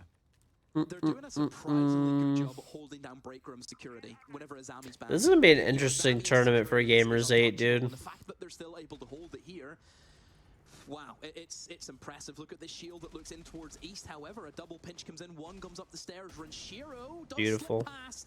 Nobody's watching that rotate. That's a bit of an issue. Whoever it is, I think, is it Nello in sight? Maybe should have been holding that for him, but that's a slip. Tyrant goes down. BDS. I don't know. BDS haven't really been themselves for a while lately. And then I don't think they've been themselves. Liquid looked really good going into the finals, actually, too. But yeah, they I don't know, man. I feel bad for them, but I talked about it earlier. I think the problem with Liquid is that you could always tell, like, normally, like, Liquid, when their whole team is firing together, they look like a world championship winning team, like when everyone's firing on all cylinders. But what always happens is you could always tell the moment that it happens. One person, or sometimes, like, normally one person has a really bad game and another person has a mid game. And whenever that happens, it's just like it's over. It's over for them. They fall apart. Unfortunately, it isn't. Eminem, map point, so early on inside a border. Strap yourselves in because we all know it's not even just Nesk and Paul. Like, that's a big thing too, because they're heavy fraggers and stuff. They're wasting a timeout right now? Oh boy, what do you say? This is just the momentum. There is no 2, I think. Oh, I think that Leaky Fact maybe asked for a timeout, but I'm not sure if he asked too late or not. Oh. Well, we did have timeouts earlier. We did have timeouts in the first game, so timeouts are definitely a thing. So we'll see if we get admin. They didn't vote to put a... BDS didn't vote to have a timeout. Well, then you lose it out. What second you've got to call it by in the pick phase? Yeah. Do you think BDS will be the best team? No. Definitely. They're going to lose this game for sure. Like, well, I mean, it's not for sure, but very likely they're going to lose. Like, Eminem is a much better team than BDS. BDS has been really off for the past, like, I would say, like, the last, like, 3, like, after Invite, it felt like BDS was, like, kind of off. It's okay, they can bounce back into the second map, third map, it's not over yet. See, whenever there's this kind of performance coming out of the first map, there's no way you can see them. Even like before Invite and stuff, they're just, I don't know. It's different if it's close, but the fact that this is just such a dominating performance, this is a quick 2-0. You know the way we see quick 2-0s where it's just so one-sided. This is what it feels like. I've got it down that Skyscraper is a very low preference map for G36C without a 1.5. Some people don't like the 1.5. Well, at least not that they don't like it, they prefer the hollow. Remember whenever they play against G2 back in stage 3 and it was horrendous. I've also got it down that it's quite a good map for Eminem and they've got quite a good preference for it. So we will see. It looks as though we're rapidly approaching. With BDS messing up their timeout too, they will definitely, they'll probably tilt a little bit. Ignored you? I mean, we're just watching it on the actual channel. It's Gamers Without Borders. So I'm doing a co-stream for it right now. Triple checked. Surely you're not just going to go for a bit of a hop in here. The Candela's being sent through would indicate that that's on the cards. Vertical control is here and available. Leaky Fact. It is live? It is live, yeah. That silent step active is not going to be. This is all the potential just having been off since winning the major. I don't know, and then I think they're gonna need roster changes unless they can like really turn things around. Through the wall, they know where he is. He's stuck in Fountain now. Shaiko, just take your swing, mate. BDS have been off for a long time. Like they have not been like, in my opinion, like a top team. Yeah, BDS look a little bit timid here, but I guess you would be, aren't you? You know, you're going up against already map and sit map point. Tyron gonna swing. I would say, obviously, Eminem is better than BDS. I would say VP is better than BDS. I would say G2 is better than BDS. I would even argue Heroic is probably better than them. I think BDS is like maybe the. You said he had an easy game demo. You said he had to put his feet up. All he had to do was place the Capcan, and Usus is gonna do the rest. Okay. This is live, yeah. For Eminem on our first. I would probably say I'd put BDS at 5th place in Europe right now, which sucks. Like, I mean, I want to see them do good. I always want to see like teams that have like a big personality and fan base with them do well. It's good for viewership, it's good for storylines and stuff, but Get 7-1 in that sort of a fashion. Unbelievable performance from them. These guys haven't slowed down at all since Copenhagen. If anything, they have sped up just a little bit. The confidence that they were coming in with, the teamwork that we saw exhibited, everyone was pulling in the same direction. And then cherry on the top is the performance from Usus. I cannot wait to hear what our desk is going to say about that one. Before that, we're going to cut to a very short break, and then we'll be back before we break down map 1 and set up for map 2. Don't go anywhere. We'll be back in a few. Every day, it feels like there is a new crisis. I'll be back, chat. I'm gonna go put all these plates and stuff in the sink. Warm hearts sleeping under cold blankets of stars. Lives destroyed and washed away. Yeah. I think you don't think Heroic is better. I feel like Heroic is like okay, it's questionable, but definitely like there's no way that like there's like no way you could put them as a top team in Europe anymore. Compassion exists all around the world. What's on my daddy? All right, I'll be right back, chat. Let me go to the bathroom and drop these plates in the sink off. For a brighter tomorrow. Oh. Look closer and see the many families like Layla's who've lived through unimaginable hardships and yet haven't given up. Please don't give up on those forced to flee. Donate now.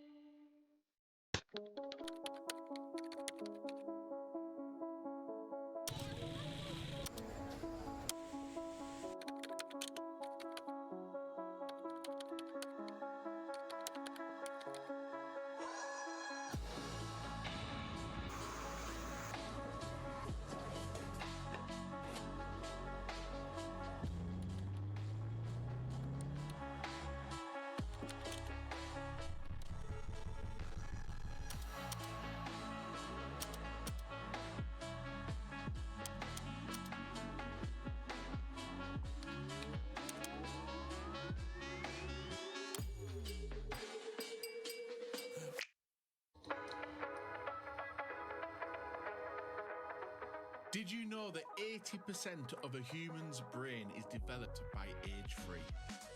That's such a narrow period of time which will have lifelong consequences. Not only on one child, but whole societies, the whole world. That's why we chose UNICEF at Gamers Without Borders, because they are there for children every step of the way. From early childhood until they enjoy their rights to health, education, protection, and more to grow up and thrive. Choosing UNICEF is the right thing and the smart thing to do, and you can join us. Progress is a race that has no end. After every finish line, another challenge awaits. How can we continue to push innovation in a sport at the forefront of technology? This is how.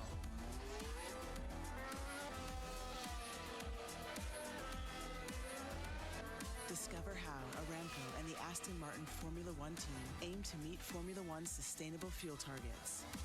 Aramco, powered by How.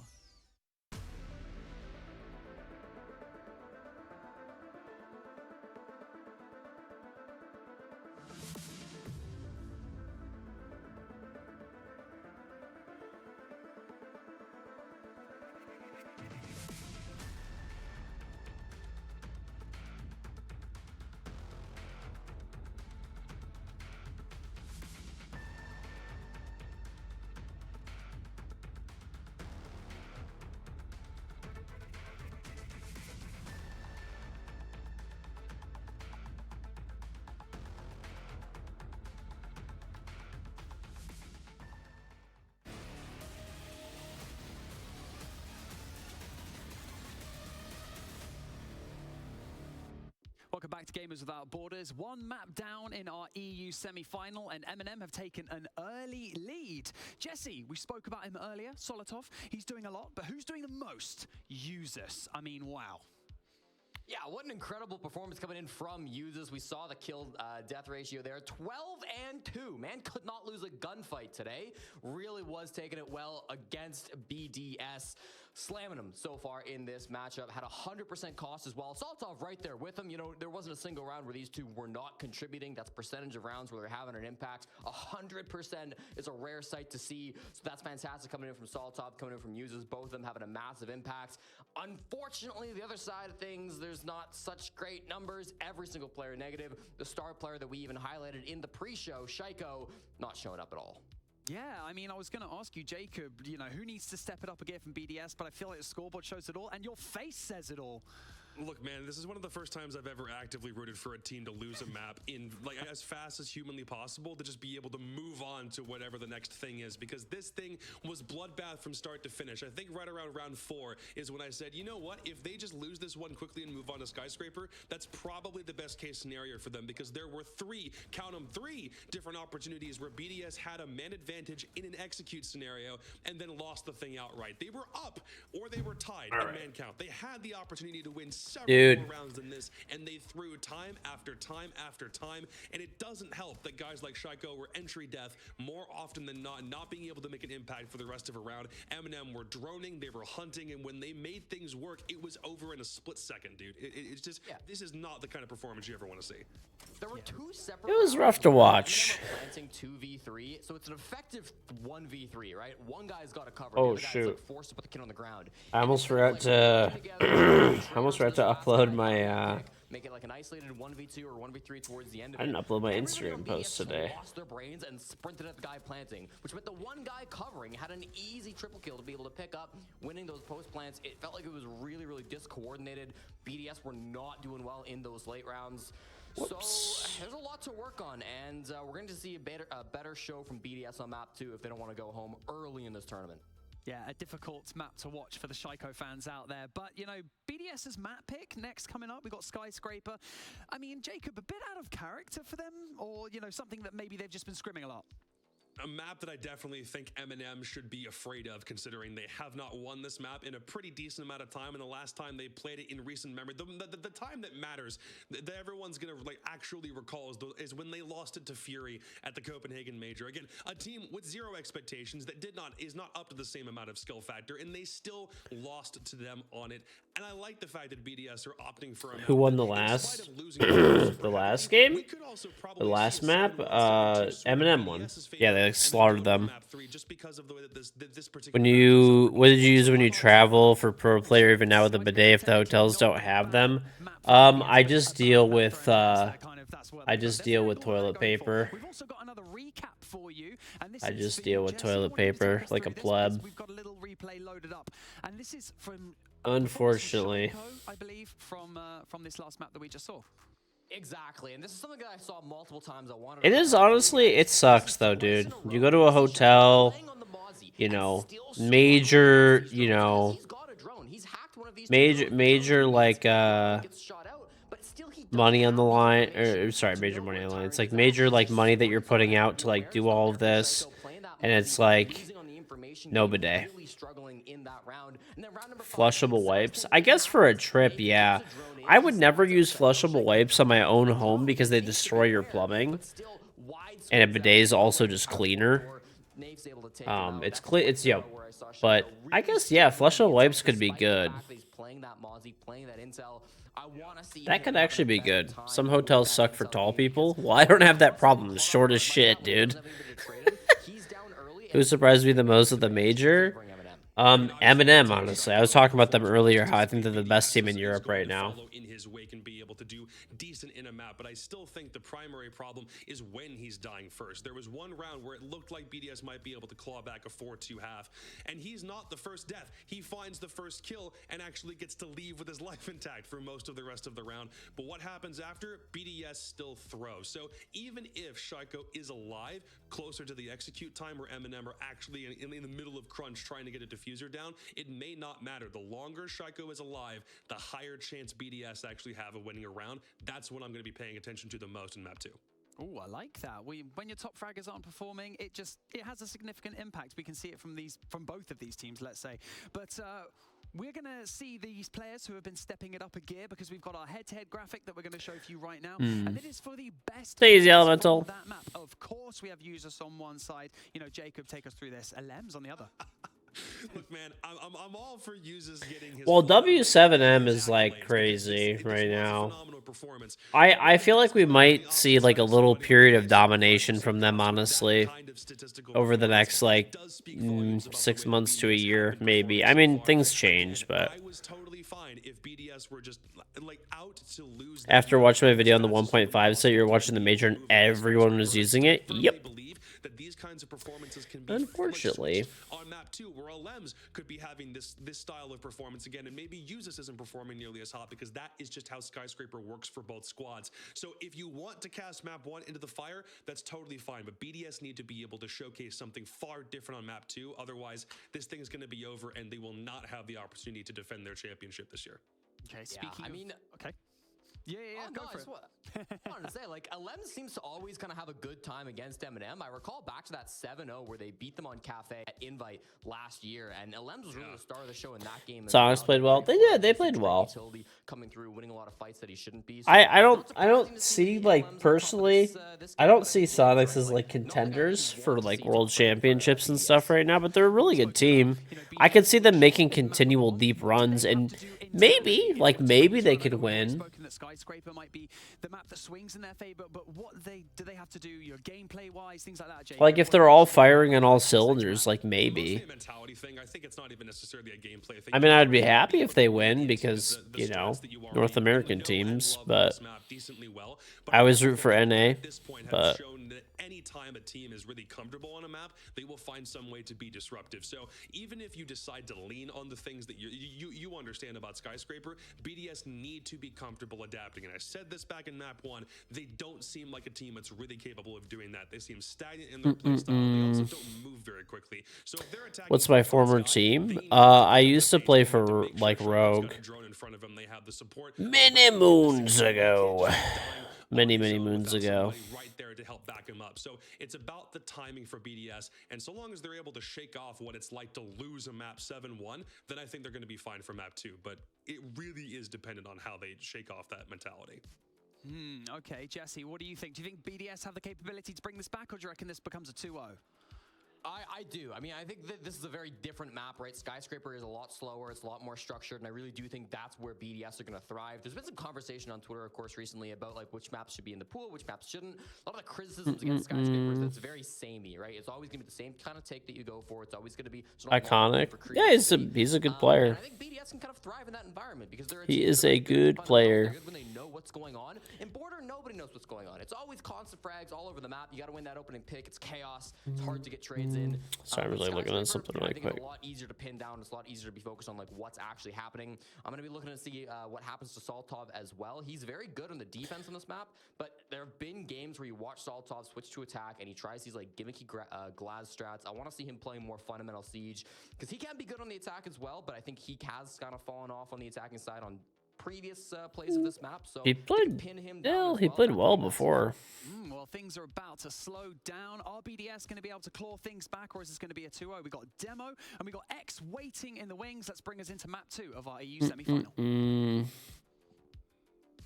Barney, Jacob, Jesse, thank you all very much indeed. We're ready to get stuck in now to map number 2 here. Skyscraper Demo, a map that plays out quite differently to Border. Some would say it is the sort of what's for breakfast? I had some meat pies and I had like some fruit snacks, and I just ate I ate like a fig bar. Those are actually pretty good. I haven't had those in a while. But it was like a fig blueberry fig bar. It's good. Which we've seen very little of course. I really don't know which way this one is gonna go. This is the map that I won the Invitational on. Before it was reworked. Yeah, one of the ones from Costco. Yep. It should be a 2-0, right? However, yep. And you go, on the flip side of things, it's BDS. Surely they've got a bit of something, you know? I think BDS is gonna be tilted, bro. Okay, Skyscraper, I suppose it's new, it's flashy, it'll take a while to figure things out. Sonics gave W7M a run on multiple times on the best of 1 and best of 3. They just weren't. Is it on best of 3 is polished? I think W7 is a deeper map pool, more consistent across teams. I mean, I would agree. It's all fair points. But, like, I'm just saying, like, I don't see Sonics winning a tournament, do you? I mean, like, it's possible. Like, it's not that it's impossible. But, like, I really see, like, W7M winning right now. Like, maybe Eminem could win. Maybe Liquid. You know? Like maybe G2 if they get that magic back again. I don't think they're going to. I think that was, like I said, I think the invite was somewhat of a fluke a little bit. But Sonics could, like, maybe win if they have, like, their day, you know? It's Thermite, right? Yeah. Sorry, go on, please. I just had to. Honestly, you're two-faced. You're two-faced. That's what you are. I do agree, though, and the Thermite ban as well, coupling in, you know, we've spoken about bandit bans coming back in fashion on this map. Yeah, literally Thermite's good just to try and play around Kai tricking. That's it. That's why he's really good in this map, because we know Kai always makes an appearance, sometimes fitting a factor in the lineup is difficult. So, yeah, look at that straight away. Look at BDS. Only hard breacher. Thermite. Has to be. I'm still, the fact that you said that, because Parker lived rent-free in my head because of that. You and Parker both do it to me. Honestly. So cruel to me. I do nothing but nice things. Dokeby being allowed in as well. I mean, honestly, all of G2 is pretty dialed in. That just furthers the difficult day that Shy. All of G2 is pretty dialed in. Like, I think the biggest thing was Doki was really good at invite. If you just look at Shaiko's, I think G2 like lives, like, currently at least. I think like a lot of it is Doki's not playing as well. And I like Doki a lot. I've played so much ranked with Doki. Oh dear. LMs. But he definitely hasn't been playing too hot overall. I know he's had good games, but yeah, Ben just had some rough games. I feel like G2's kind of like Liquid, right? Where like Liquid hasn't really won anything because one of them always like has like a bad game. I feel like that's what's happening to G2, and that's probably what's going to continue to happen with G2. One of them is going to, like, they had the situation where like everybody was on all, everyone was firing on all cylinders for G2, and that's why I think they won invite. I don't think that that's going to happen where they're all playing that well together. Maybe. I mean, hey, if Fabian wins more tournaments, I'm always happy. Doki wins more. I mean, I know Doki very well. Yeah, I hope he wins. But and I still think G2's a great team, but tournament winning, I don't know. Not about anymore. I think it was not to take anything away from their invite win, because I wouldn't say it's a fluke or like lucky. Definitely not. It was they all just played like crazy out of their minds, but they haven't really shown that since that time. They're a bit lost, aren't they? Yeah. There was a good sort of focus in the early part of the And I don't think anybody would have thought G2 was going to win invite going into invite. I think this is going to be BR's year, probably, yeah. I think we'll see a lot of W7. I mean, I don't know. W7M looks crazy right now. Like, I think they basically, we could. See, the thing is, you just don't know. You can't predict the future. He does. Loves the pump action. Lots of teams have a potential to pull a hot run, but the teams with the most consistency, the most success most often. Yeah, I mean, of course. I could see W7M cleaning up for the whole year. Potentially. Potentially. I'm not sure what the SSG background's doing on for. They just don't they? Also haven't. They will be running Eminem background. Well, I mean that does exist. They're getting picked up by SSG. You heard it here first. No, I don't know. You're looking after. I don't know. I think they need to win a championship yet. Ooh. And they deserve it. Would you rather be gifted it, or would you rather, earn it? What would you rather? Let's put it forward to the Chungs. What would you prefer? Would you prefer to just get gifted it, or work for it, huh? Yep. I honestly thought that W7M was gonna win invite. But when I saw how like the run that G2 is on, and I actually talked to Fabian, and I talked to the G2 players, and they were very confident they were gonna win. I don't know. After I talked to Fabian, I talked to their team. I thought they were gonna win. I don't know. They just had that like. It's like hard to describe, but you could just tell when someone's about to win. I mean, not for sure, but you just get a feeling. That's all. Half of that wall soft kind of leaves a lot of options open for a little spray through the wall, maybe a little bit of a cheeky run out here or there, potentially a bit of an impact trick if you're in the right position. Lots of options here, and it does just add on to the danger levels of even approaching and starting to challenge onto any of those doorways. Lion scan to give a little bit of cover for this initial push from Renshiro. I mean, W7M has an all straight upgrades though. Sound juicy.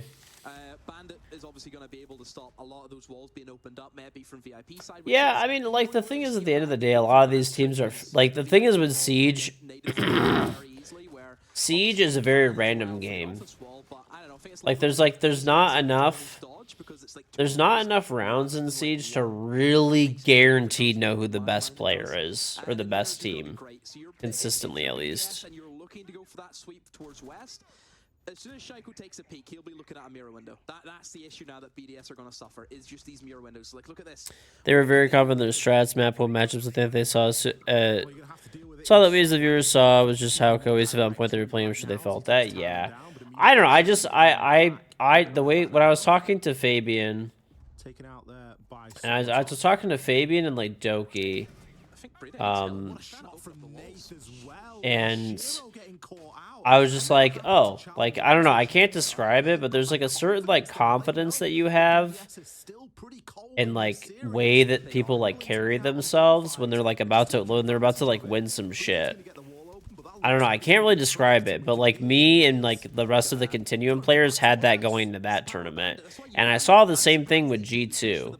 And like once again, sometimes people just carry themselves like that anyway, and then they get shit on. But I don't know why. I just felt like they were gonna win from talking to them in that moment. But a great point you made. The gunfights. M&M know they can just swing because BDS are not here today. They're not on the mark. Certainly looking a little bit flat. Leakyfac and Brede trying to pick up some pieces here. Leakyfac's Fabian. fantastic shot Yep. there. Fabian has Fabian has what? 2 invites, major, what, 2 Pro League finals, and an invite as a coach. He's on the bandit tricking. He's smashing it in the KD department on border. He's alive at the end to pick up that final kill. 3-0 so far out of the 2 rounds we've seen. Incredible. I mean, BDS. Yeah. That's some Mount Rushmore shit. It doesn't look as if they want to try. Dude has won almost half the hammers that have ever been won. Know what to do against that. There's a lack of direction again. We commented on it in the first round. Angu. I think Troy's the GOAT. Unless Pingu comes back and play, I don't know. I think I think he was the best player on the most dominant roster of all time. But my number 1 player of all time is Canadian. Yeah, and it's Then maybe Fabian or Pangu. I don't know. Troy 100% is the GOAT for Siege. Not even a question. He won major tournaments at every single era of Rainbow Six on 3 different teams. All of Pangu's wins are on the same team. All of Pangu's wins are on the same team with the same roster. But I do think that Penta / like that roster, Penta G2 roster, that's the best roster of all time. Just the team play, the ideas that they have. But that team did not have any success past that run. There was that crazy run that they had where they won everything for like 2 years. Right? They won every single thing for 2 years. But after that, they did nothing. It's gone. The genetic code's not here. They're off the boil. They tried cutting every single person off that team, making new rosters, spent all the money in the world to like acquire the best of the best, and they still couldn't win. Drag this one back, and we're looking into a much more explosive round number 3. Leaky Fact, he's going to be below. There's still a couple of players above, and they are going to start taking damage. Third kill on the round for Leaky Fact. Users. Do you fancy cracking time on border?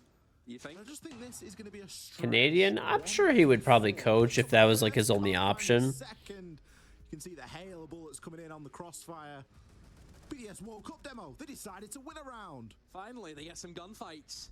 But Nathan, honestly, just a control, isn't he?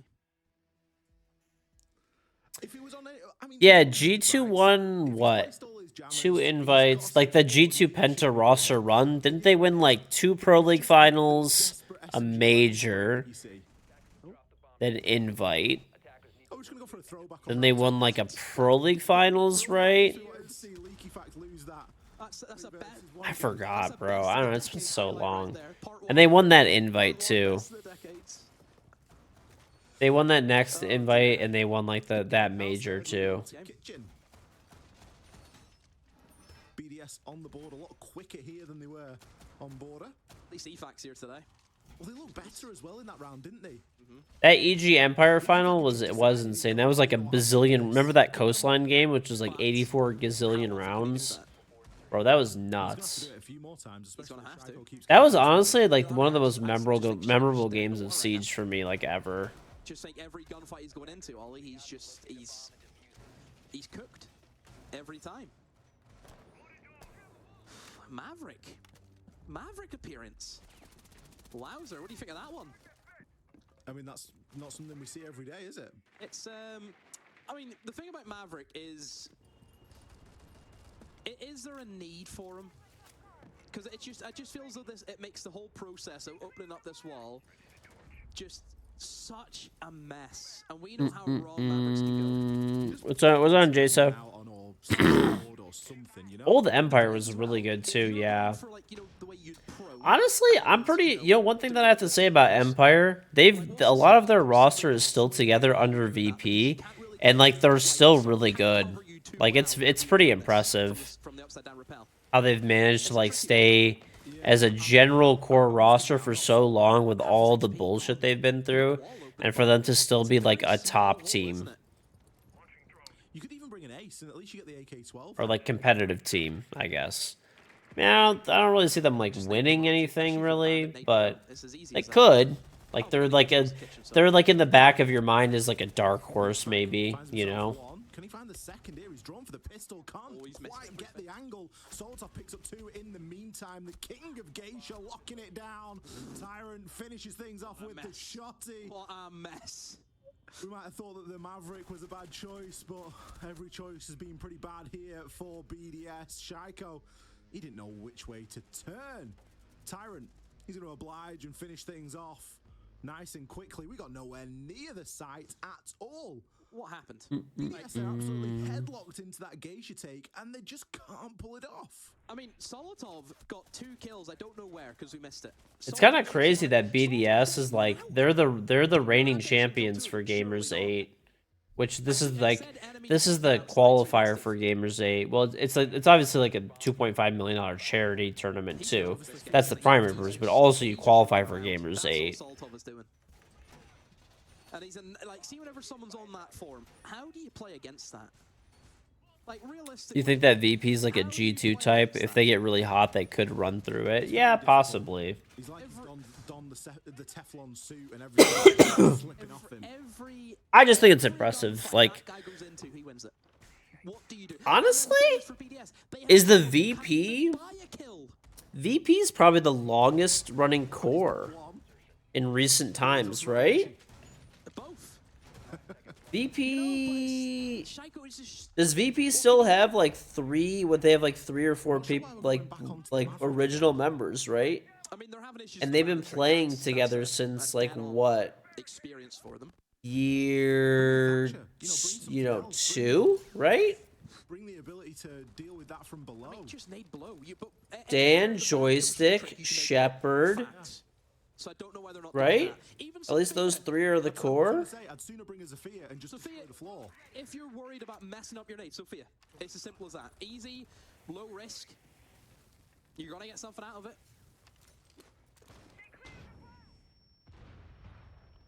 I love how we all like hold our breath when we see. Let me look. I'm looking at the roster right now. What's gonna happen? Yeah. And the thing is, they're only bringing a Maverick. There's nothing else. They're not going to open up the main wall. What I assume they're going to rotate into is by having They have. That will then alleviate pressure. They have Shepherd, Joystick, and Dan. They've been together like since the beginning of the game, right? Repercussion. It's because that wall wasn't opened. If you open up that wall, it will restrict the players. They've literally been together since like, let's see, when Joystick first joined. Joystick. You can't unless they get a Twitch to run, and even that, you're really gonna bank on a Twitch to run. Like, look at that. Joystick was a part of Empire. It's all over the place. Maverick and that wall is dangerous. Joystick was a part of Empire in 2018. From a C4. Chaco knows that there's a player hanging out as well. He's got a ping and he's heard the Doke be called. The pre-fire shots are going through. Puts a couple of chip damage shots in through to Solitov. But the C4 from below. So they've been playing together since 2018. Yeah, they. Yeah. I'm saying both of them can't buy a kill. Still, Dragon Control has not been established. Maverick or not. That's crazy. It's not gonna matter. Alems is going to start to try and make The core of that's got to be the longest running core, isn't it? 5 years for a core of a roster? That's probably the most, I would think, or like pretty close to it. And the player on the other side cannot be hurt. Solitov, he's going to take one onto Alems. As Leaky Fight does try and swing through, but Nello pops up from behind the case. Brede. It's a long old journey from here, I'm afraid. Dude, BDS's mental is so chalked. It's insane. I was hoping this was going to be like an actual good game. I mean, I figured Eminem was going to win, but this is just a slap. Never. They lost 7-1. This is looking like potentially another 7-1. When have you ever seen BDS get dismantled? It's not looked this convincing for a long time. I can't believe it. It's men versus boys. And I would say a year ago, you'd be saying the opposite. I mean, I was thinking Eminem would win, but I figured, like, maybe BDS would pull a map, or, like, the games would be, like, kind of close. Like, maybe, like, a 7-4, or, like, a 7-5, but this is just, like... I mean, it could be over in 3 rounds. I mean, I'll be honest, I'm happy we're seeing it. Still, I'm happy because... It's a great performance from... Yeah, Shaiko's getting destroyed. He has, like, didn't he go, like, 2-7 last game? Yes, BDS are a team that, they've fallen off, Dude's, like, 3-12 or something? You look at them now and you go... They're so far behind it. They really are. Near the pace. They miss out on Copenhagen. We don't get to see them for a few weeks. Invite wasn't even good. Their invite... 3-8 and 1-5? Oh. So he's... That's tough. 4-13. It's factual. It's, we're witnessing, What's on Swish? Early hours? Yep. We're doing a co-stream for gamer for Gamers Without Borders. You think Secret are rising up? I was the GOAT when CTM won in 2017. Thank you. I mean, listen, dude, I'm an old man. That was many moons ago. That was many moons ago. I am just an old man who plays ranked nowadays. Hey, I've got 2 of them over there, and that's enough for me. We'll probably top the league in NA. You say that. You say that, and then you're playing against Sizz, and you're moving in against Sploit, for goodness sake. Yeah, that's very true. There's differences, there's levels to it. Even moving in, and you're getting, Shaiko's moved to N, and he's getting gunned by some guy called Hat. You can't make it up. Mr. B screaming at you in a Hawaiian shirt, telling you there's levels to that league. Let's see if the tactical timeout was good for anything. Typically, teams are good for a round after a tactical timeout. There's a lot of the NA teams are pretty good, man. M80's pretty good. One potential round into more. You know, Sonics are good. Like, you know, potential contenders and stuff. They look better than the 5-1 at this point. We're seeing the Incandelas go through. Renshiro not going to follow. No, this is not a replay. Does it not feel as though that Eminem are setting up pretty basic? There's nothing that Eminem are doing that's making us think, oh, look at this. It is the way you should play Skyscraper. Eminem are doing that. So I'm confused why BDS don't know how to play against that. It's really strange. Ooh, well, Ems gets a chance there. Tyrant, he has been known to hang around that main area there. He can't re-peek onto that challenge, though. Good nade in onto Solotov. Things already looking a little bit better here for BDS. They're taking the time and they're commanding the space a bit more. We've got Shaiko downstairs, just looking for a rotating player up through into sight. Alems trying to make good on some of this vertical that's available as well. Pieces feel A like 4-2 split would be fine for BDS. This map is crazy defender-sided. Yeah, but like, they're just... The way they're playing, like, the rounds are not... It just doesn't look like they're going to be doing that. Maybe. Maybe. So Lambs has to go get it now. He has to, and he is. It looks as if. Look, that's just the pain for him. He has to repel. I feel like M80 has potential, for sure. Point, though, for BDS is that they still have the Ying. That's going to be the difference. They do still have one Candela in Renshiro's hand. And they're not looking to try and take any challenges while they're at this equal man count. They're going to wait for Alems to get back into the picture here. He has recovered that diffuser. Shaiko potentially going to crouch walk his way up these main stairs. Tyrant is going to be playing there, but turns his attention elsewhere. Smokes come in. Renshiro waiting for Shaiko. Time for a Candela potentially. Shaiko is going to take a little bit of damage as well. Just waiting for Leaky Fact to get into position, but the diffuser surrendered yet again. Tyrant, that's the second time. Oh, Users kills Shaiko. Users, great frag there over onto Shaiko. Leaky Fact, he has to push through. He has to find this kill. That's his third. Renshiro still out there on the repel. No diffuser. Cold inside of Geisha.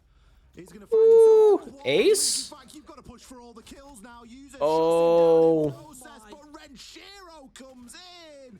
He was hanging on the repel, throwing utility in for the entirety of their round and just swoops on through. Well, let's see. Maybe your 4-2 prediction. But it was the most important one. Renshi. Are you trying to give your team a heart attack? Is M80 the team with the Brazilian? M80 right now is, yeah, they have a Brazilian coach. Their whole team is like, they have like Spoit, who is like from EU. Then they have like, don't they have like 2 players that are from Brazil, but they're like live in the US and have US citizenship? Like Shaiko's 1-6. Again, we say this is a I know they have Iconic. They have Kino, right? Diaz. Aren't Diaz and Kino from Brazil originally, right? Maybe? I don't know. 3 or something, was it? Was he 3 and 8? 3 and 7? Something like that. We got the stats. Now he's 1-6. Find out. It wasn't a lot. I mean, at the end of the day, he has. I don't think he's passed 5 kills in this series. Yeah. And we played what, 8, 6. We played 14 rounds, and Shaiko's got 5 kills potentially. 4 kills. 4 kills. That's what a day. The previous round will have done too much to knock Eminem's confidence. Is this the downfall? Is this it? Could be doing a Nesk. An Echo drone would have run that round? Okay, well, I mean, it's hard to predict that in the beginning of the round. We also get the. Do we cast? Kino Diaz and Gomez are from Brazil. Yeah, that's the other guy. Yep. Then they have Spoit and Iconic. And then they have Bodega. That's their coach. Yep. Who obviously I've been forced into working with Ollie, called Jesse J. Chick, of course. You love Jesse. I do. I love both of you, so I'm in a very privileged position. He is confirmed with me. He was 3 and 8 last map. I love how you had to go to Jesse to confirm it when I told you it was 3. Yeah, but Jesse. Now I just feel like the trust isn't there. No, it isn't. No, I mean, no. Come on.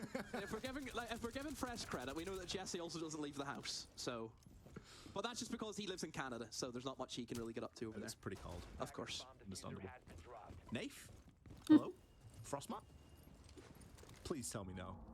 Say it ain't so. It's so! Nath got caught inside. I'm telling you. I'm telling you about this guy today. Honestly. I'd love to pick up Julio and say, why are you playing Nathan today? Get you in there, Julio. Honestly. Solotov's not having the pop-off that he has in the past either. No, he's slowed down a bit, hasn't he? Yeah. The thing is, I'm not bothered about the KD. I'm more thinking about being caught out and then not traded. That's the bigger problem here, and it's the second time that I've noticed it happen. I'm sure there's been a couple more where he's just gone out there.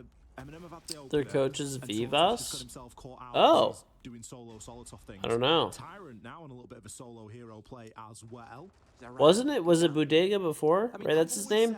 I think. That Tyrant can find is very Back when they were exit. This is a massive round for BDS because they've lost EFAC, who's literally Okay. single-handedly won both of their rounds.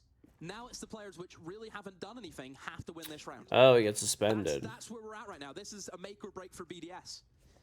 I remember he got suspended. I don't remember what it was for. We haven't really done too much in this map. Shaiko could be gifted a second here, but takes a ton of damage. There you go. He's going to have to try and move his way in. Tyrant going to be the next player to fall, as it is only Nello and Nath remaining. There you go. Hey, BDS is waking up. A couple of kills from the walk-in. Conchu was getting peeked from both sides there. Much better stuff from BDS. The timeout clearly working here. They've managed to chain two together. And now they only trail by one, and all of a sudden, it looks like we've got a ball game. Indeed. Finally, BDS. They've done something. 2 rounds in a row. Eminem. Attackers need to locate and defuse.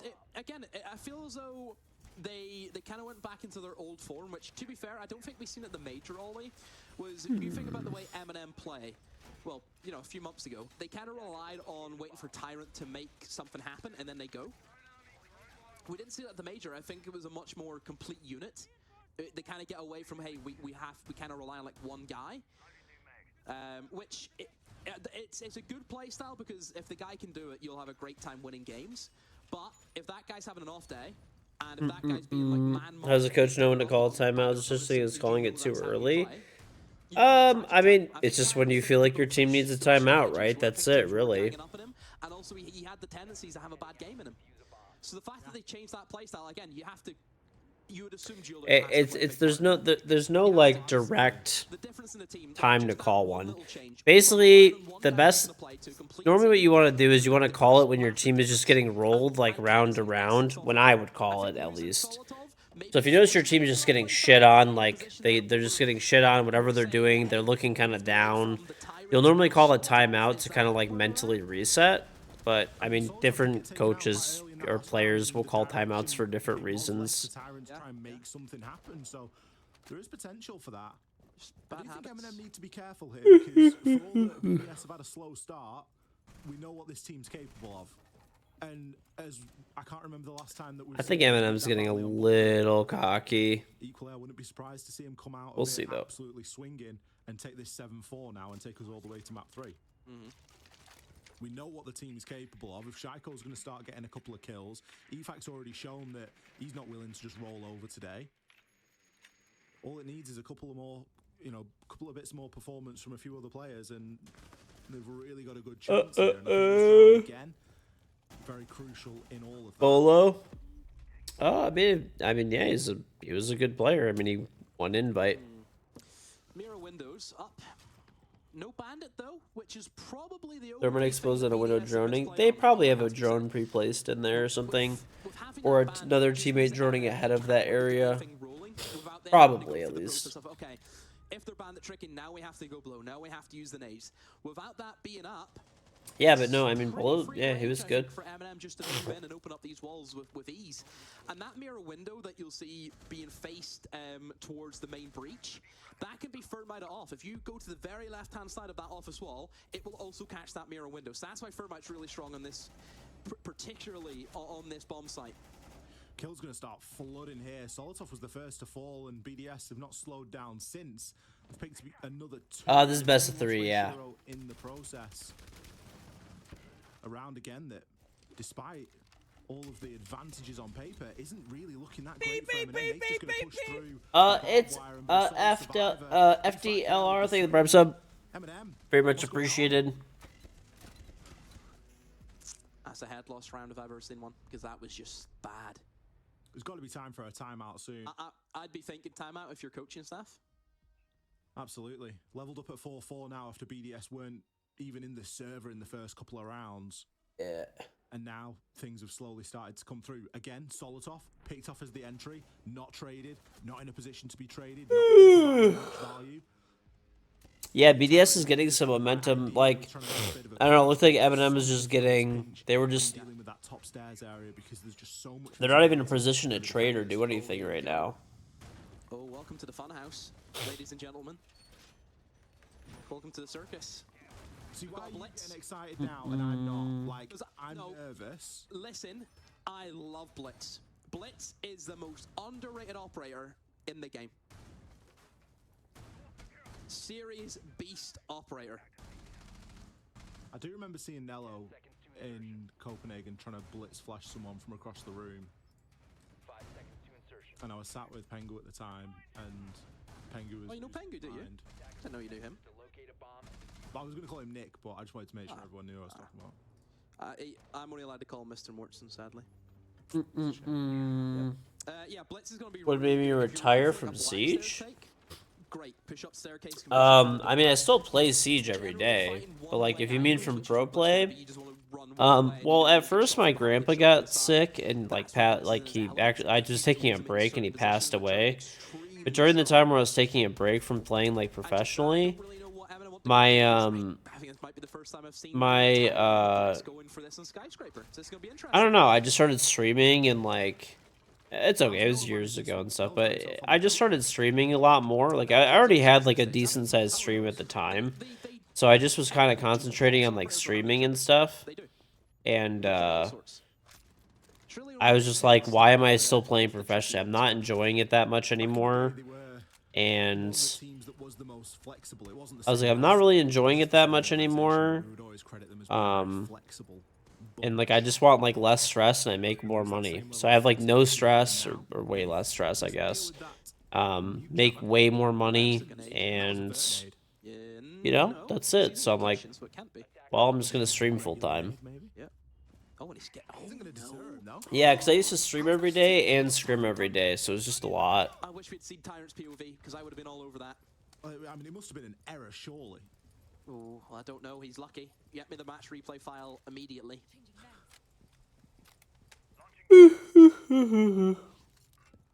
Ugh. Things just going to slow to a little bit of a halt here. You do worry that when Eminem bring that sort of an operator and obviously have a very clear idea of how they want to play the round, and then the blitz is lost, or you know, Solotov again has been exited out of this round. BDS heard me talking shit, and they're like, fuck you, old man, we're turning it around. Let's go and squeeze me. Yeah, that's what I feel right now. Well, we've seen how good it did in this round. This is going to be a painful round here. All. This is looking like a single doorway push demo. Oh dear. Uh-oh. Oh dear. There was Moonwalking. Yeah. This looks like more of an observer crash. Is Annie okay? Probably an observer crash. I'm not sure. Yeah, I think that's more of an observer crash than an actual game crash. Well, get that one sorted out nice and quickly, and get I assume BDS win. I would assume BDS win. I think that's a safe assumption to make, given the state of play. Yep. We will await some confirmation, figure out just exactly what is going on. The game will likely be continuing, and we will either try and rejoin with the observer, or after the round is finished, the lobby will be remade, and we will rejoin the action that way.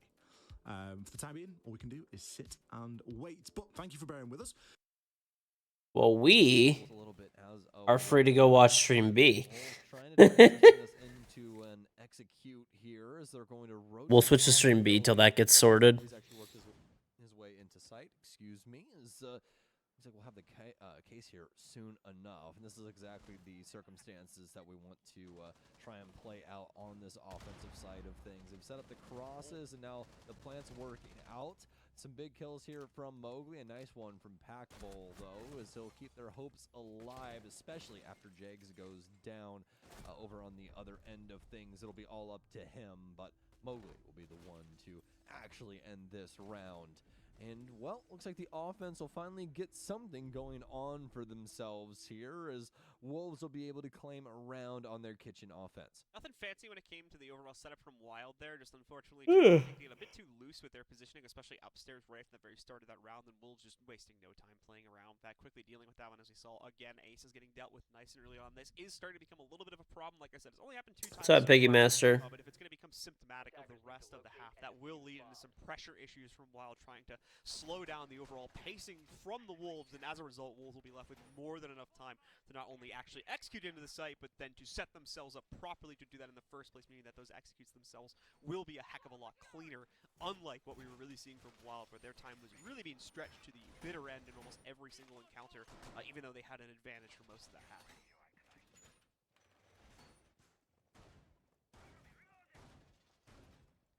Bomb located by attackers.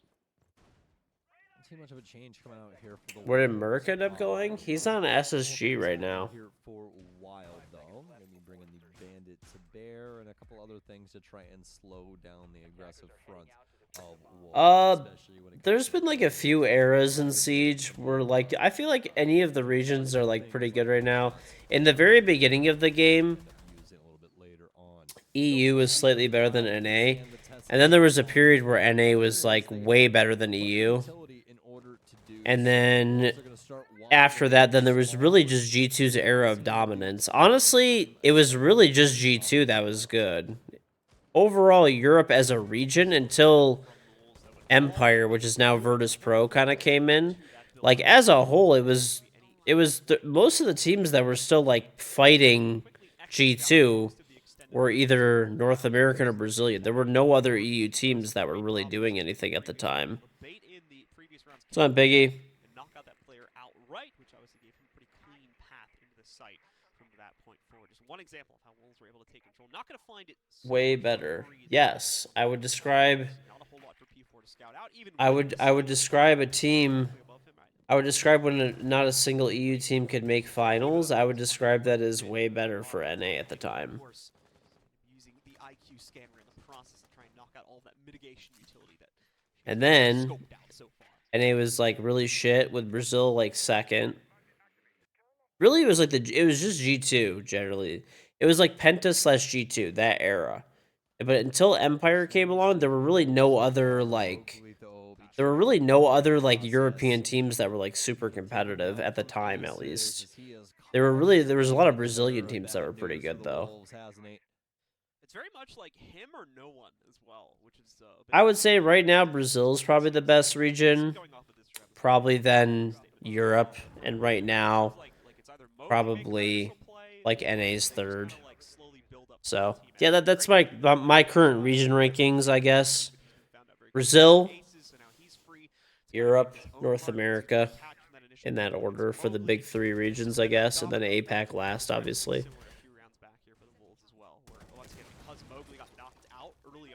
The team just didn't really have much else to show for it. Shinka thankfully going to subvert those expectations a little bit with that first pickup he finds against. I don't know. I try to be like pretty fair with my like ratings. Like I try to give an honest opinion and not be like not be biased. Everyone has their biases, but Liquid abused Lion in Atlantic City. Yeah, it was in the game for everybody to abuse. They did the best at it. Team kill number 3 out of 5 here. Not able to capture that player as swiftly as he would have liked. This is where it slows down to a death crawl. More than likely a death crawl for him as well. And indeed, that would be the case as Hungry completes the set for Wild, locking in another round for them. Liquid, the problem with Liquid I talked about earlier, they get so close every time and then they just fall short because they always have one person who has like a terrible game, and then like they have another like person or 2 people that have like a mid to like not great game, and then they lose. But I mean that's part of playing. If you need to have that consistency, you know. It's working out extremely well for them. They're able to try and battle back up against big names like Wolves and take the fight to people like Mowgli. But I will definitely agree with you in this. I think both of these teams are kind of falling to this right now, and that it is, kind of that one-man show-esque kind of thing happening. But the key thing is that I think that Wild is doing it better at the current moment, where the people that are stepping up to the plate after aces are just finding more success in their positioning, right? I think it's very similar circumstances. What's where going on, it's Shig not a Middies? lot of big Nest and Paul are really good. right? Like there's no big. So I think sweeping Siege has executes happening or any big superstars. team play moments happening from these defensive ends. It's really just been like Honestly, multi-kill happening from a single player. kind of It's a no. good string of gunfights. I don't think so. So we'll see if that could be an adjustment. Siege is like its own little universe, kind of. Like both of these teams are pretty hyper focused on playing off of one position and trying to make the most out of that. Feels like very early BDS style of play right now, which obviously is a bit ironic looking at Wolves and like their roster's heritage at the end of the day. But even for a while, I'm getting a few hints of that as well. Spoy is a superstar. No. There's no such thing as a superstar in Rainbow Six. And I'm including, like, even when I played, no, it was just never a thing. Like, I don't, What I think of superstar, I guess in the way that you're saying it, is somebody who, like, if there's somebody who's like the LeBron James of Siege, where like they being on a team like dictates them like literally winning, where they can just hop on any team and just win constantly. There's nothing like that in Siege. Wild, but Wolves is right behind them at a 5-4 scoreline. There's no like Tom Brady, Michael Jordan, LeBron James of like Siege. It just isn't a thing. It's gonna engage. Scanner of IQ, but past that, not really too much going the way of Wolves. They're wrapping themselves around this base floor, or for the library side. Yeah, even from like a popularity perspective, there's no such thing as like a superstar in Siege, really. There's no Siege like pro player or even probably streamer that would like, let's say if they walked down the street of like in Times Square, that they would get stopped by like a shit ton of people. He plays you reverse window. Fantastic. So right? well done from him. Like, if you talk about, like, if you do... Okay, I'll give you an example. Like, I don't even watch League of Legends, but if there's, like, Faker from, like, League of Legends, I know what he looks like just because he's such, like, a well-known guy. So, Stalwart, as I said at least once before for him, but yeah, Stalwart If Faker walked through Times Square, he'd have people, like, stopping him nonstop to, like... get his attention and stuff like that and get a picture with him and stuff like that. Thank you. But if any Rainbow Six pro player or streamer walk through Times Square, they might get a few people. Is a clash that limits that player's potentiality to frag quite heavily. Realistically, from a gun perspective, You think Jinxie would get stopped? Maybe. Wolves with 2 strikes. Packbull responds with 1 on his own. Still 3 more to knock out here, and that case is very quickly being planted against his own favorite. That was the one saving grace he would have had, but terrain gonna terrain. Unfortunately, it blocks his nitro and blocks his chances for a clutch as Wolves rebound with the tying point at 5-5. I'm just having flashbacks. Maybe Jinxie, but nobody else. It seemed like we had a nice streak going here for Wild, and that the Wolves were kind of puttering out. But now we're back on the tee. When she gets stopped, everybody wants a picture of the little person. Ha ha ha ha ha. Yeah, I think it was reversed though. I have I mean, I'll see people occasionally that know who I am, but like by and large, I mean, I don't get stopped by people on the street being like, "Oh my gosh, you're KingGeorge." That does not happen. Like once in a while, I'll see people here or there that are like, "Oh hey, like I've seen your streams before. Like nice to meet you." Back and forth. And I've talked with every other like big Siege content creator and pro. It's the same thing. Moment in the basement. It's more of a definitely here and there. Yeah, exactly. Pretty cartoonish. Yeah, I definitely agree with you there. But past that, we've had a lot of highlight moments for some of the bigger names on both of these respective squads. So we'll see if they can try and keep on keeping on. But as for Wild, we really going to see a little bit extra out of the lower portion of this scoreboard here. But this Me? can be No. said, I'm just a for streamer. Wolves. It's really I am not famous. time right I'm now not a for both of these superstar. teams. This is I'm just where an all the old man who players plays learn video games. That's to an it. nth degree more than what they did previously. Yeah, you know, you did end up winning round 1, but when you end Yeah, up I winning still watch round Pro League, 11, especially during like majors, invite, you know, bigger tournaments and stuff. Bulk of the heavyweight lifting when it comes to fragging power, at least on either one of these squads, is P4. It's more recently become a bit more relevant in that respect, especially in this half for the Wolves, and we're potentially about to see them stay relevant here. Aces, on the other hand, obviously the go-to player from Wild, continues to excel. So he'll be the #1 for that team, knocking out the #2 from the Wolves as P4 gets eliminated first this time around by Aces.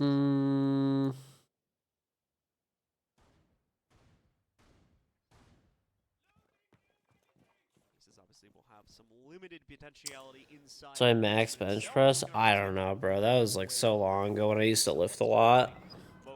I never used to really try to max stuff either. I just tried to work out. I used to try to work out to get like to have good form, to have you know, look good, build good muscle mass. Nice shot. Bullets are right where they need to be, and he finds the direct counter to his mortal enemy in Mowgli, knocking him down, and that's built up on top of another kill as well. So already leading 4-3. As T3B did finally falter this time around. That kind of perfect trade ratio going down a bit here, as it does. I do believe he is taken down outright this time. Indeed he is, and now we go down to the last minute to decide this. 4 versus 3. Why they built up this advantage? Bebo has been around for a long time, yeah. For it. Looks like they won't be able to find too Probably much since more like with year Aces. 2, Finds himself roughly. all the way downstairs, just seeing if he could potentially pick somebody off outside. He was feeling himself a little bit too much there, John. And now might come back to bite them. Wild. They had everything in their advantage. They just had to play it out from sight, but obviously not the case there for Aces. So now an adjustment here for Wolves. They'll throw it over towards the study side to see if they can try and solve this puzzle. 2 Toxic Babes still in Packbull's pocket here, so hopefully the delay on top of the even player count is going to be enough of an advantage for Wild to win, but Aces definitely more of a questionable move depending on the outcome of this round to try and go for that aggressive swing right there, really playing heavily into the player advantage. We'll see if that gamble ends up being a more well-weighted one, if they can easily put a Oh, I have this like fan inside of my server rack, and that bitch is like dying, dude. Coming back in primarily from Jegs, but he's also been dropped, and this is now going to become an incredibly awkward 1v1. A race to the clock here, which Deadshot is just not going to be able to win, unfortunately, due to the clash in position. The operator's selection ultimately wins Wild the round, as it is an unwinnable 1v1 for that attacker. And you can see why Clash is starting to work her way back into play. She's just so dang annoying to deal with, especially in those crucial moments. Not only does she have that shield to block the bullets, but also she has the electricity to slow you down, so you can't even get to her as quickly as you initially could to try and get that shield out of the way to kill her. It just becomes such a problem, especially inside of those 1v1 moments. Wild, able to get out of the thick of it, even after that pickup onto Aces coming through from Wolves, still able to secure the round. Very well done from them. And now You hate seeing people use utility or golden sticks to take down door barricades. Castle barricades are acceptable regulars, come on.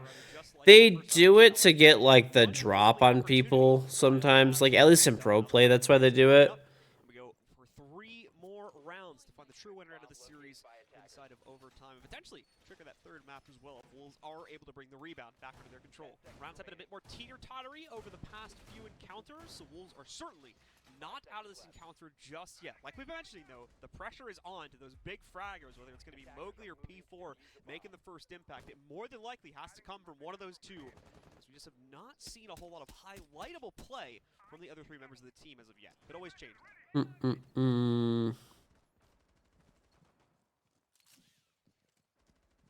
Fix it before the grammar police get you. Discovered a couple of things here. This also helped with quite a few, actually, in all of the utility on board for Wild. Every single one of those battery powered and or electric. So looks like they'll be able to at least solve 2 different ends of this. DSs and my discs more than likely taking priority alongside those Valkyrie cameras, and you can never forget those cap can traps either, is those things are trying to bite you in the ankles, deal some of that extra damage, and soften up some players for some easy gunfights.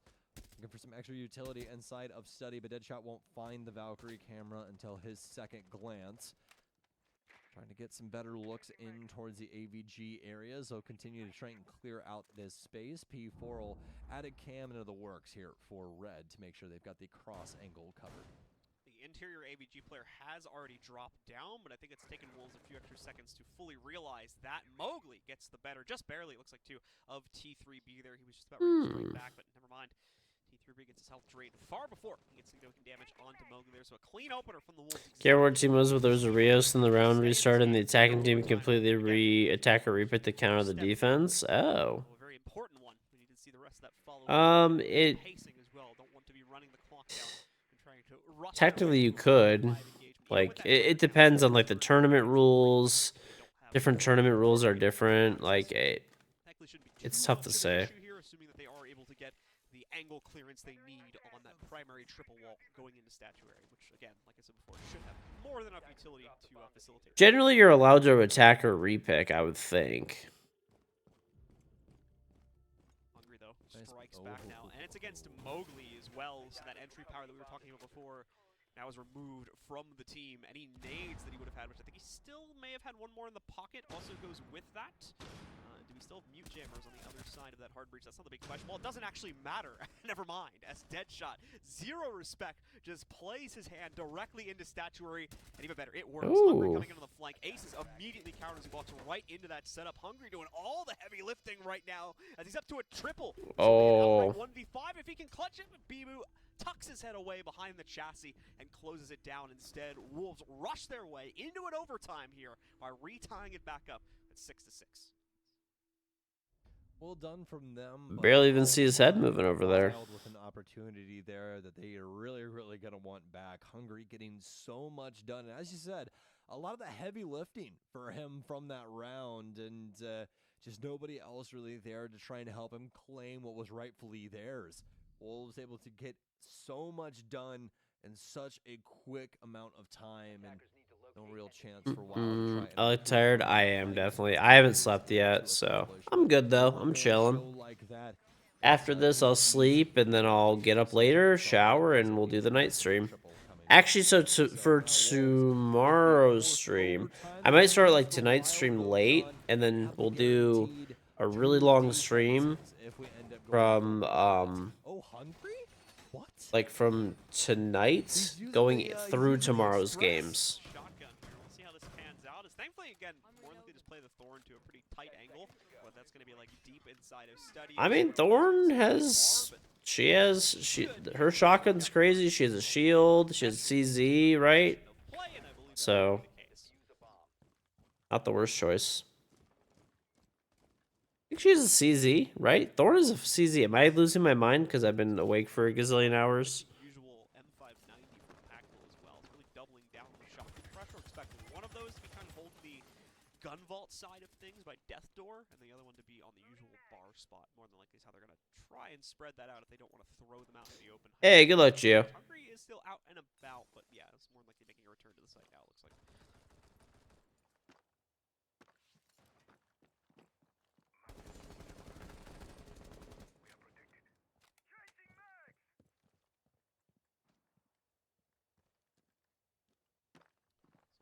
Slow play yet again here. Wolves still take their time really analyzing that first pick if they're going to be able to localize it. We're seeing quite a bit of success earlier on in this, well, what would have been the regulation attacking half for Wolves. Yeah, she does have the CZ. Okay, I knew I wasn't going crazy. I actually don't use the CZ on Thorn. I hate the CZ. That's why I was asking if she had it, like, for sure. I use the pistol. Maverick pistol or whatever. And the reason is I can't, bro.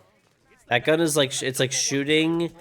The gun sight on that gun is like actually just like shooting like out of a, like you're trying to aim with like a Lego block on top of your gun. Stay easy, Scooby. Crunching that insight setup here. obviously without any real advantages to play off of anymore since they have been traded out.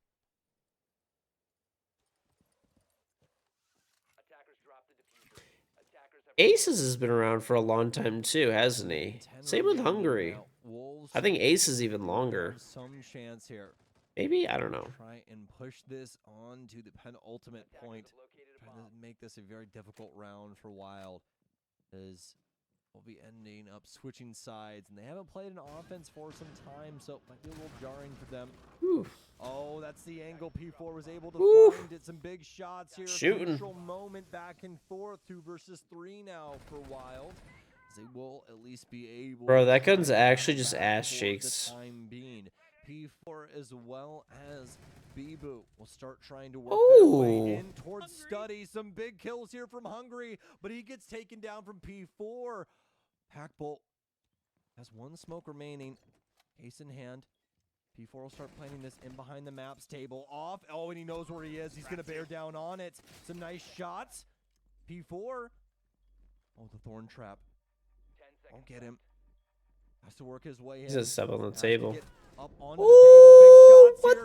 Oh, the SMG-11. It gets so much damage off, but Packbull, he shuts him down. You can see such a moment, John. Yes, you saw it. You saw it too. Oh, it was stuck to the pillar. He tried to get it out, but it was stuck. Oh my gosh, he was trying to play that cover so very tight-knit, so tightly, but still able to get it over on that lone member of Wolves. So very well done from Packball, as he'll make sure Wild maintain the advantage. Just trying to play it as hyper passively as he could there. Knows he has that limited amount of ammo coming from the SMG-11 as well, so plays it, basically waits and is going to be the second reaction out of that fight, which I think is the very smart way to approach that situation. Allows for the member of the Wolves to kind of waste most of the clip that they have inside of their gun, and then he pops out for a second response. Had to really play the patient game there and play heavily into his game sense to know when the right time to pop out would be, and thankfully he chose correctly there. Beautifully done by Packbull there. It's a very important win for Wild. Now has set them up for victory. They can even breathe a little bit of a sigh of relief if this one doesn't necessarily go their way on the attacking side. And we saw a little bit more of a tumultuous run towards the tail end of their own regulation attacking rounds. But at the same time, will still have to come back and give us a bit more of a convincing second defensive win, as that one only comes out from the clutch right there. And only wanting something a little bit more convincing to try and lock away not only this map, but this series, if they could potentially do it on that next round instead of this one. That was a pretty wild one there coming out of Wild. Got the shotgun. No pun intended, honestly. Like, that was just really, really crazy. So we'll see if they can try and pull the wool over the eyes of the Wolves here again. But as of right now, definitely in the driver's seat. They're actually going to come through with a pretty funky operator lineup as well. Not something we see too often, especially with the Glass Blitz Amaru coming in. So we'll see what they can exactly get done with these ops. Looks like they're trying to build things up over for a study take of sorts. This is definitely an odd lineup of operators. Going to be one of the first direct insertions in the study we see if they're putting it. Today feels like a Sunday. It kind of does. By the way, Sunday's Mother's Day, chat. So, you know, make sure to get something. You know, at least a card or flowers for your mom. And if you have a wife and a kid, also that. Possibilities for players like Aces and some of the other kind of mid-round heroes here, like T3B. But T3B, similarly to Mowgli, is going to be. I play Cali all the time.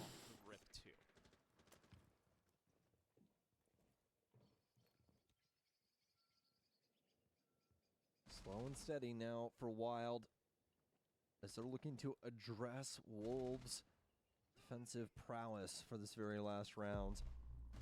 Mowgli and Deadshot already decently low. These fights could spell demise for them. Frag grenade land on down here.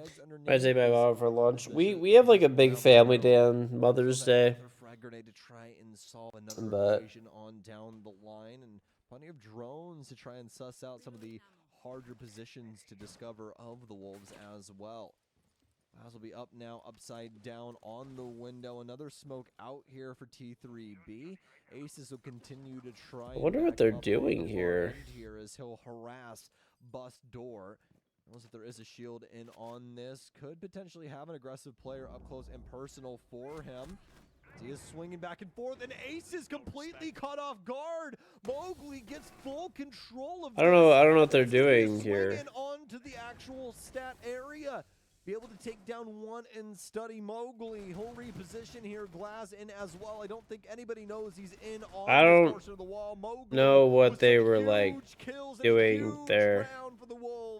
I don't know what their plan was really. I guess they were like trying to do like a quicker plant, like study and like scald overtake, like I guess. Another example of that right there on that round. It's Mowgli that takes command of his own destiny in that round and decides to take the swing for himself with perfect timing to counter out the similar aggression that we were getting at that moment from Aces. Aces just not expecting that play, and Mowgli continues to subvert the expectations too. Jumps out a second, third time. Actually goes down. If you play Callie on console, you get ridiculed for it. I mean, Callie's like one of the best operators in the game. Low key. Right back over onto Wild, who do need to find that solid second defense. Keep in mind, of course, as we were mentioning before, it was the clutch that ultimately gave them the previous round win there from Packbull's POV inside of the 1v1. So going to be wanting something a little bit more convincing here, especially considering the site that we are on as well. Wolves can very easily take full site control if there is a domino effect fall apart like we saw in the previous round. 10 seconds left. Yes, indeed. We'll have to see, though. These teams have been so back and forth with each other. Not only that, but Wild have also brought Clash to bear as well. And we've seen how that's worked out in recent history for a bunch of these teams. It's not boded too well for them, has it? So, see if too much comes from that. But as for Wild now, and well, Wolves especially, as they're out and about on the board now, Ibu will be working his way in with the rest of the squad from the studies side, trying to address things when it comes to this bottom floor. Still have a couple of things to try and cross and make sure they don't end up crossing too many things over and get themselves caught off guard from this top floor setup of Wild that we see currently being well held down inside of AVG. Uneventful so far for the first minute as Wolves once again try to wind themselves up for one fell swoop execution. Well, I don't ever get nerfed. I have the perfect way to nerf Ayana. Dye her hair. Dye her hair, bro. Bracing him as well, so like double the insurance policy here as he carves his way through. He's more of just kind of a second thought to maintain the actual positioning more than he's actually taking this full control for himself. The drones, for the most part, have done that, and now that he reaches a potential contention point at 90, immediately has a teammate group up with him here. So it's really just that initial shape-up happening for the Wolves right now. They're trying to build up the confidence to go for their actual execute at some point in the next 33 seconds. Aces! Those nitro cells have been evading him, but this one finally sings as he's able to knock out a very important player, P4. Second to none when it comes to those mid-round trades, and oftentimes the second to Mowgli if he falters in the early round as well. Now eliminated, but Mowgli himself still in the fight. Bibu currently being slowed down by Hungry as well, just on the outside of Death's door, and Deadshot, again, a no-respect play. This won them at least one round previously for the Wolves. Deadshot's going to try to line it up once again. Now his teammate joins him with the case in hand as well. Deadshot shifts his focus to the rotate through Astro instead. T3B picks up one, but Aces falters right after the fact. It's still an even fight between these teams, and Hungry is trying to hold Bibu back, but quickly we're seeing Hungry get pressed into a corner. That'll lead to his elimination. Map 3. On top of the loss of T3B. Jenks is all that remains. Jenks has not been discovered yet and immediately gets a pre-fire headshot off on a dead shot. Removes the advantage of his position on the inside of Trophy. Jenks, however, doesn't have the best of intel to play it out from here. Has the pre-fire read, but looks away at the wrong moment. Doesn't get that second kill out of 3 he needs to win this round and win the game along with it. Win the series on top of that as well. It's looking more and more like a Wolves round than a Wolves game to send us on to map number 3. As he delays, Wolves' position just gets stronger and stronger. Oh, nice try. With the immediate repeat from Bibu to shut it down. Triggers map number 3 as Wolves get the job done at the bitter end of overtime and send us on to that third and final map that was dodged during the EU LCQs, but now is finally going to be played here at the Gamers Without Borders semifinal. Now back and forth we go in between these two, and you really thought that Wild had it, especially with the big pickup there from Aces. He'd been in the driver's seat for the majority of the game, and usually when they have those big advantages, not really a moment there for Wolves to try and battle back. But inside of this circumstance, obviously not the case. The Wolves able to bring it back inside of overtime, even though they had to try and win things out from two different offensive perspectives. So quite creative ways that they were able to get things done there for themselves, especially with them being able to break things down inside of that last round, find some of the more disclosed fights, especially up against Clash. Hungry getting cornered all on his lonesome and getting dispatched because of that. So just very, very well done across the board from them. Going to do it for map number 2, ladies and gentlemen. Map number 3 on Cafe is coming up right around the corner. Stick with us. We'll have the conclusion of this series starting right after this.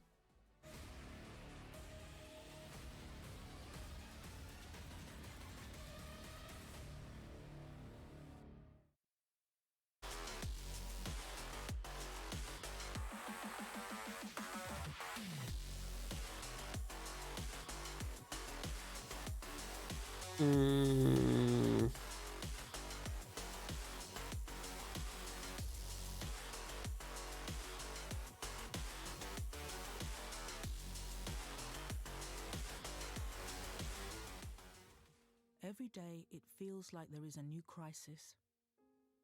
Families displaced by violent earthquakes and wars. Warm hearts sleeping under cold blankets of stars. Lives destroyed and washed away. Families fleeing into the unknown. But look closer. See the hope everywhere. See the ones running towards disasters to help. Compassion exists all around the world. Okay, sorry. Kindness. I'll be right back, chat. Healing wounds, bringing hope for a brighter tomorrow. I'll be right back, Look chat. closer and see the many families Give me a like sec. yours who've lived through unimaginable hardships and yet haven't given up. Please don't give up on those forced to flee. Donate now.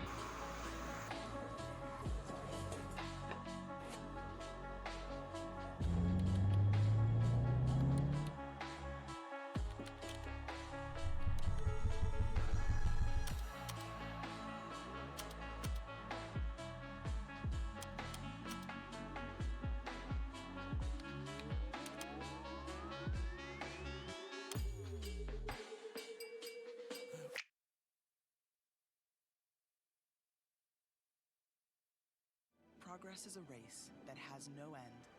After every finish line, another challenge awaits. How can we continue to push innovation in a sport at the forefront of technology? This is how.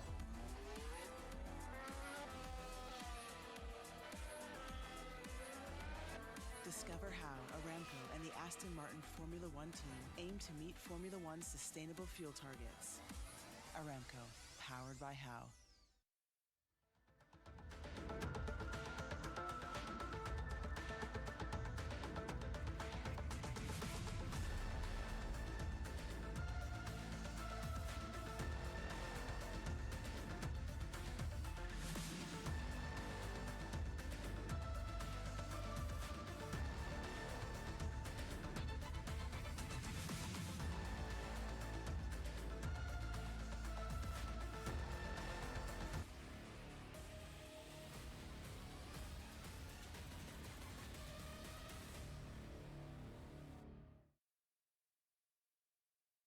We're back once again, ladies and gentlemen, with the Gamers Without Borders Rainbow Six event, wrapping things up for day one of our qualifier action here as we work our way through the semifinals here in Europe now.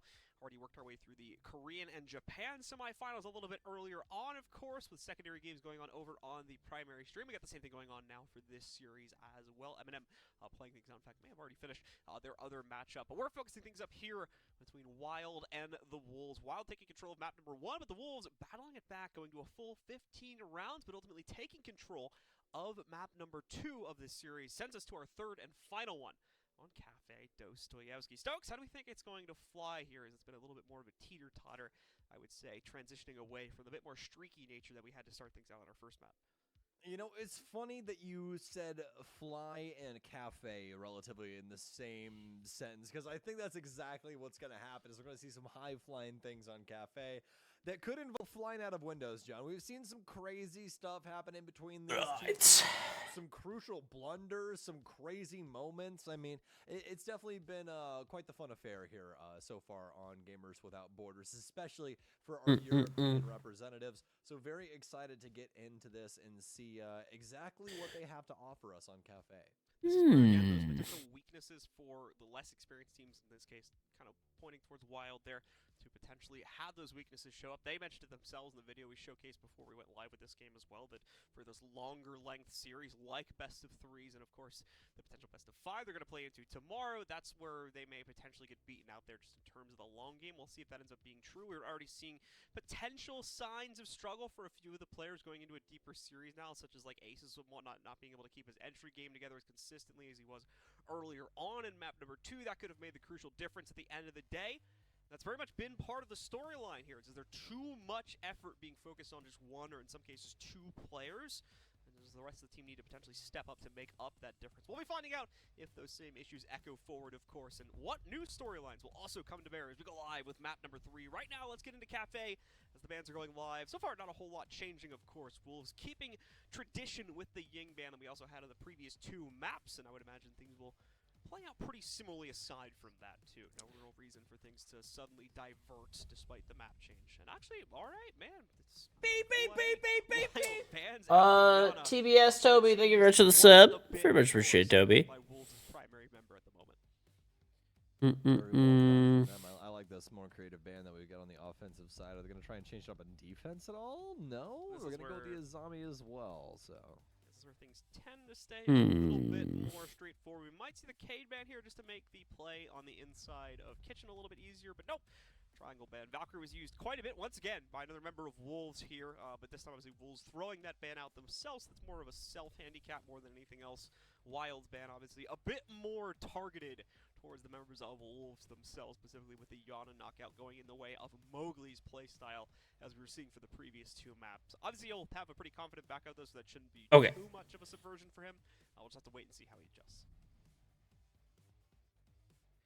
All right, well, how is the on Cafe? So, Aces and Wild coming off a pretty strong showing, I'd say, on Villa, especially for Aces' sake. He just really wasn't able to shut it out in crucial time, was he, John? He was able to get the big pick, but not able to find what was really necessary to close out the remaining portion of that very last round. That's where we saw Wolves finally able to get it over on Wild and claim their big map and get us on over here. So we'll see what the Wild are capable of on this offensive side. When it comes to the offense of Cafe, What's the thing you use to see people's stats? R6 tracker. Very, very difficult to process. A lot of repel Mm-hmm. coming into play, quite a few windows, and just so many different areas that the defense can really exploit you, especially if the big picks come through from the defense. You know, there could be some big moments that we see, you know, just simply go away because of the utility that Wild end up losing. So we'll see exactly what comes to bear in between these two teams, but just be aware of what Wild have to really consider coming into this and just how beneficial a lot of this utility is to breaking down a map like Cafe. Usual initial setup being made by a Wild, although no real map control being taken, at least for another 10 or 15 seconds. As you can see, they try to set themselves up for a quick rotate into upstairs Cigar here and take that control. Quickly past that point, there's a pretty direct counter to that take route from Wolves, though, as you see, not just one, but two players countering that. I wonder if they have the... They have Mira. Bathroom directly next to Pixel. They only have one shield. Initial control. Usually see teams able to get it earlier rather than later, although we're almost halfway through the round and still no sign of Wild having the confidence to make that forward play. Just as of yet, they need a bit more of a hard counter on the potential Whitehall rotate from Wolves. Otherwise, they're going to continue to assert their pressure. Thankfully, works out for the members of Wild as T3B gets the first kill. R6 has gone downhill in the last 2 years. Not really at all, honestly. I think the game has gotten better. The only thing that's like kind of annoying is like the meta is like really aggressive right now. Here, and unfortunately enough, it's going to be the Wamai as well, as he can continue to add discs to the equation and make things a little less easy for Wild. Although the offensive perspective a little difficult when it comes to Cafe, doesn't seem like too big of a task to manage for Wild thus far, as they've already taken down two crucial pieces to this puzzle. Shinka soon to falter as well, as a Nitro Cell will go wide. It does do a little What's on Jinx? He's stuck inside of Pixel, trying to get this gunfight to go his way. The pre-fire's coming out. Shinka with a nice Nitro Cell onto Jags will finally get them something. A lot more in order to take this round. Patiently waiting, but the swing comes through, and he is not prepared for the fight, unfortunately. So T3B gets his second kill of the round because of that. Shinka at least responded with another pickup. So Wild only had that small +1 advantage to work off of here as they come down to the final 25 seconds of their execute deadshot, giving no information over to Wild in the process of continuing to hold the very far primary bar table. Ooh. Like this and surprise perfectly. You almost got a second one there. Short-lived surprise from him, and T3B continues to excel in his own way. He takes out one more member of the squad there. Some great start from him. Much better solidarity being found from everyone on Wild for that execute to work out and give them round 1 of this game. Yeah, Wild keeping the guns hot and the plays aggressive. Oh, last map for BDS versus Eminem. Okay, I'm not gonna lie, I would rather watch that. That was the main game we were watching and it crashed. So I guess BDS won that map. Wow. Maybe the only surprise is that they remove it when they start off on the defense. They could have seen the benefit of it for 6 rounds, but respecting that BDS will also get that same benefit when they switch Hey, sides. Dr. Renzi, thank you for the 10-month resub. Welcome back. 10 months later, and you still haven't grown hair, reach average height. At least you have an adorable daughter. GG's, kitty. GG's. It's a blatant troll up for basement, but it's actually what I play. Listen, you know it's dude. troll, right? What I like to do is Daytime streamer today. Yep. Okay. What's on, Saka? Do you have a Wamai or a ADS or something? Nope. Oh, just a little solo? It's so stupid. No The one world ever is turned upside down right now. What happened? No, never. No one expects it. I'm that stupid. It doesn't work. I've transcended time and space. If you're a Thermite, Oh, because I'm on early. I actually have not slept from the day before because I wanted to get you guys at YouTube. Because I wanted to get you guys my YouTube video out for this week. Yeah, pretty much, but no one ever drums it, so it's fine. But I'm gonna sleep after this co-stream is over, and I'm gonna stream. Garenchi up above as well. We'll do the night stream today, and then after the night stream, I'm gonna be still staying up until through tomorrow morning, through tomorrow afternoon. They're all So. in. Marvin Harry's in. It's Kevin ready.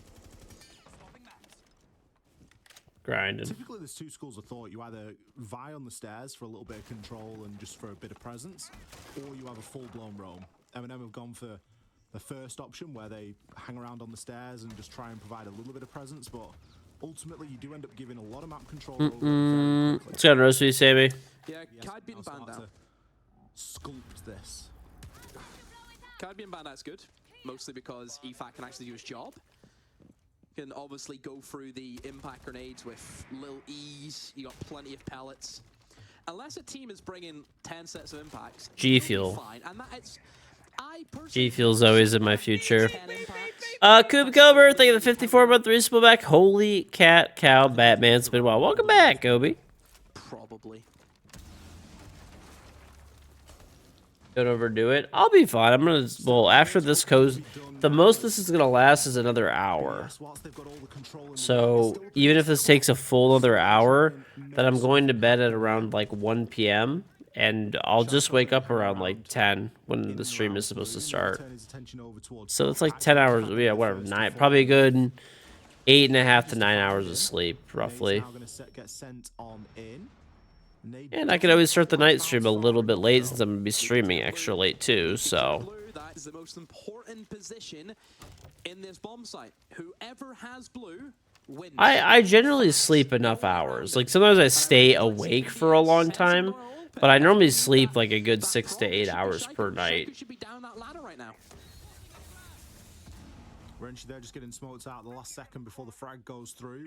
I definitely have some days where I stay up a long time though. That much is definitely true. Through 2 for BDS. Renchi drops into the smoke as users. He's going to find one onto Brede. That's kicked down on the ground. 9 seconds left. There's a scramble to try and recover that diffuser. Nello got a lot of work to do here. Alemzi's had to pick it up and immediately start the plan to extend the round. But Shaiko, he is there to cover. BDS. They get away with one there, Demo. It wasn't looking great for a time, but the kills came, and they came in their direction. All about Shaiko. 6 hours all you need. Win for him. Just go get in the lab and you get started to finish the lab work and go work from home. Nice. You win that blue engagement, you win the round. That's it. As simple as black and white. It's just him.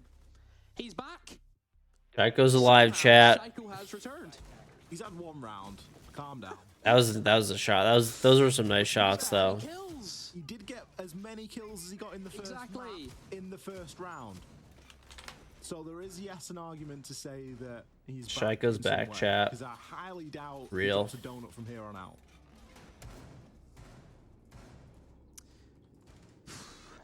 Well, what about this for a second choice site?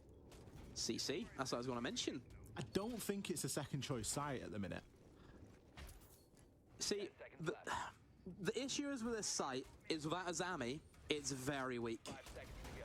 With Azami, very strong. Who are we voting for? I don't really care, to be honest, that much. I mean, as a team, I'd probably say M&M I'd want to win, but I think Shaiko, like, being in the tournament late through is, like, a good thing for viewership, so it's tough to say. I don't really care that much, because, like, I mean, I honestly hope Falcons wins this tournament, or an NA team, either one. I'm just not entirely sold on it, basically. I don't think that it is the winning formula, shall we say. I mean, if you're EFAC, you just nade the castle barricade and you're in. That's it. Neutralize the threat. They played it a lot against M80. Who's gonna win this round? Oh, that's way too hard to say, dude. There's a million factors that could happen. Oh, that's actually, honestly, you'd be raging for Soltop, but getting killed by a nuke who you should be seeing. But because EFAC didn't have it on and just sat in a corner. Wow. He thinks it's clear, but it's not. Shaiko going to pick himself up a nade kill here as well. The pings look good. Woo. The throw is true. 2 kills here for BDS, and they're making this look pretty darn effortless at the moment, Demo. They haven't taken a lick of damage in return. All of that in the first half of the round as well. They can now start to try. Chat, BDS heard us talking shit. They woke up. They woke up. I'm very confused about why that has been played. Yeah, look at the setup from M&M, and they really are grasping at straws. They really are. You're trying these unorthodox strategies against a team that knows this map inside and out. Knows it inside and out. They're on their turf. You know, this is an away match for M&M. And BDS just they're comfortable here. This is their fortress. They're just they're running for the motions. The only saving grace at the minute that M&M have got is they've got a couple of nitros. We're going to see the wall now get opened. That's going to allow free line of passage for the plant to go in on the default spot. And there's a lot of firepower stacking up here inside of the garage. Dude, Shaiko is shooting now. Elnie's back. Certainly back, judging off that shot. C4 swings and misses. A little bit of a Sphere Sun coming out now as well. Nath wins the engagement on with EFAC. Would you miss? BDS won the last map and brought it to map 3. He's going to find one onto Nath. The diffuser is being... And Shaiko is shooting. Renshiro says, guys, I'm just going to go for kills. I know where they are. A little pre-fire through the wall onto the top of the stairs and a pre-fire onto the second. Much better from BDS. I don't want to say it, but this ain't looking great, Demo. No, it's not. It really is. It depends on which side of the coin you sit. BDS is powered up, chat. I just don't think it's looking good. I really don't. I think M&M right now, they need to find What's up, BDS? something. Anything. Because this could be a quick one. Knowing BDS and what they're like, Ollie, if they're in the mood, they'll steamroll. They will. Shaco's in the mood. He's feeling a sort of way. He's 5-0 right now. Renshi, 3-1.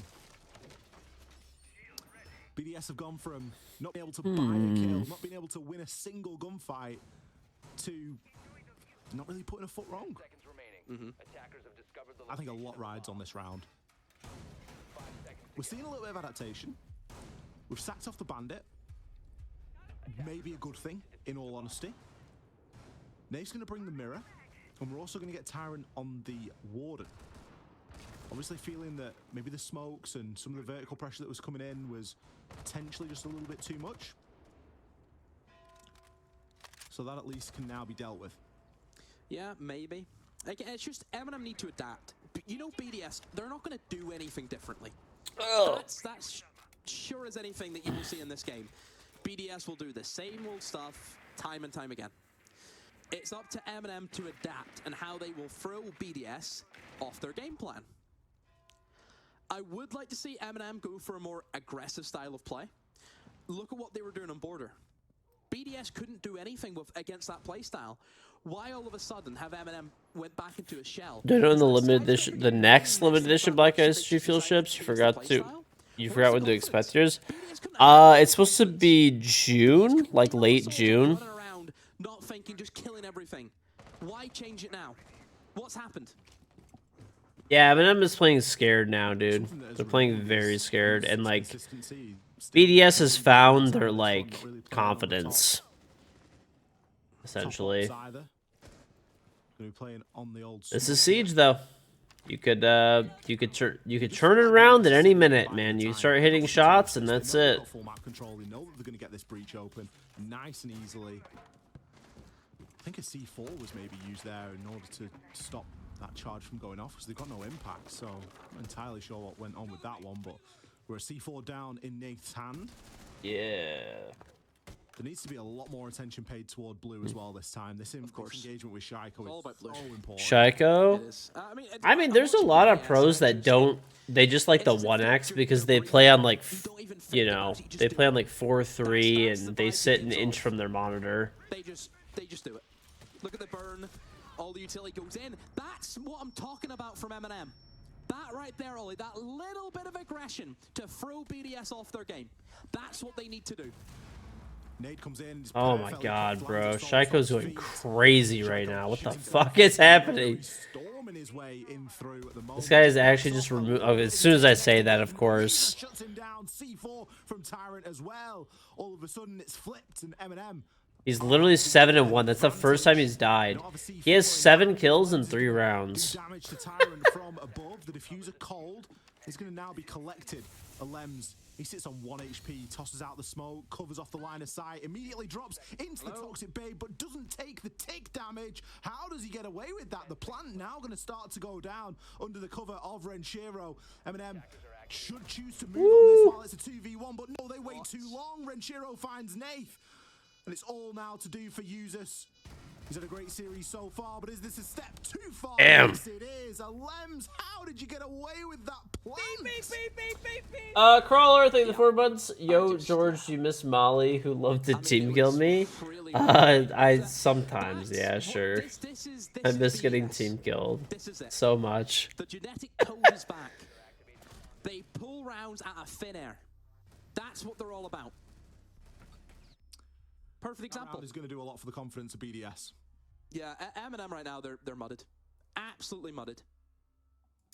Merc and I used to shit on people in ranked back in the day. Merc and I still play ranked sometimes. Does the pressure get to this team too much?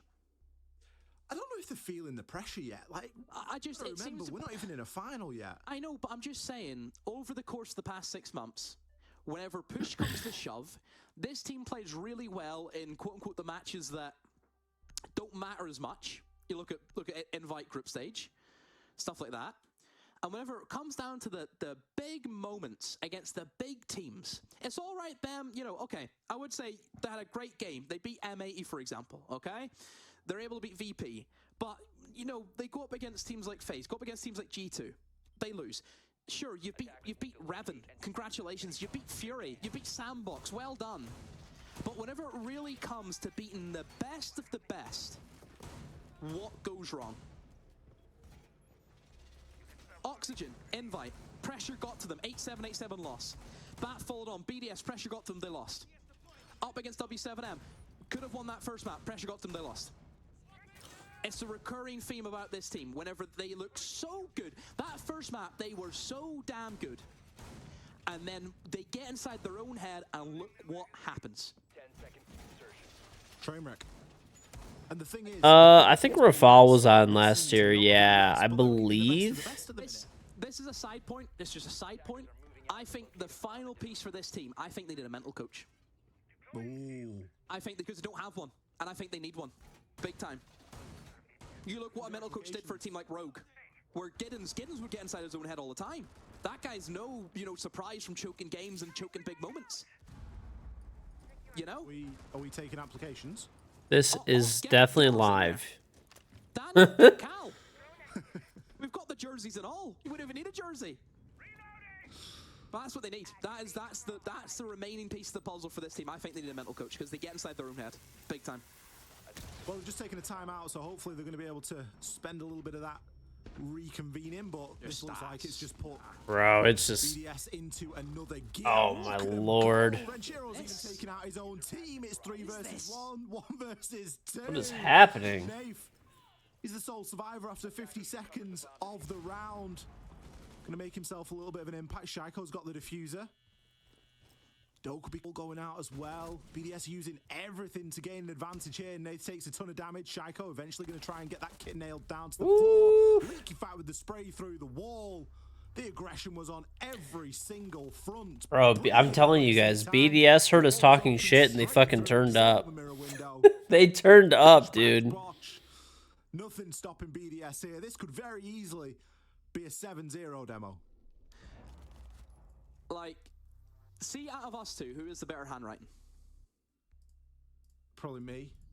Get that apology letter writ up to Shaiko immediately. Oh, do we have to get that sent to him? Get it sent to him. I mean, I'll apologise if he wins the whole thing, because, to be honest, even if I knew the result of this map before we cast it, the series, I would have cast the first map exactly the same. Shocking performance. Yeah, that was. Now, 8-1. Brilliant. You're doing what you're good at. You're doing what we know you can do. Congratulations. This is expected at this point.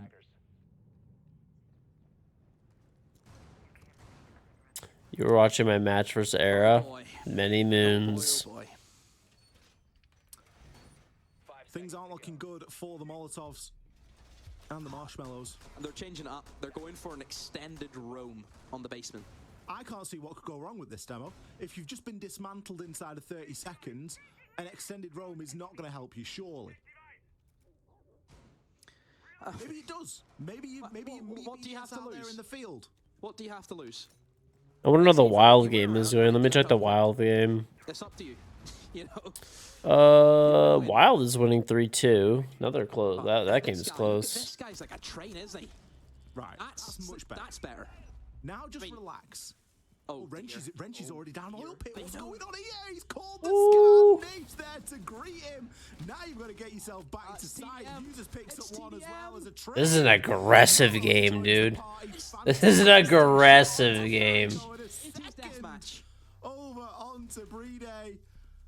We've just flipped. Both teams are just running at each other, demo. Honestly, it's 2 quickest rounds we've had back to back in years, it feels like. This is fierce. This is a crazy game, dude. Incredible. Absolutely fierce from both sides. I think, you know, kudos to Eminem there for actually being ready to meet BDS out there and say, you know what, like you say, we've got nothing to lose. Let's extend a little bit. Give them something to fight for in the early part of the round. And BDS almost saw that. They saw that EFAC had fallen and Renshi was too deep. He was already in oil pit. He couldn't turn back. You just got to double down at that point. I tell you what, I hope we don't see what happened to Eminem, where they just start doubting themselves and losing gas now. And if BDS start doing that, this could just be the most topsy-turvy game of Aggressive Siege's best seed. Aha. It's fun to watch. I'll give you that sometimes, from time to time. If Eminem win this game, Overall, I don't like the aggressive meta that much, but I mean, this has always been a thing in Pro League. I mean, you probably go and buy some lottery tickets if you're Eminem because they're incredibly lucky if they've won this. There's game. been a. This has always been a thing sometimes where teams like speed it up. It's very different when pro teams are being aggressive compared to. What is that? Okay. Too hard for a kill right there. Yeah, he's giving his look away.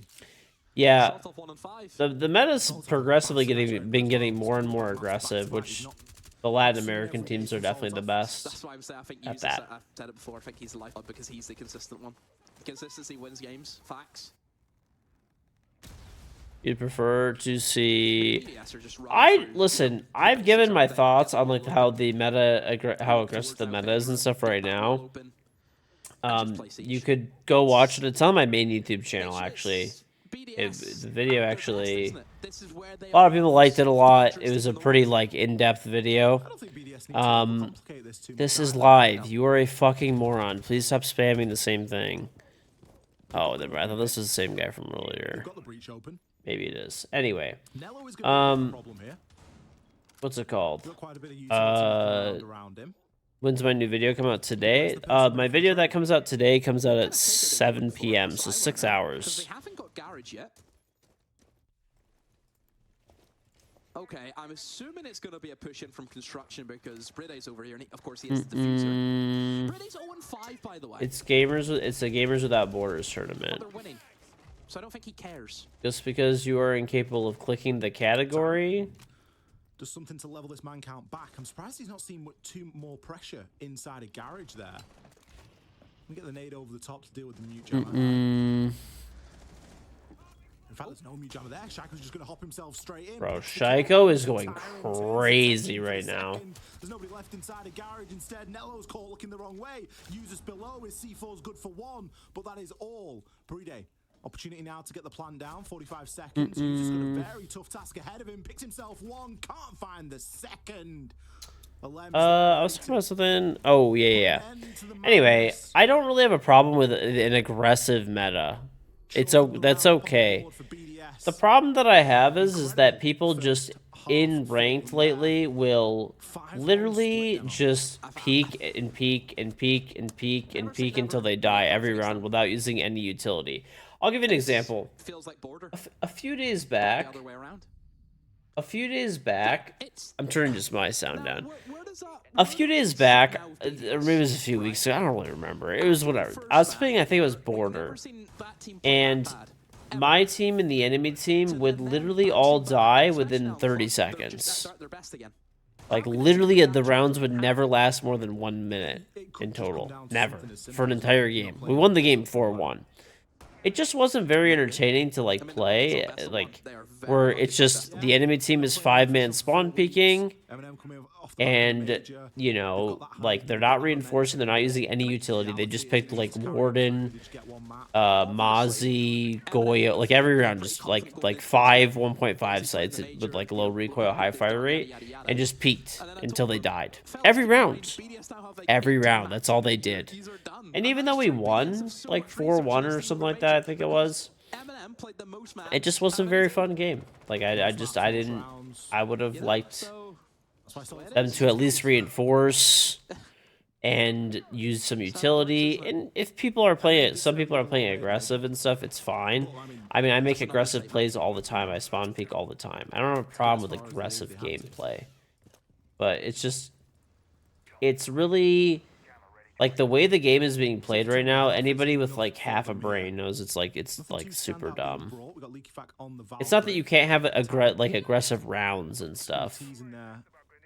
Waiting for the drone to get ahead of him. Or aggressive plays, once again. It's when the whole team is doing it. It's when everyone's doing it. It's when I have to do 8 to 10 reinforcements every fucking round, you know. It's annoying. And really having that confidence to push into the map quite quickly and start getting work done. On the contrary, we've got a relatively slow-moving M&M here, usually at about the halfway point in the round. We did see a lot of the work already being done. Players are impatient right now. I guess, bro. I don't know. I guess it's. I think that most of the. I think there's a lot of people right now that love this meta because they're really brain dead and they're really bad at the game. And like, I've been able to adapt to every meta that Rainbow Six Siege has had. Aggressive, you know, non-aggressive, whatever it is. I've played every single season since this game's been out, and I've always been a top elo player since the game has been out, right? Like champion or diamond, whatever, every season, whenever there was. But I think if you just play the old-fashioned way, you win. But my point is people always say that.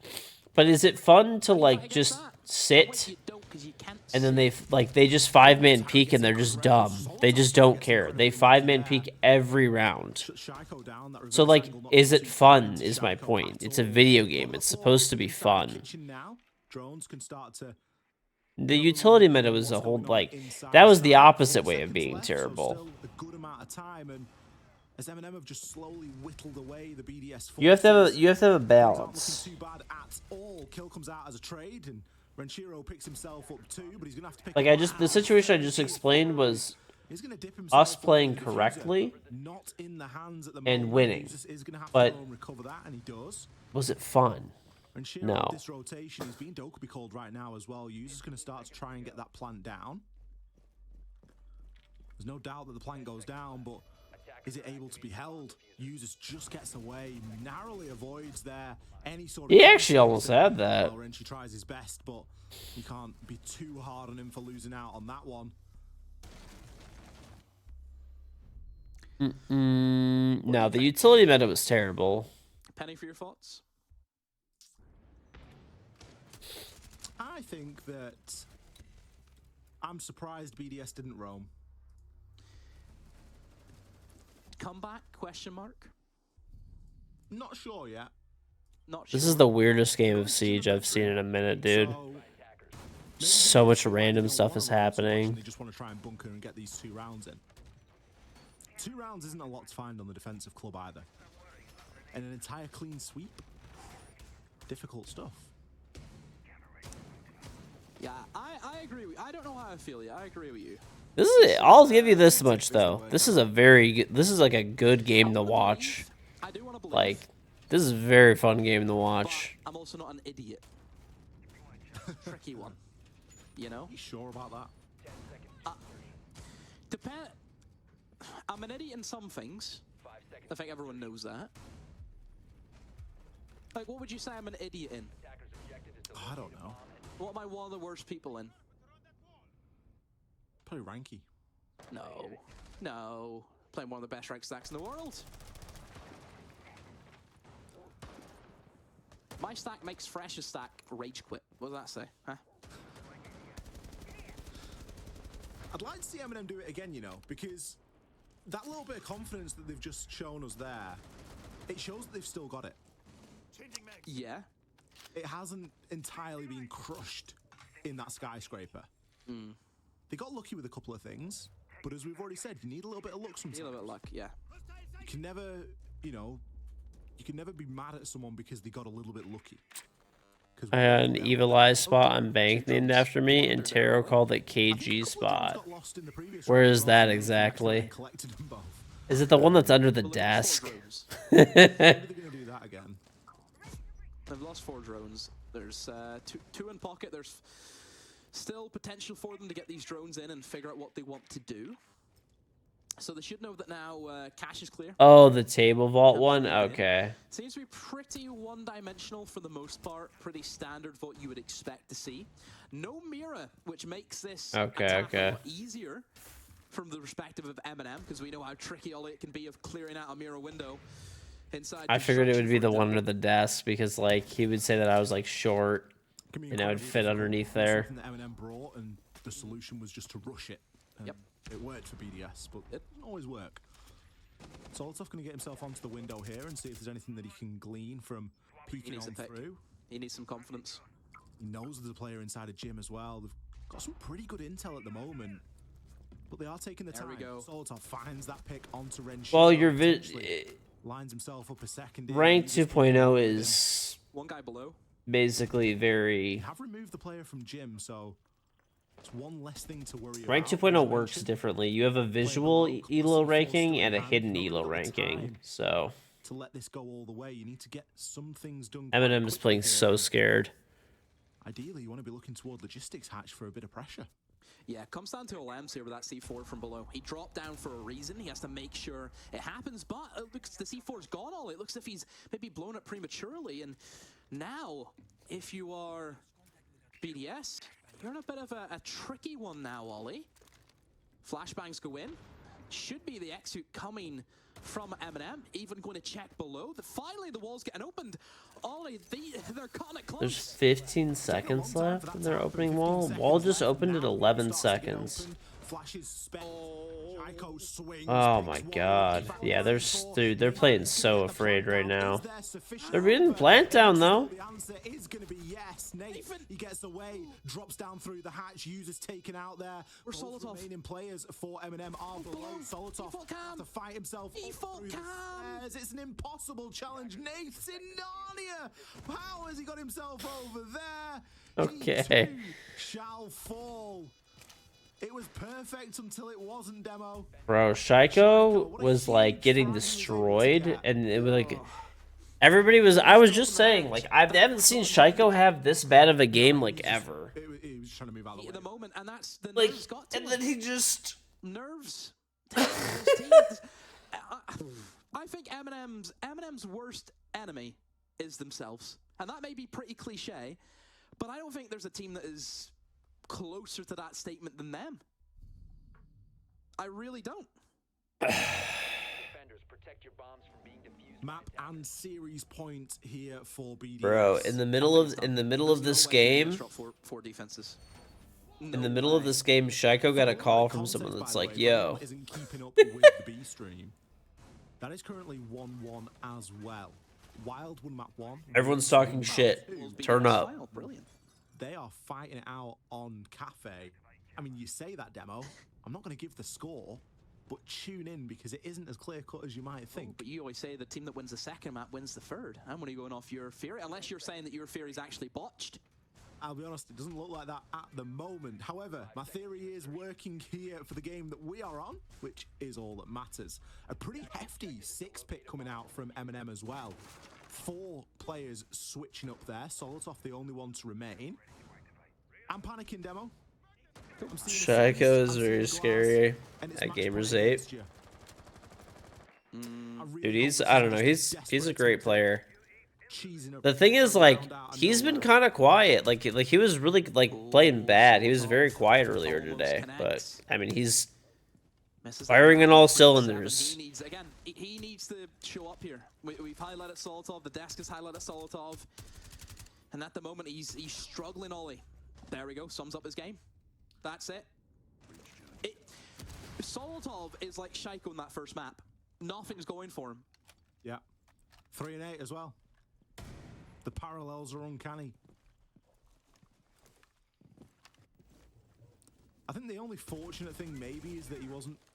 I mean, you can say he wasn't the key piece, but he's the sledge. You know, any soft breach you're looking to do, nades, you're looking toward that sledge to provide those things. He's losing so much utility every round. He can't be dying that quick. The secondaries, but does leave you a little bit vulnerable. I've looked at the B stream. I know what you mean now. Let's just say there's a James Bond imposter in that game. Tune in, folks. You need to lock into the A stream demo. We're I know, but you have to keep up with both. But firmly in the throes here. I just 6-2. I just don't see it happening. I really don't. I think BDS, they've completely gained control of this game from the word go. They're straight out of the box, straight out of it. And M&M they've been okay, but they're nowhere near the level they need to be to take down a team like BDS. That's the facts. They've managed to find one, but kills start to flood in. Alems picks up 2. I can imagine. Bro, how does he kill 2 people there? SMG 11 Tyrant eventually shuts him down, but that's a lot of damage that has been done for a roaming Alems up above on the mute. Criminal that wasn't properly checked out.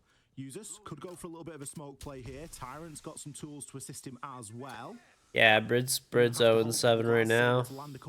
It's unlucky. Here though, finds himself one, levels things up. 40 seconds.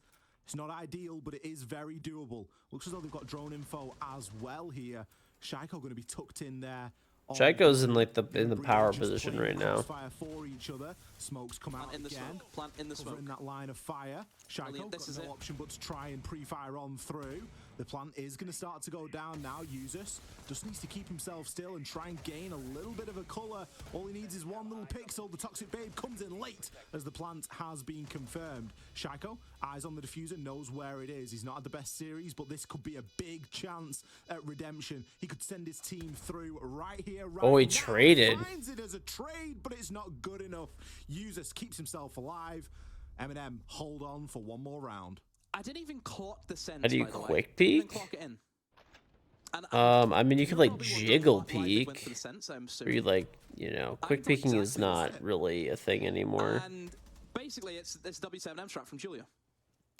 That's what it is. Classic. So there's the influence that you can see from that man.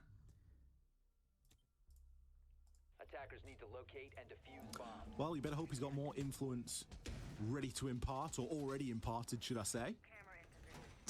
Look at Alems, that's put the fear in God in him, hasn't it? Like, he's straight onto it. Straight onto the Warden. He's not messing around. Alems is 13-4, and Shaiko is 12-5. Bro, they have like 25 kills between 2 people. 25 kills in 9 rounds. Hasn't been picked onto yet, and it doesn't look like it will be picked onto. But then again, there's not too much reason to bring it. You've got Valkyrie cameras fairly part of the course. PC cheaters can get into console lobbies now. Average Ubisoft moment. Goal is still going to be to take that top floor. Lucky. Brede just creating himself. I remember some people like a month ago telling me that they had a PC player in their console game, and I was like, huh? Nah, you're full of shit. And then I was like thinking in my head, I'm like, it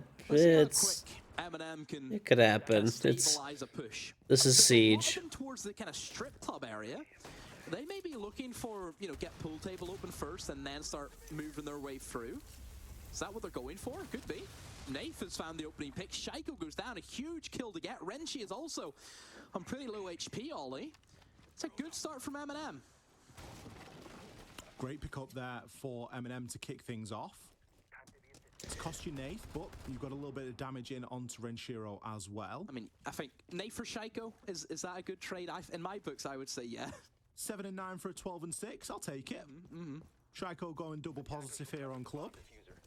He had a flying start though, so he did give himself a good little head start. Also, Brid still hasn't got a kill, and they're still doing pretty well. Isn't that mad? I mean, that's just the power of Brede, isn't it? Yeah. Brid is 0 and 8, bro.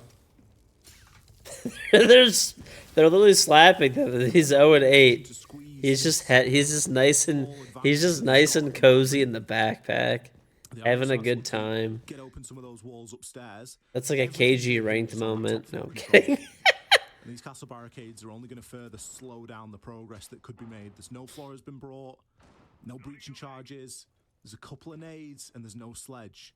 So things are looking a little bit bleak. Hey, Kilogram, why are you 0 and 8 right now? We're winning by a lot. Guys are terrible. Oh, sorry, I was talking about Costco. Slowing down big time. Eminem. All right, don't worry, I'll try now.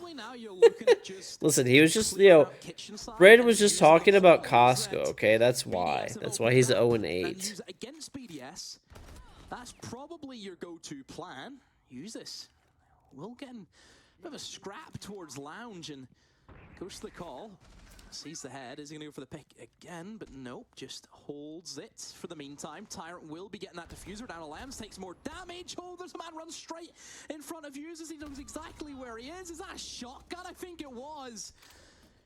Diffuser. There are wild things taking place in this video game right now. Now, Brad, I think, was actually downstairs on the Echo. Brad, pick up a freebie just to get things going, pal. This is a lonely walk by yourself. Up he goes. Okay, 0 and 10. That's fine. They're doing it. Dear, unlucky. Oh dear. One round, you might call it lucky. You might call it a fluke. Yeah, I don't know why they're not using 1.5s. The only thing I can think of is, like, some people play on, like, some people play, like, 4-3, and they play, like, an inch from their monitor. Oh, he's 0 and 9 only. I think that goes to show just how up and down volatile this game has been for BDS. Is they aren't sitting here with this lead thinking, yes, this is done and dusted, we just need to get one round. They're still very mindful, and in the back of their mind, they know there's a chance they hit the reverse sweep on us here. Okay, I think Wild just won against Wolves. I don't know. I don't know anymore, honestly. Eminem looked pretty good after their timeout as well, for what it's worth. And this is another opportunity for them to have a quick discussion. Use code KingGeorge in the Fortnite shop. I actually do have that code. BDS, you need to close it out. This is what I was expecting this game to be like. I severely worry for this team moving forward if they lose this map and lose this series. Defenders, protect your It's kind of been like this series has been two halves, hasn't it? No, this is not a rerun. We're live. That Eminem had. We're watching the Gamers Without Borders tournament. It's like a $2.5 million tournament where the money goes to charity of the winner's choice. There's like a few charities they could pick from. And yeah. Something that you've brought up a couple of times, Demo, is Brede currently 0-9. Yeah. Just looking at this game on the face of it, Usus and Shaiko pretty much neutralizing each other out at this point. Ilems is the difference maker for BDS, but only because Brede's got no kills. Brede continues on this trend. Now we know that BDS can win rounds without Brede getting kills. That's not a problem. But there's going to become a point where he's going to need to win a gunfight. Oh, if he finishes this game with 0 kills and they lose, it is on him. They lost the game because of him. That's how that works. You know, they've won 6 rounds without him getting a kill, that's fine, but there will be a point where he needs to get a kill. Yeah, if you don't get kills in this game, what's the point of you being here? Well, you don't need to get kills, necessarily. They don't send you into a game, Ollie, with a mouse and keyboard and the M1 button doesn't work. They don't do that, do they? Technically, no, you don't have to get a kill, but... Quite agile like that. Yeah. I mean, if you're playing, droning, supporting, and it gets your team a bunch of kills, you don't have to do anything. There's definitely been game wins without people getting kills. Completely false. And many of them. Big battle. Go here. That being said, it does make things a lot more difficult when someone's not getting kills. Downstairs a little bit. But It's kind of leaky fact that I worry. potentially. Tyrant picks up a kill onto LMs. This extension isn't really working out too well at the moment. Leaky Fact will find one back as a trade, but uses his primed, ready to take one himself here. But no, Bro, he is actually a madman for peeking that. That is insanely wild that he's peeking a DMR on a pixel with Warden. He was stuck in pool table. He couldn't go anywhere. Is he in strip criminal now? that Leaky Facts picked 2 there. Is he in strip? He's in strip now, yeah? Where'd he go? Did he go back to site? I think he got back to site. Someone, someone's in strip. He has a strip, yeah. Mate, Surely even if not. he doesn't get another kill, it doesn't matter. Look at the time. He's wasted 2 minutes of the round. It's a grey roam, dude. It's GG. Oh, great swing there. Best swing in Nello's life. My goodness, I didn't even see Nello. That's unlike him. Uncharacteristic. Unbelievable from Nello. This is tense. He's binned him. Mm-hmm. It's now back to being anyone's.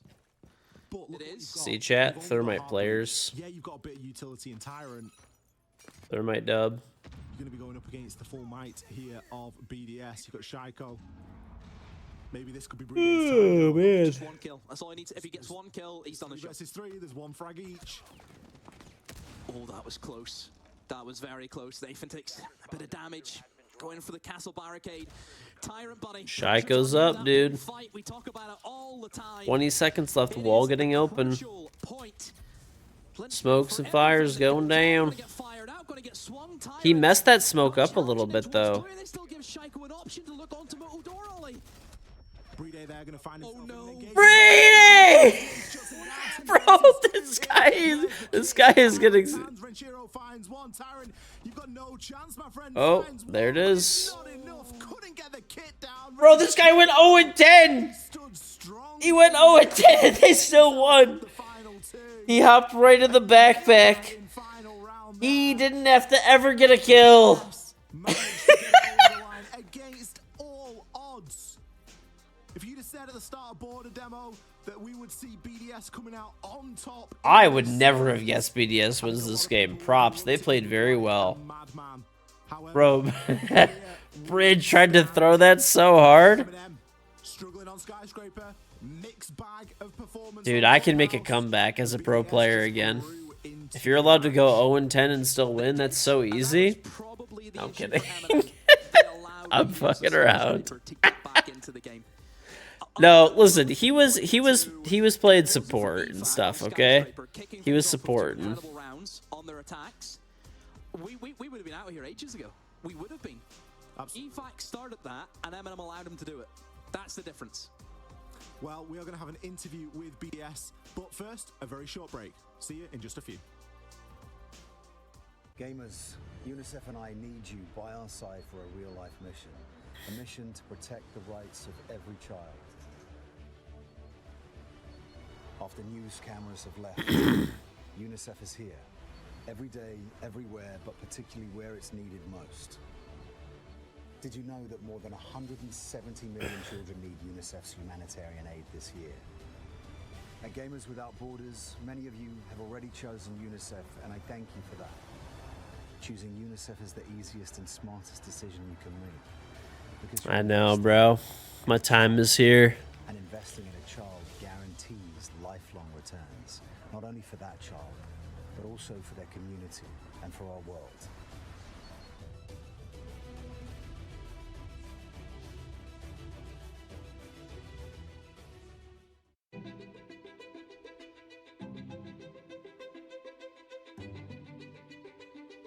The divisions in the world are stark. Recent years I don't want to be one Brid now. He'd probably still shit on me, dude. disasters ever in history. It's still kind of crazy. And that really hits hardest the people who had the least to begin with. These people need help. It would be a real tragedy if all these advances in science and health and technology only benefit people in a position to pay for them. There should be no lesser standard if you happen to be poor. These problems can be overcome.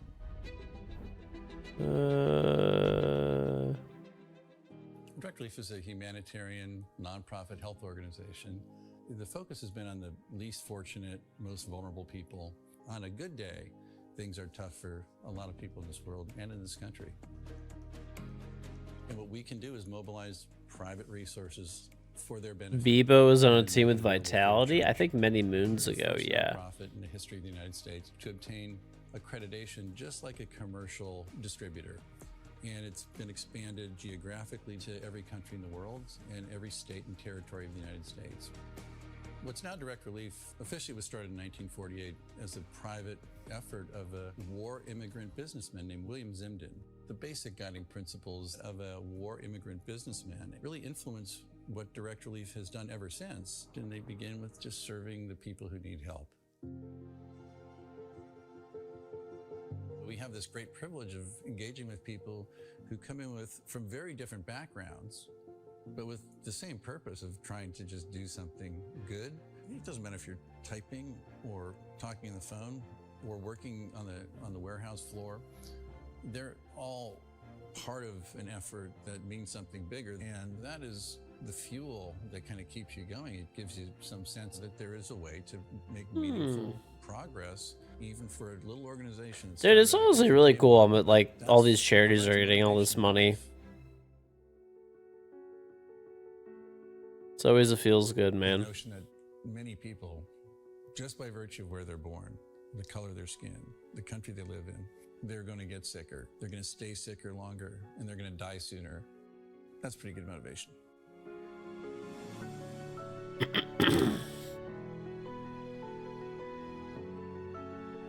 These issues are too big. Honestly, Eminem, yeah, Vitality was the slow execute team, but Eminem right here was like, that was wild how they fell apart like that. That was insane. They had that in the bag and they just like tossed. Unlucky. Somebody literally, like, Shaiko's bank called him and they're like, hey, like, we're gonna have to, like, we're gonna have to repossess your Porsche. And then Shaiko's like, oh shit. And then after that break, he just like got back on his PC. He's like, I gotta win Gamers Without Borders so that I can make Gamers 8 and then win Gamers 8 and make a bunch of money. Aim to meet Formula One's sustainable fuel targets. Aramco, powered by How.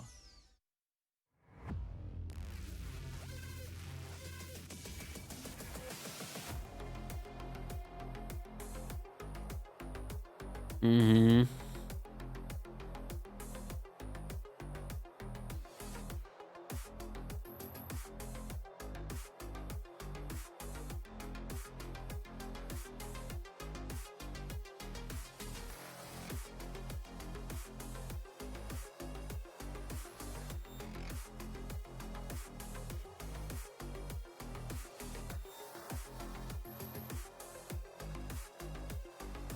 We'll make a tutorial for movement and game sense and stuff? Possibly.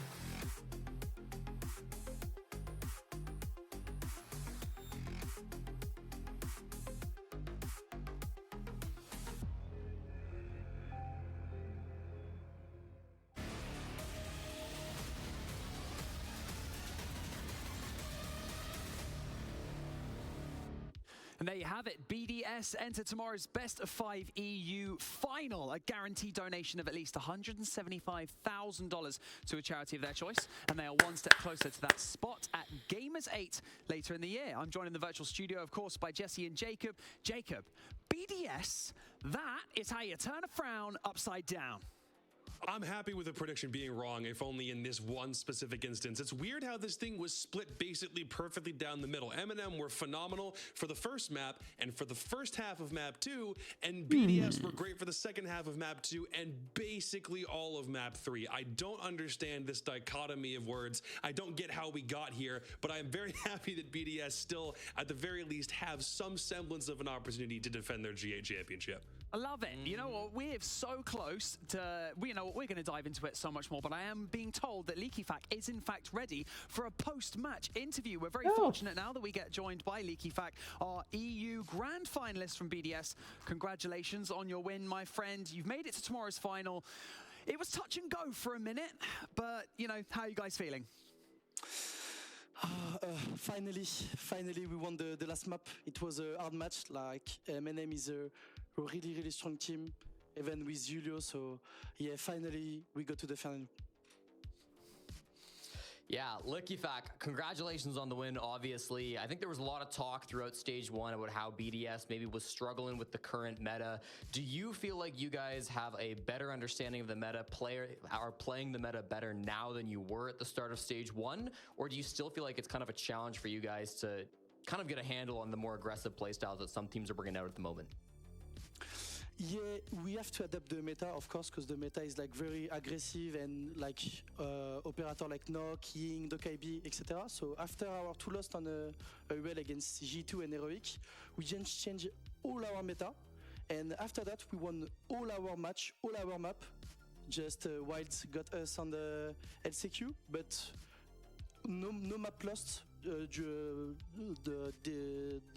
Oh, sorry, but now we have the good meta. You've obviously had a little bit of time between when you won the major to now, and that period hasn't been met with a lot of success. It was the Invitational and it was Stage 1, but now you guys have had a month in between Stage 1 and now to really start really retooling things to what you're looking for. So what did you do for that month stretch without any official games to play? How did you prep for this event? So after the 6, we lost 4 map, was Oregon, Chalet, Villa and Border, and we practiced a lot this map to don't have mistake on this map. But today M&M was much more better on Border, so never mind. But yeah, we practiced the map we not good, and we still playing the map we good, like Club, Sky, Cafe, so like we show today. Well, LeakyFac, you have an incredible community behind you. You have fans who have been supporting you this entire time throughout this tournament, at least. Is there anything that you would like to say to them before I let you go? Thank you for the support, everyone. Like I stream sometimes, and all the time, all message like you can do this BDS. We're missing you on major, so you have to qualify for Gamerate, and we'll do everything to qualify to this competition. Because, like I said, it's our competition, Gamerate. BDS won last year. I wasn't here, and now I want to win it also like them. Well, best of luck for your best of 5 grand final tomorrow. Thank you so much for joining us in your post-match interview.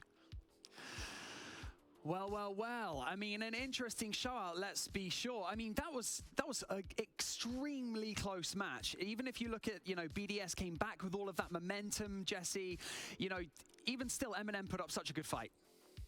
They certainly did, you know, and I don't think M&M, especially after the tournament they just had in Copenhagen, they did not have a lot of time to prep for this event. I don't think they should be feeling bad about this. I'm really just happy we're seeing BDS back on top, hitting their stride once again. You know, we were a little bit worried after Stage 1, but they are coming out playing absolutely fantastically. Really excited that we saw some good attacks from them in this map too. You know, you look back on those first couple of maps and they were really struggling to get their attacking half going. They started an attack on Clubhouse. It was not an obstacle for them. Shaiko started so hot round after round. The other players were in there as well, helping out. LeakyFac, obviously a big game, so nice to see them having a really high impact on attack here on Club. Yeah, genuinely wouldn't surprise me if the teams that were at the Copenhagen Major ended up not performing at this event nearly as well as they would have liked, because they're only coming off of only just a couple of days rest from the travel from that event now coming into this one. With BDS and the opponent they're going to meet in the grand final, neither one of them were at the Major in Copenhagen, and BDS are able to show off like this. The only thing I have a problem with is how long it took for BDS to warm up in the series, because when you lose 7-1, that's a pretty clear-cut sign that something is not gelling, something's not clicking the way that it needs to. Props to BDS for being able to bounce back, but if we see that kind of thing happen tomorrow, I wonder if that might be a little bit too much too late. Yeah, I totally see where you're coming from. I mean, we had players who were lacking up to that point, you know, midway through map 2, but then Shaiko and Elems both turned it up in map 3. You know, the word that first came to mind when I was seeing it from like firsthand was experience. They showed experience by being down in quite a big way, but then they swung back. And let's be honest, in map 3, they dominated just those 2 players, Jesse. Yeah, and I mean, we kind of joked, or the casters joked about it on the cast. Bride 0 kills through the vast majority of that map. I don't believe he got one towards the end either. Was he actually 0? I think he went 0 and 10. Yeah, he went 0 and 10. Hey, it doesn't matter, right? You got two of the best fraggers in the world, Shaiko and Lickifat coming in. Bride can do his droning. He can do the utility work. He played all right. Doesn't matter that he's not finding those kills. Yeah, I think you're very happy to see the big gunners on Shaiko on fire or Julio resting Blitz. Bro, both are terrifying. Lem's the top fragger for BDS, you know? So today, getting to see the big guys come on out, felt like they really made life difficult for the anchors on M&M. Nello really struggling to get going in this game. 5 rounds before he found his first frag. So really nice to see that coming in through and shutting down some of the key players on M&M. Yeah, I mean, Jesse, actually sticking with you, we actually have a really awesome recap that you've been touching on a little bit, and I think this is about Shaiko. Once again, we had this on map 2, now we're having it on map 3. Take us through what this is about. Yeah, well, it was round 1 where I'll quote demo Bosco hasn't picked up yet? I think Bosco retired, didn't he? And that happened almost every single round, usually because of Shaiko. Round 1, he comes through, takes the blue site, managed to get 3 kills for his troubles. He played really, really well. All right, so what do we have through? We have BDS through, we have Wild through, we have Sandbox and Cyclops. Taking this blue bomb or blue part of the map. We see round 3 again. He's going to land a sick nade. At this point, his KD is absolutely absurd to start this map. A nade to take down Saltop, finds another one of the kill feed. You see it on Nello. There's Ranchero trying to help him out, coming in through Oil Pit as well. And this was such a common battleground between these two teams. And you'll notice those first 2 rounds, Shaiko pops off. They win rounds 1 and 3. Round 5, the tides turn. Ranchero's in a little bit early. He dies to Nave. We see M&M actually winning the battle inside of blue. What happens? They come back and they win this round. Round 5 goes the way of M&M. We switch sides once again. Round number 7, Saltop catches out Shaiko from above. That's blue control again in the favor of M&M. Who's gonna win this? It's M&M after they get that blue control. Round after round, we saw this. This was the one exception. Round 9, always controlled by Shaiko, but a sick little smoke plant comes through from Tyrant, blocks off blue, making it not a factor any longer. Shaiko just cannot afford to peek this because he is going up against the glass. So this was the one round where our trends didn't hold, but it had to be a really unique strategy coming through from M&M to stop blue from being so impactful. And of course, Shaiko not able to clutch this one out despite having that strong position in the 1v2. He loses the fight as he swings out into the hallway. And then after this round number 11 is the final time that we see a fight around blue. And this time they try to, cheese around it again. They use the Capitao rather than the smokes, the fire bolts rather than the smoke bolts. But Shaiko expertly dodges it, still has a great angle on Tomoto, finds the pick on Anello looking through that angle, and is able to really have that impact late in this round. Blue, so important throughout this game, and Shaiko, a big part of the reason why BDS were so consistently able to hold it down. Bosco, I think he got cut, and then he just retired. Very briefly with you, Jacob. I mean, they were trying to throw BDS, weren't they? At the beginning of map 3, they were trying to throw them by playing unusual strats on defense. Trying to be a bit awkward. But then BDS just didn't get faced at all. Is this again like leaning into the experience side of things, or are BDS just incredibly good on this map? Maybe a little bit of both, honestly. I will applaud any team that tries going for a mirror trick on Platwall. As much as they were trying to go for it, I didn't think it worked. Like, I think it was a 4-0 half for M&M to start off with. And when you're on defense and you lose the first 4 straight, I don't really know if there is a way for you to come back in. Make a video on why old Siege is bad. Actually, a good idea. Make a video on that. That M&M were trying things, but it was like you said, if you go a little bit too unorthodox, then that's very, very easy for a team like BDS with that level of experience to read into. So props to M&M for giving it a shot. It just didn't work out today. Well, it is that time. Possibly, maybe in the future. MVP of the series brought to you by Savvy Games Group, and that MVP Shaiko. is... I'm just going to say it. It's Leaky Fack from BDS. I mean... I'm cool with it. Jesse, you cool with it as well? Oh, absolutely. I get it. Has always been like on BDS. I just think Shaiko gave them the turnaround, but really strong map too, kind of coming through that start. I will say Leaky Fact, he definitely turned it around in map 2. I didn't watch all of map 2, so that's probably why I didn't, see it as much, but made the argument that if it's not for him, they don't win map 2. Skyscraper is a complete wash. It's a 2-0 series. He did go crazy in Finals Sky immediately. some of the rounds I If saw. League of Fact doesn't have that 9-2 half to start things off on Skyscraper, because it felt like he was one of the only people doing anything on that map. And then as soon as BDS are able to turn things around, he can kind of turn the Jets off a little bit more. So yeah, completely happy with this pick. An essential element of that roster, and he wasn't even in that roster last year at Gamers 8, so who knows what's going to happen later in the year, but we still got a grand final, best of 5 to get through, and we're also going to show you our updated bracket before we go into tomorrow's matchups, because it looks a little bit like this. Wild managed to close it out against Wolves with a 2-1. Demigods, like the Prime sub. As you could hear from Ollie and Demo, they were both talking about it and saying how close it was on that B stream, but BDS will be facing off against Wild tomorrow in our best of 5 grand final in Europe. Also, we got a schedule for you, as it is on your screen, 12 o'clock CEST. That is when Sandbox Gaming will go up against Cyclops Athlete Gaming. And then later on at 4 p.m. CEST, we've got another best of 5. And that is our European Grand Final between BDS and Wild. Speaking of Wild, what a wild day of matches it has been. I've enjoyed it so much. Thank you so much to everyone for So tomorrow that starts at 6 a.m. Eastern time. Production for creating this amazing, spaceship that I'm inside with my 2 floating heads next to me throughout the entire day. It's been absolutely awesome. Thank you to all the players for taking this game to new heights. It's been amazing. But most of all, thank you to everyone for watching. Thank you to all my Rainbow Six talent who have been with me throughout the whole day. Tomorrow, $600,000 worth of charitable donations will be dished out to our 2 winners from our regions, and 2 winners will get that Gamers 8 spot later in the year. My name is Banks, and I'll see you tomorrow.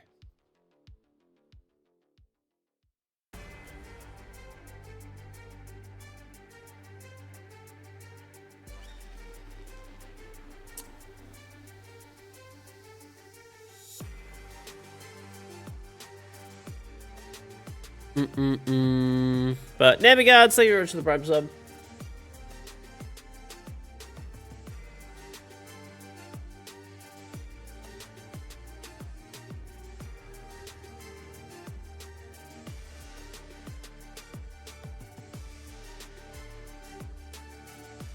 Rare day stream. I'm actually gonna go sleep for like 8 hours.